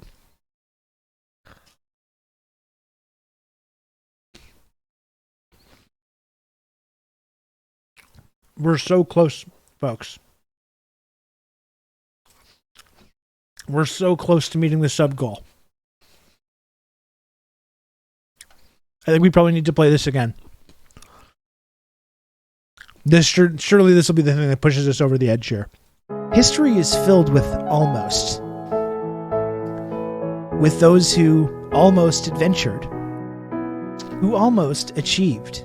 But ultimately, for them, it proved to be too much. Then, there are others. 40 more seconds, folks. The ones who embrace the moment and commit. And in these moments of truth, these men and women, these mere mortals, just like you and me, as they peer over the edge, they calm their minds and steel their nerves with 4 simple words that have been whispered by the intrepid since the time of the Romans. Fortune favors the brave. Thank you, Comrade Kenya. I'm just pitching people. History is filled with almost. I probably won't do this pitch too much, even though I really enjoyed this. I would like to incorporate this audio and make some kind of a special like visual component to it. I think that would be fun. Anyway, thanks very, very much, everybody, for contributing to the channel and the hype train. We're not quite all the way there, but I do have about another hour or so. So I'm sure that we can still get there over the next hour or so that I'm still going to be here. Oh boy.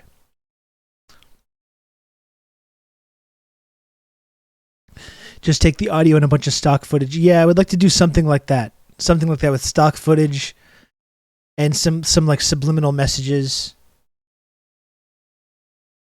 I think we're going to take that audio and do something pretty funny with it.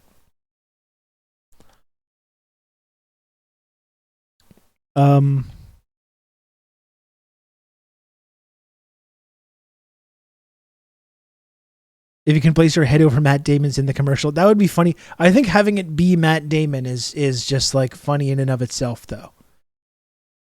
You know?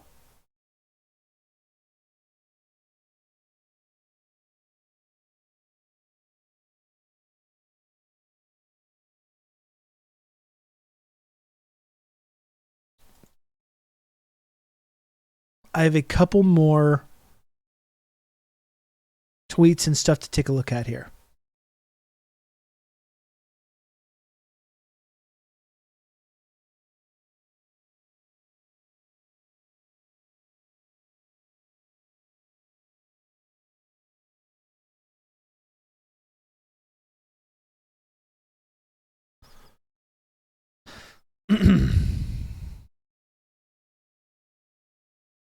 Okay, here's something to take a look at. Did anyone see this? We've talked about the things that like make us feel hope and optimism. Here's the other side of that. The other side of that, when you examine the possibility of kind of a more direct and open fascism, just like openly rising in the United States. It's this inescapable feeling right now of this kind of like coming turn to the right, this coming reactionary backlash, which I think is pretty fucking frightening. I don't know if anyone saw this campaign ad from Eric Greitens, proud dad, Navy SEAL, America First candidate for U.S. Senate. We're sick and tired of the Republicans in name only surrendering to Joe Biden and the radical left. Order your rhino hunting permit today. And there's actually, this is the, it came with this notification, which this is a new thing that says, this tweet violated the Twitter rules about abusive behavior. However, Twitter has determined that it may be in the public's interest for the tweet to remain accessible. This is pretty wild stuff.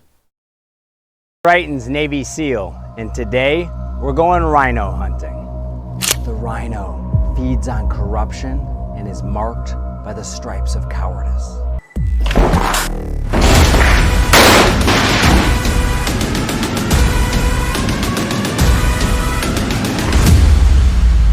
Join the MAGA crew, get a rhino hunting permit. There's no bagging limit, no tagging limit, and it doesn't expire until we save our country.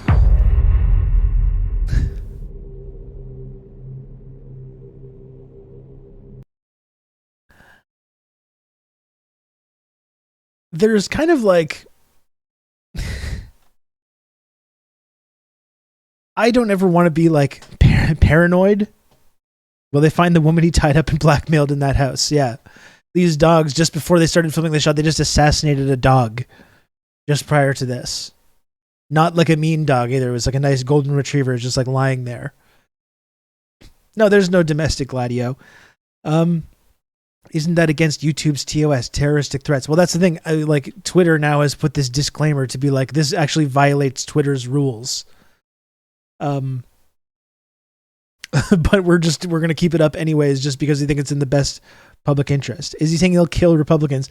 He's certainly suggesting that. He's not saying it, but that's the inescapable conclusion, I think, when you have this shotgun wielding man talking about rhino hunting and the images of the militarized police and stuff. Yeah, no, he's saying you should. Yeah, not me. Not me. My hands are clean. That's right. And like, I don't want to, when it comes to this kind of thing, I don't want to be alarmist or paranoid or conspiratorial. I can't escape, though, this sensation that there's something like really kind of dark and grim coming in the United States. And I hope that I am being alarmist. I hope that it's not going to be as bad as all that.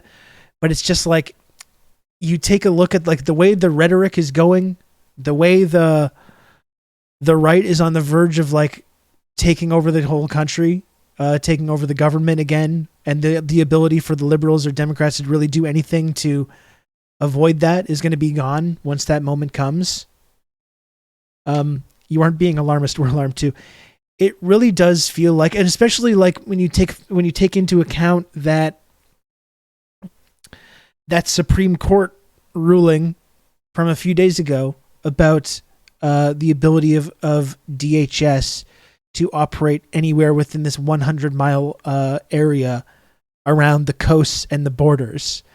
You take a look at that, ads like this, the way the rhetoric is going about LGBTQIA people and transgender people, and the way that liberals and Democrats apparently like support this like process of exploiting children and stuff. It feels a little bit that there's this like Night of the Long Knives or like Purge or like Cut the Tall Trees moment coming for America. And like, I don't want to be alarmist about that. Day of the Rope, yeah, which is like long prophesied in this kind of white supremacist literature that a lot of these right-wing guys love, right? I mean, again, I obviously hope to be wrong about that. I hope I am being paranoid about it. It's like, it's weird to even talk about because I don't want to be too extreme in talking about this. But yeah, you just see with the rhetoric on right-wing media, you know for full well there is a whole, it's called Day of the Rope domestically. Yeah. You know that there's a contingent of Americans that are just waiting for the word. They're just waiting for the go signal. Whether it comes from Tucker Carlson or it comes from Trump or it comes from whatever conservative influencer, you know that there's people in the United States that are like ready for this moment when they get the okay, the official okay, to start just targeting people that they don't like. Liberals, and who, of course, they frame everyone as being communists and anti-American agents and stuff like that. But I feel like there's people that are just waiting for the okay to start actively just going out and committing, violence against people, against their fellow citizens. The entire police force is just waiting for the go signal. Like, that's what I mean. DHS, these like heavily reactionary, not just like, there's these liberal contingents in the intelligence community. There's different kind of factions and stuff, but DHS is this very like far right wing, Trump worshipping cult almost that has gotten a lot of power and control. And I feel like they are just waiting. They're just waiting for the go signal. And it's like, I see stuff like this and I can't help but be paranoid that there is a moment coming in this coming decade where that signal is going to come.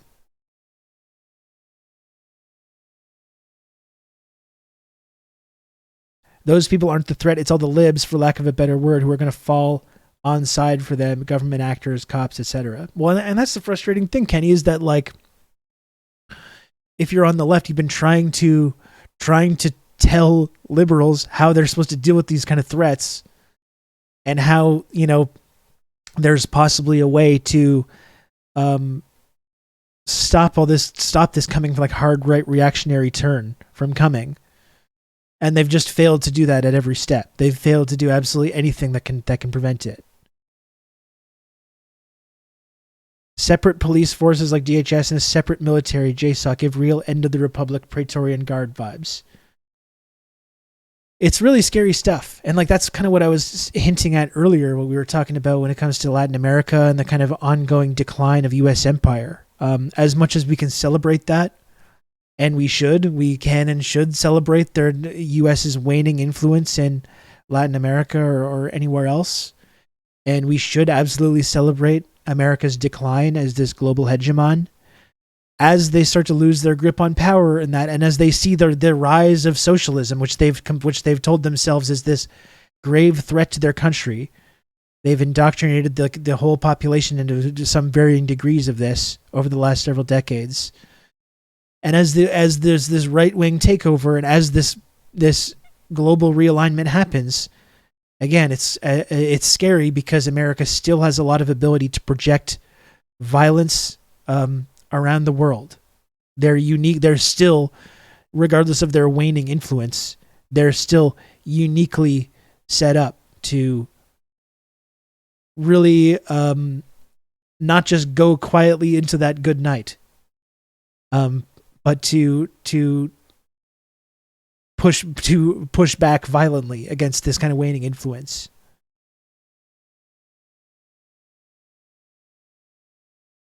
And I guess that's the videos like this just make me really feel uncomfortable about this.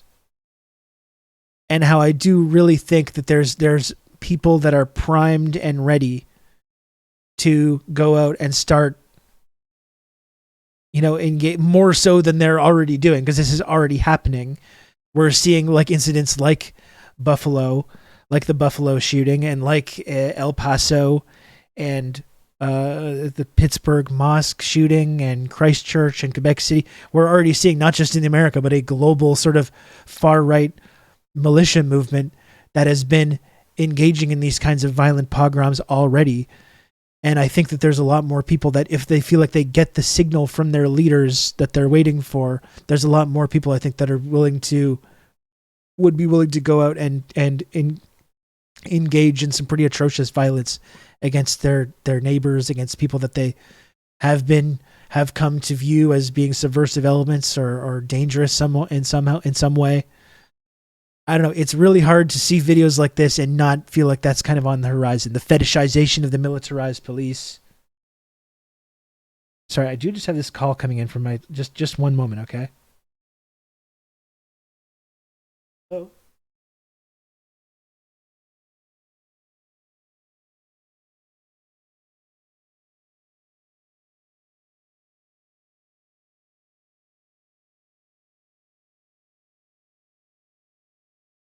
Yes, Wednesday noon, right? Yeah. Okay, no problem. Yep. Yeah, I believe so. Yeah. Should be fine. Yeah, okay, thank you. Sorry. That was my son's physical therapy appointment.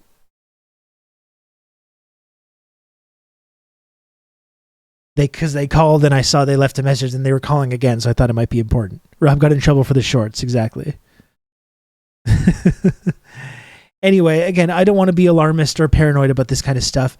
I just I get a really dark feeling when I see footage like this, about the possibility for some more significant violence than I think what we're used to,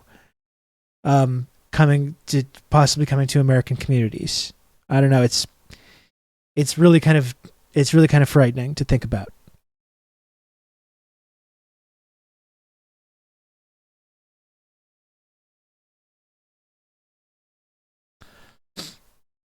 Your rhino hunting permit. Okay, here's something else I want to look at. I just got a bunch of kind of random tweets to take a look at. This is very funny. This tweet from Nate Hochman, an ISI fellow at the NRO. He's like a libertarian think tank guy. Truly amazing, this whole thread. I think he's writing an article for The Atlantic about why young conservatives are so much more radical than their predecessors. I've been chatting with some friends for the piece this week, and one viable explanation I've heard, consistent with my own pre-existing ideas, is that it's experiential. On campus, online, and in the streets, young conservatives are just encountering a much more hard-edged left. And what follows is really just the most fucking amazing tweet.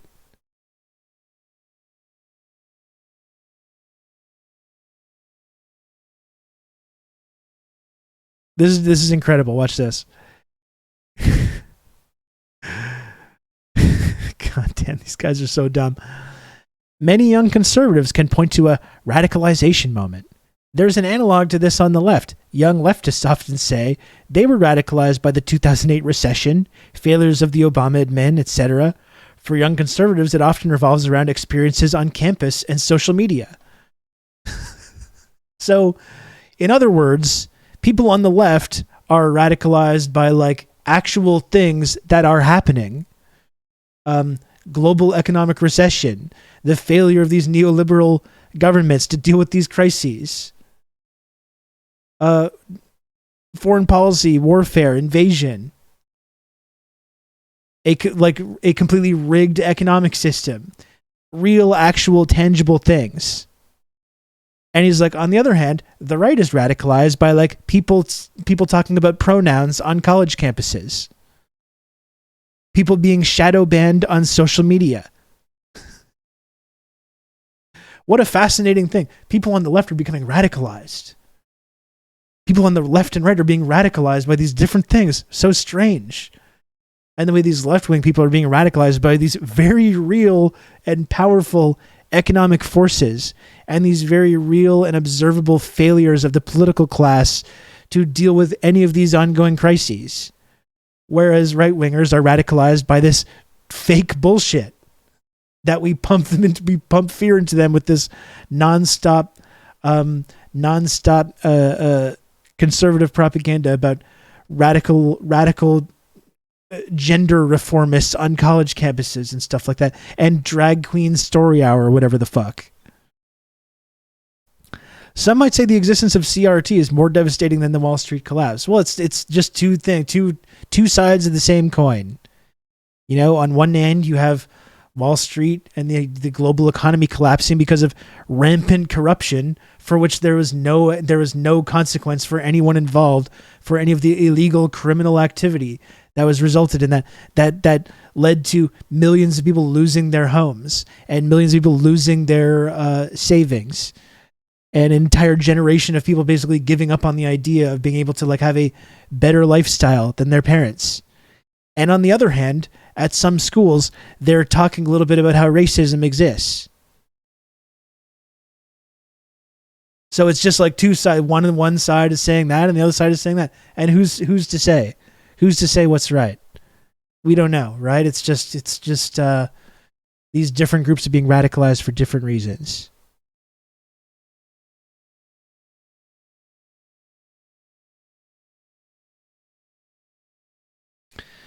Drowning in student loan debt. Exactly. And then having liberals in the Democratic Party campaigning on relieving some of these things, of fighting the climate crisis, of relieving student debt, all these things that are relieving medical debt, you know, having possibly, you know, instituting universal health care, things like that. And then having them not do any of these things. Not even come close to even touching any of these issues.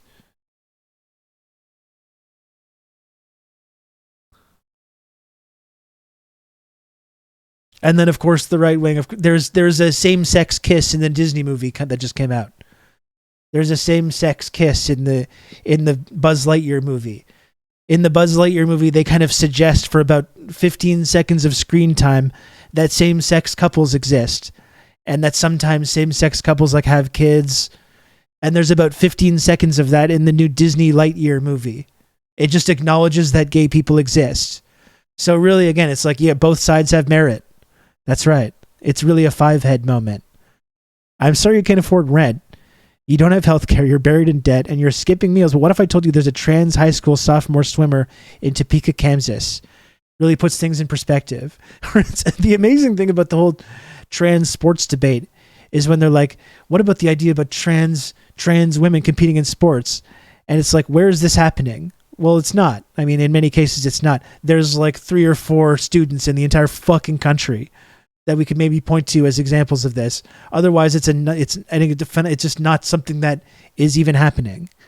But yeah, that's radicalizing a whole generation of conservatives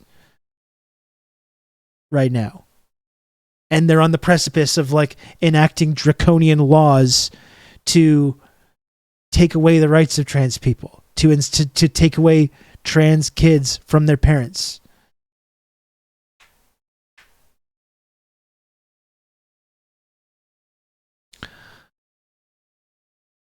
It's a good way to get into the next tweet that I wanted to look at from our friend Hillary Clinton. Hillary Clinton. I don't know if Sin Chow is still around, but one of our top community members, Sin Chow, huge fan of Hillary Clinton. She's often talking about what an influence she was. The next president. Friend of the show, Hillary. That's right. The next president. The next president of the United States of America. I actually genuinely hope she did run again. I think that would be such a you can count hilarious on me outcome. Have good old Rob to talk you through all this. The Good Gordy. Look at that new community member. Thank you very much, Good Gordy, for the Prime sub. Very much appreciated. Thank you. The Bezos bucks. This man's spraying around Bezos bucks all over the place. Anyway, this is really, really revealing. This interview with Hillary that just came out this week. I don't know why this lady can't just fucking go away. I don't know why they're bringing her out here, but there's some very revealing things in this interview with Hillary that came out. I believe it's in the Financial Times. Just do Hillary versus Trump second round. It would be it would be bad overall, but come on. You can't say that you wouldn't enjoy it, though. This one's to silence women. I remember when the writer Maya Kosoff made that like lighthearted video with I think Business Insider, where she was like, maybe she should take up knitting, and just got harassed by these fucking lunatics for like months over that. Let's read this clip, because I think while we're talking about this assault on trans rights, it's important to bring this up, how people like in the establishment of the Democratic Party are talking about this. Why do we do a Hillary Biden ticket? No one can beat that dream team. You got to move on from Kamala. Kamala's not working. She's benched anyway. She's not even on TV anymore.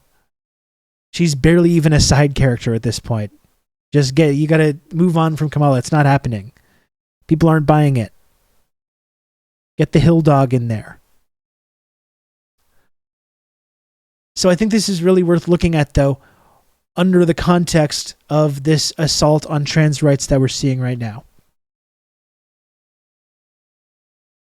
So it says, my espresso has arrived. Clinton asked for more iced tea. I cannot allow the lunch to end without questioning the direction of her party. I say the Democrats seem to be going out of their way to lose elections by elevating activist causes, notably the transgender debate,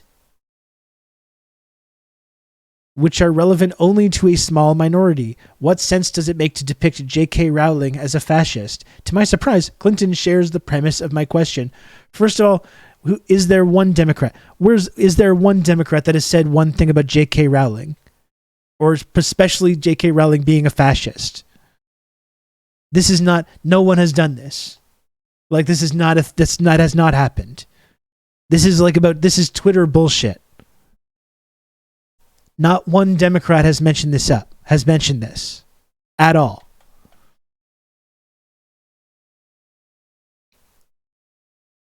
It was indeed surprising, yes. It is making up people to get mad at. So here's what Hillary says. We are standing on the precipice of losing our democracy, and everything that everybody else cares about then goes out the window. She says, look, the most important thing is to win the next election. The alternative is so frightening that whatever does not help you win should not be a priority. Another instance is the defund the police campaign, she adds. You need accountable measures, but you also need policing. It doesn't even pass the common sense politics test not to believe that. Some positions are so extreme on both the right and the left. going back to the previous tweet, that they retreat to their corners. Politics should be the art of addition, not subtraction. And I got to say, it takes a real fucking political genius to go out there and talk about why we shouldn't be talking about defunding the police literally 2 weeks after the entire nation has been completely outraged by the highly well-funded, well-armed police department in Uvalde, Texas, who literally just famously, this was very recent that this happened, just stood by and allowed someone to murder dozens of people in an elementary school, predominantly children, along with teachers and others. There's a highly publicized example that many millions of people are highly plugged into right now about the way the absolute failures of this highly well-financed, well-funded police department completely failing to do the basic responsibility that it's supposed to have. Or when you look at any city budget in the way that, whether it's New York, LA, any major big city, including Montreal, Toronto, no matter where you are, and look at the ways that the police budget completely absorbs so much of every city's budget, while things like housing, healthcare, parks, infrastructure just completely gets ignored, to the point that like the infrastructure in the country is fucking collapsing. The NYPD, $11 billion budget. And apparently it's just too extreme to even say that, even when there's this highly public example of this well-funded police station sitting on their fucking asses while someone murders dozens of little kids. It takes a real political genius to come out at that moment, I think, to start lecturing people about what this stuff means and how you win elections. Hillary, who has famously not fucking won a presidential election, famously. We've talked about this a lot, actually. Why is she qualified to give advice on winning elections in the first place? Uvalde, 40% of the town's budget. I mean, you can take any town and city and see the exact same phenomenon playing out. Fucking ridiculous. Has anyone ever told you that you look like a great value Pedro Pascal? I'd root for you if you decided to become his double. In fact, many people have told me that, but I appreciate that. He's a very handsome man, so thank you. I appreciate that. Looking forward. He's in that new HBO series they're doing for The Last of Us, the Last of Us adaptation. Looking forward to that one. Cult of Personalities on the radio. I just heard the Joseph Stalin part of the song. This has been a music update. Great song. Anyway, the other thing I wanted to talk about here is this point that she slips in here. Look, the most important thing is to win the next election. The alternative is so frightening that whatever does not help you win should not be a priority. So notice when this argument gets trotted out by, The Last of Us is getting a series on HBO with Pedro Pascal. You got to get with the times here. You're a Pascal head, golden ratio. You got to get with the times here. So notice how when this conversation comes up about what you need to do to win elections, set aside that it's fucking Hillary, famously a massive loser, one of American history's biggest fucking losers, is lecturing people about this, but making this question about like, what do you have to do to win the election, which obviously she doesn't know how to do. But when powerful liberals say that, all they're talking about is give up on these, like what these activists are saying about defund the police.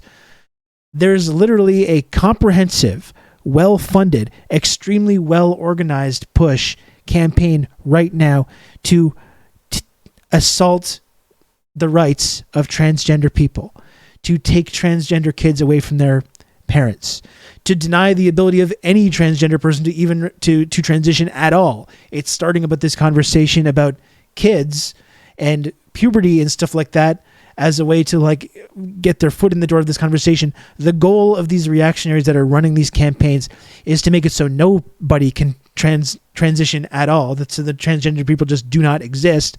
Not only that, but they then want to go after all gay rights. They want to go after gay marriage, which of course Hillary famously did not support as well up until very recently. There is the extremely well-organized push to take away rights from transgender people, as well as other marginalized people in the LGBTQIA community. You know what? You know who I don't think You know who I think would prefer that these transgender issues were not constantly talked about all the time? Fucking transgender people. I don't want to speak for anyone. I don't want to put words in anyone's mouth. I think most transgender people would like to not always be talking about these issues and not constantly feeling like their lives and their very existence are under this intense scrutiny, under this microscope. I think most transgender people would like to be fucking left alone and just allowed to like live normal lives and not be the constant subject of news headlines and political campaigns and all this shit. Unfortunately, that's not an option. That's not an option for transgender people in the United States or anywhere else right now when they're being directly targeted by these immensely powerful reactionary campaigns to take away their rights. We're not talking about transgender issues because it's some niche activist buzz term that people just learned that they want to talk about. People are talking about it because there's an assault on people's rights right now, and we are pointing out that we need to stand up and stand alongside transgender people or any marginalized people when they're under direct assault like that. That is what's happening with the transgender community right now. And it's not some like frivolous thing that Democrats are just doing, this election loser that appeals to no one.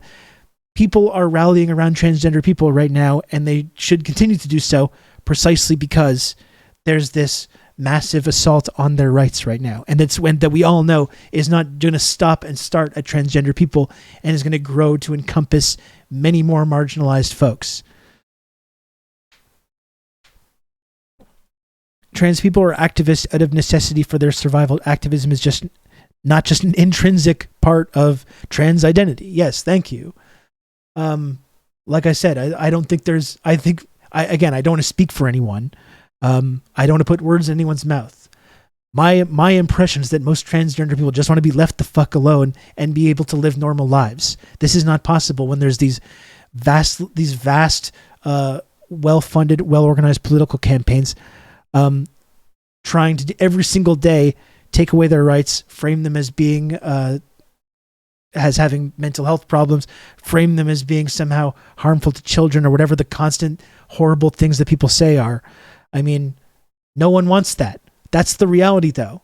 That's what, and like whether this applies to Hillary, I've seen people kind of like on this sort of social conservative left say like, oh, we can't just like discount all these Americans that have these reactionary views, or we've got to organize around class lines. We can't organize around these kinds of id-pol issues. The reality is, yes, we should organize along class lines. We absolutely should do that. And in fact, these transgender issues are class issues as well, considering that I think one thing that would be a huge, one thing that would be extremely helpful to the transgender community is having universal health care, including gender affirming care, widely available to every single person, and just have gender affirming care as part of that.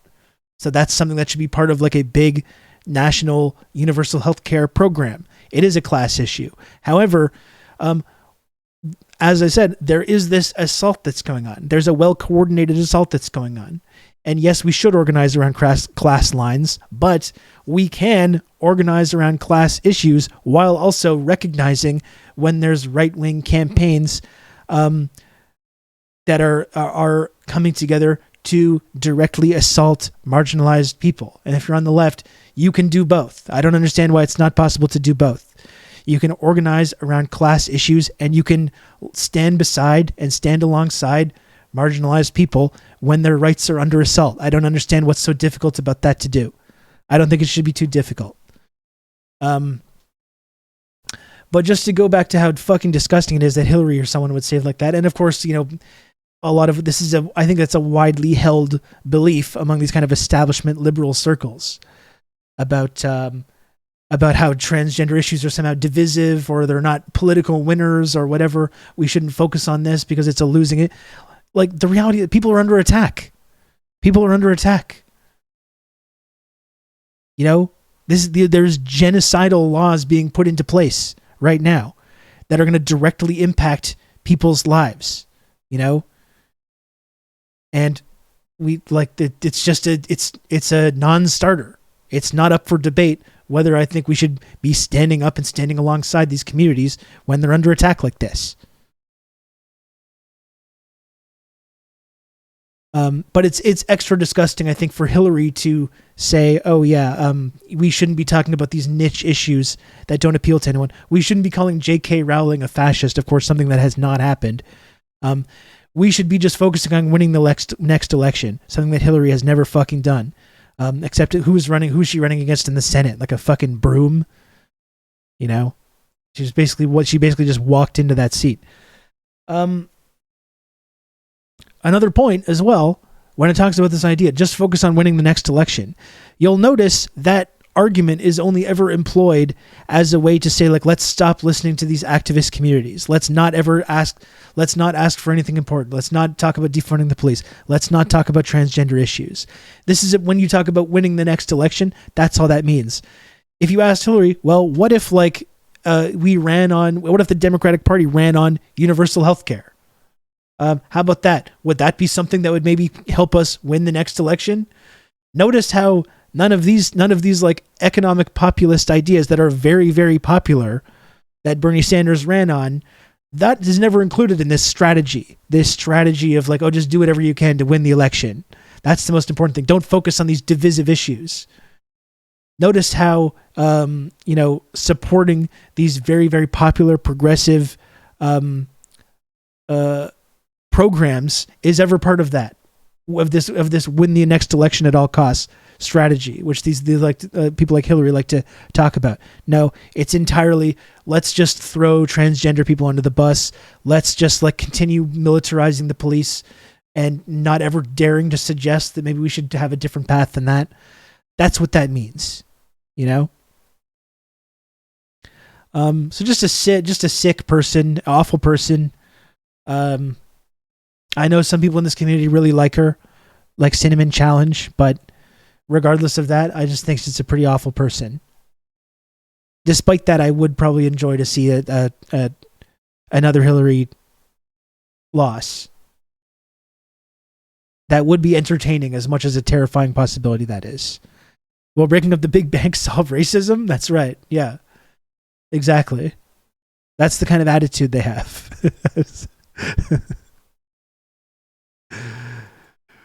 That's a bit sus, Sin Chow. It's true. It is a bit sus, but we still appreciate Cinnamon Challenge, regardless of whatever the Hillary fandom.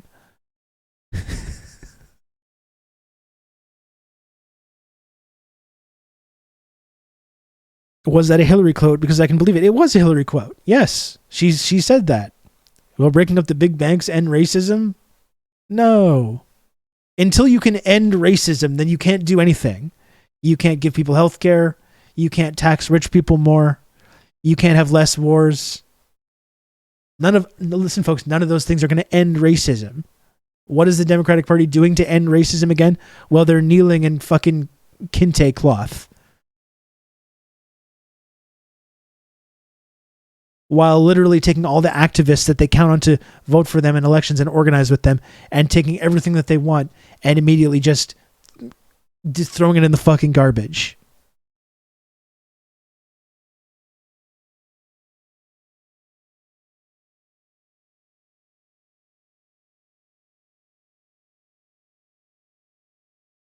What else do we got here?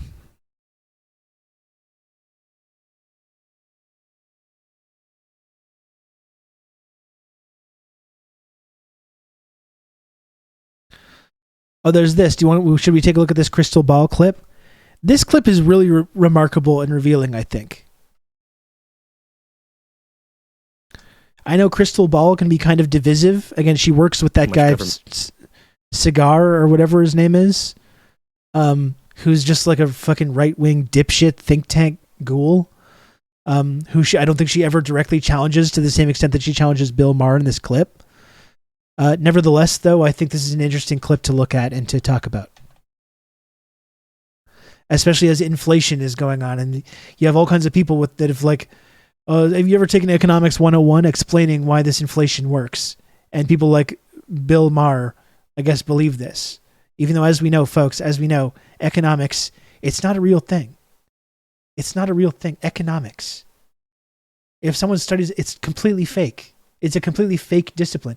Economists. It's not a real thing.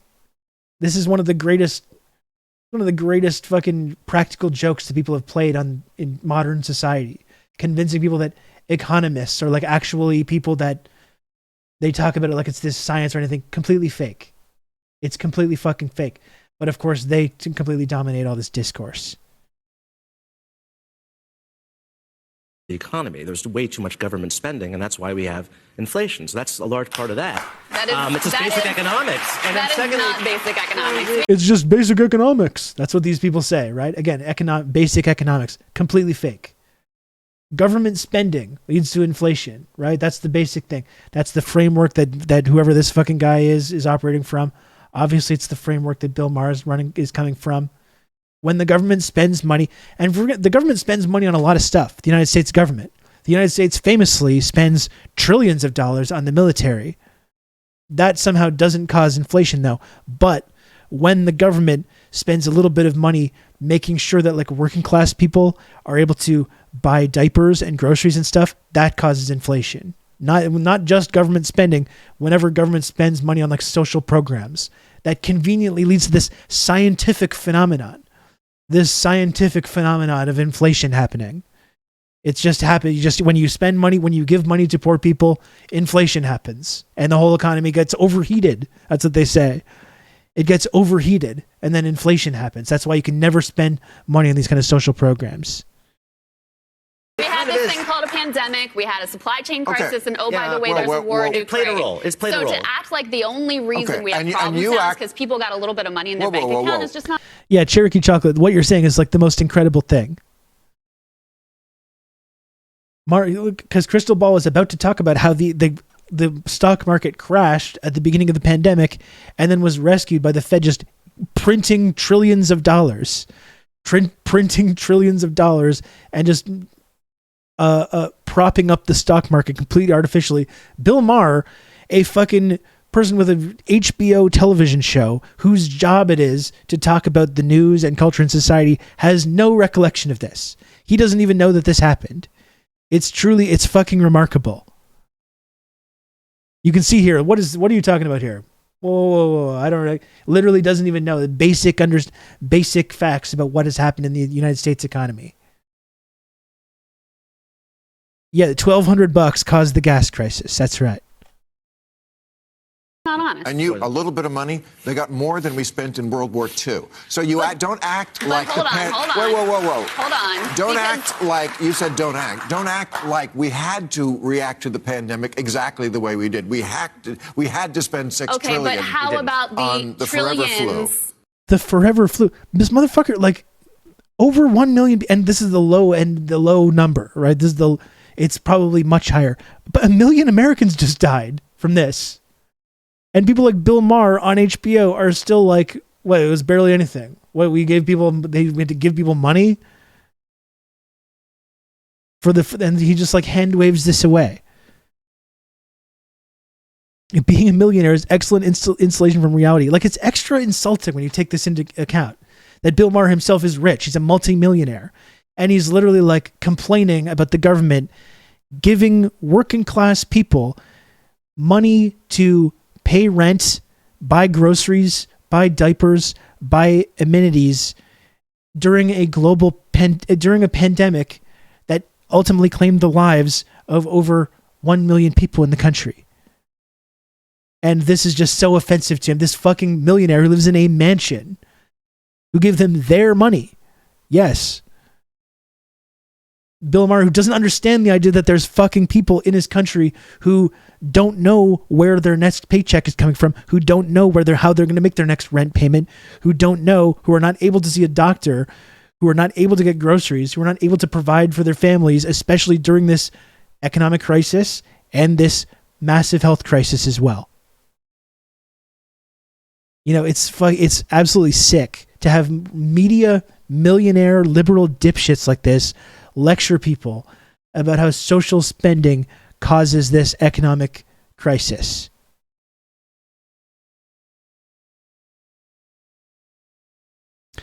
Most of the time, people pay taxes just so the government can hand them over to rich donors. I mean, people, especially in America, like we still have some semblance of a social safety net in Canada that's going away, but it's still somewhat there.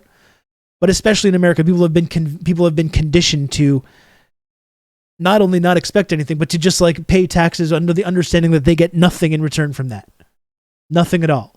And the idea that ever like manifests as something that like helps them in any way is just completely foreign and alien to them, especially to mansion living rich assholes like Bill Maher. But here's the amazing part.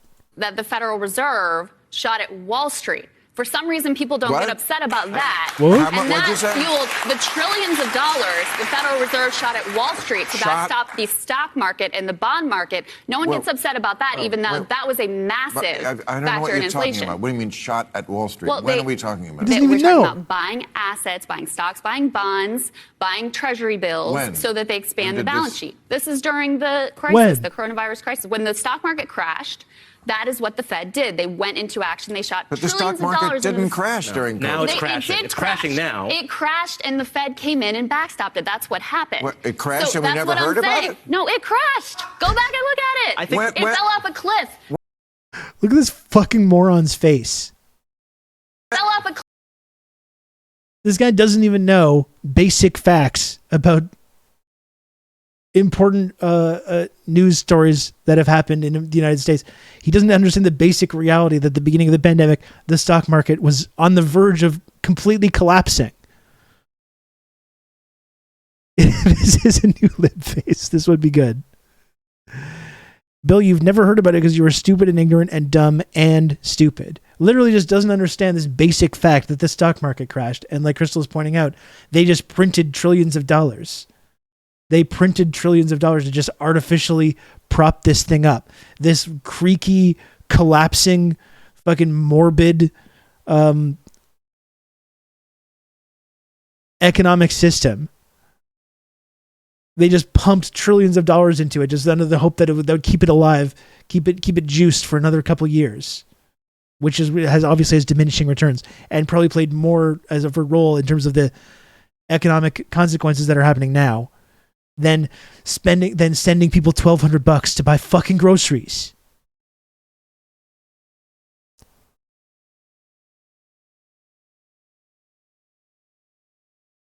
It was literally like 5 of the top 10 worst Wall Street days of all time.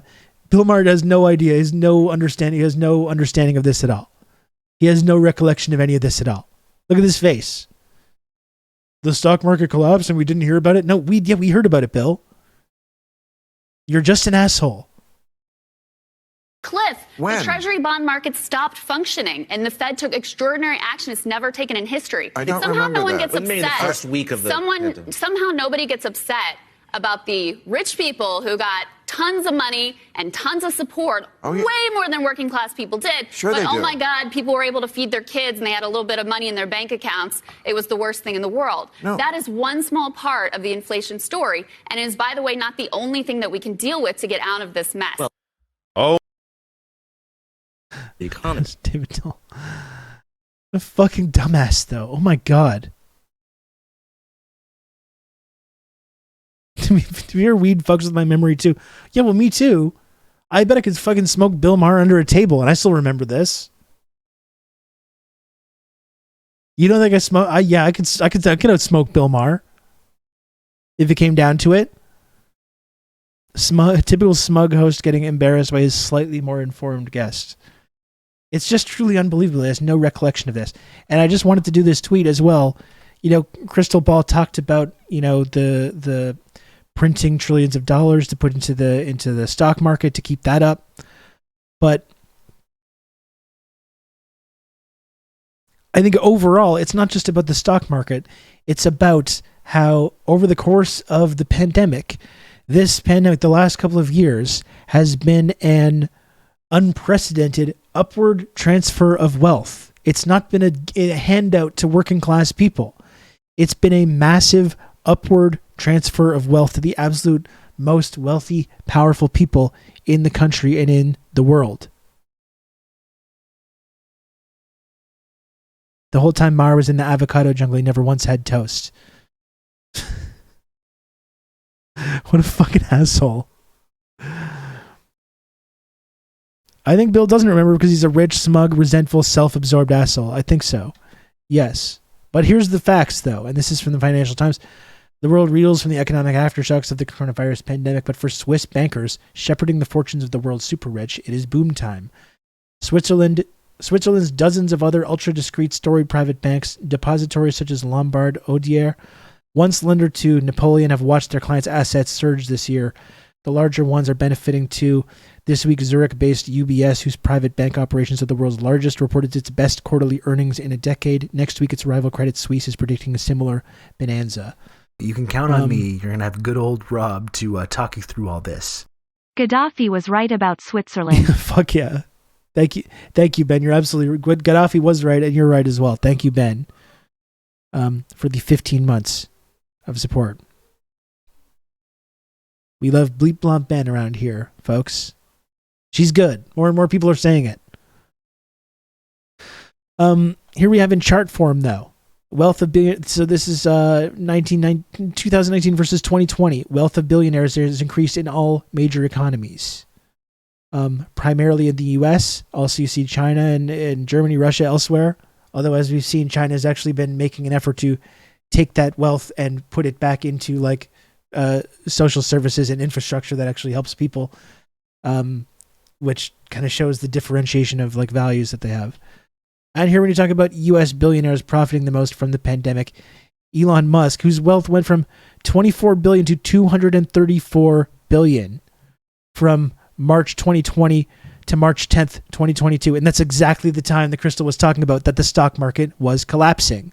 No one benefited from that process of that trillions of dollars of wealth that was just printed and created out of thin air and put into the stock market. No one benefited from that more than Elon Musk, who had an 851% increase in his wealth over that 24-month period. And again, March 18th, 2020, this is right at the time that the economy was in free fall and it was collapsing, which Bill Maher has no fucking recollection of. You got Bezos going up 46% from $113 billion to $165.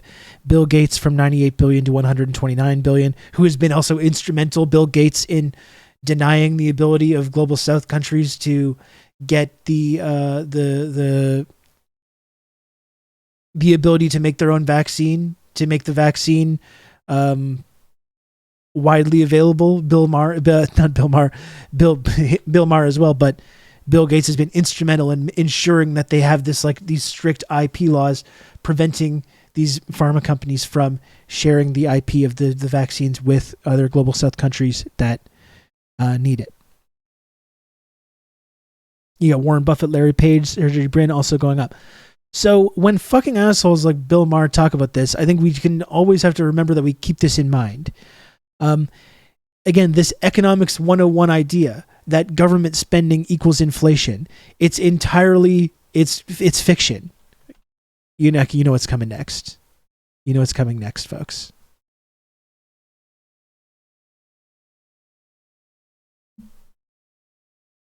What do we make of this idea that when the government spends money on social programs, on putting money in the pocket of working class people to buy groceries and whatnot, be able to pay rent? If you talk to anyone who's studied Economics 101, they'll tell you that when the government spends money on this kind of social spending, it leads to this economic crisis and inflation. Is that true? Is the whole discipline of economics real? Is it? It's false. No way. Not this time. We created it. Not this time. No, not this time. It's totally made up. Pure fiction. It's fiction. It's fiction. We made it up. We made this one up. It's a made-up tale. It's a total fabrication. It never happened. It never happened. This one was invented by a writer. Not this time. It never happened. We gotcha. It's false. It never happened. It's a fake. It's fiction. It's an urban legend that never happened. No way. We got you. Not a chance. Not this time. It never happened. It never happened. We made this one up. It's fiction. We made up this one. It's a total fabrication. Not this time. Wrong. Not this time. Not this time. You're wrong. Not this time. It never happened. It's not economics. It's not a real thing. The study of economics, economists, completely fake. You can safely just, when someone says, oh, I'm studied economics and I'm here to say, you can just tune them out and you can think about whatever you want. When their lips are going like that, as soon as they say economist, you can just stop listening to anything that they're saying. Complete bullshit. Completely made up. It's pure fiction.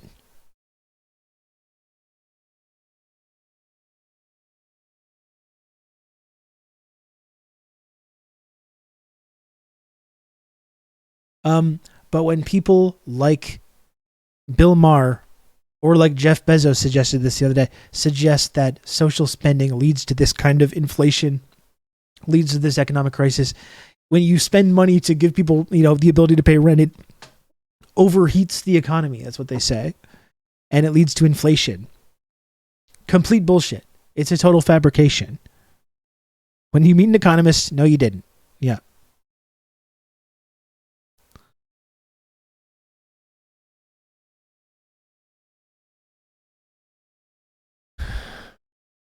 Anyway, when anyone makes this claim, remember, the pandemic, it wasn't about spending trillions of dollars to get people to buy groceries or be able to pay rent. It's been a massive upward transfer of wealth to the absolute wealthiest people in the world. And you know what? Most people agree that we are coming towards another recession. And just as what happened in the last recession, in the 2008 crisis, that was also a massive upward transfer of wealth to the wealthiest people. It seems like there's no crisis that won't come. Talk you through all this. Thank you, A Hot Meal. Thank you for the 5 months of Prime. Very much appreciated. Thank you. It kind of seems like there's no big crisis that won't come along that doesn't result in a massive upward transfer of wealth to the absolute wealthiest, most powerful people in the country and in the world. And in this coming recession that is on the horizon, we all know it's on the horizon, that will also be an upward transfer of wealth to the wealthiest people. And the question we all have to ask ourselves is how many times this needs to keep happening before we start saying, we're not going to let this happen. We're not going to allow this to continue. That's the question we have to be asking ourselves. Because they're stripping the copper wiring out of the building right now, right before it blows up, right before the demolition happens. That's what they're doing.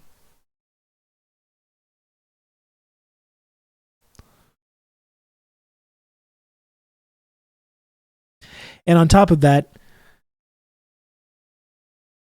they use the fact a tiny fraction had to be spent on average people to manufacture inflation by price gouging and restricting supply. Yeah, that's inflation. It's not this magic science, this scientific cause and effect thing. It's literally wealthy and powerful people price gouging and just artificially inflating their profits. And just, I don't see what the difference is between them having like a price fixing, which is supposed to be illegal. That is ultimately what's happening. That's what's happening with gas prices. All these companies are just looking at each other and saying, this is how much we can get away with charging right now. We can blame it on this kind of runaway social spending so we can get away with it. And we can just completely artificially juice our profits. That's what's going on. It's just complete, open, rampant corruption and price fixing. It's not because of social spending that these economic crises are happening.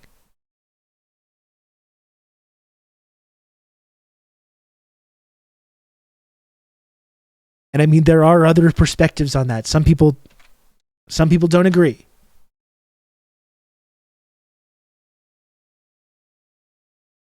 Crypto created one of the largest downward transfers of wealth in decades. You just missed it. Apparently, yeah, I must have missed that one. But that is another, we respect the marketplace of ideas, so we can take a look at that one too. Folks, I got to go soon, okay? This has been a great episode. It was great to hang out with you again and great to be back after the long weekend, the Father's Day weekend. It was amazing to talk to Nick LUTSKO today. I hope you enjoyed that. Thank you for watching the stream. I really appreciate it. I really appreciate all of you. I'm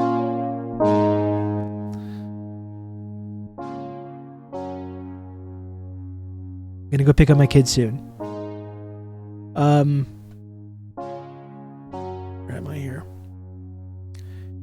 Thanks for watching, everyone. I got 2 more subs to go. 2 more subs to the sub goal. What kind and generous chatter wants to get us there? I know we can do this. We're 2 teeny tiny subs away from reaching the sub goal. You can count on me. You're going to have good old Rob to talk you through all this. Thank you, Sea of Noise, for the gifted sub. Very much appreciated. Thank you very much. I'm going to be back for a full week this week. There was only 3 streams last week, obviously, because count of on me. You're going to have good old Rob to Sean Meat. Thank you. This. Thank you, Sean, for the gifted sub. Thank you so much. Very much appreciated. Thank you. We did it, folks. We made it. We did it. Thank you so much. So yeah, I obviously it was a shorter week last week, only 3 streams. I missed on Wednesday because I was in Quebec City. Friday, I just ended up being too tired. It was my kid's kindergarten graduation. He ended up coming home after, so it kind of threw off the whole schedule. I was really tired, so I wasn't able to do it. But we'll be back for a full week this week, though.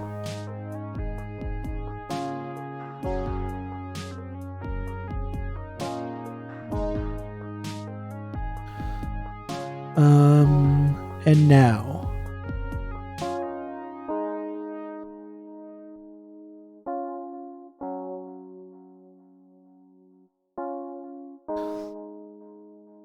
who do we got here?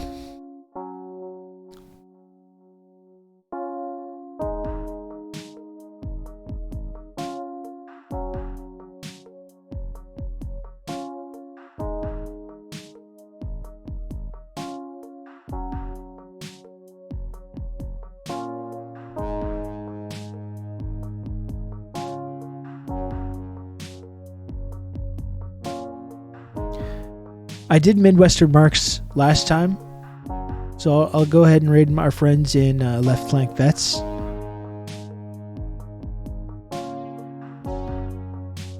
They often hook us up with raids, which we appreciate a lot. Thank you again, everybody.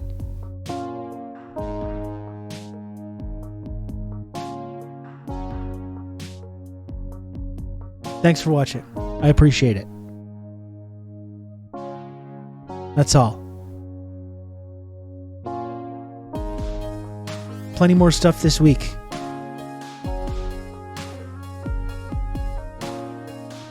Yeah? Should be good.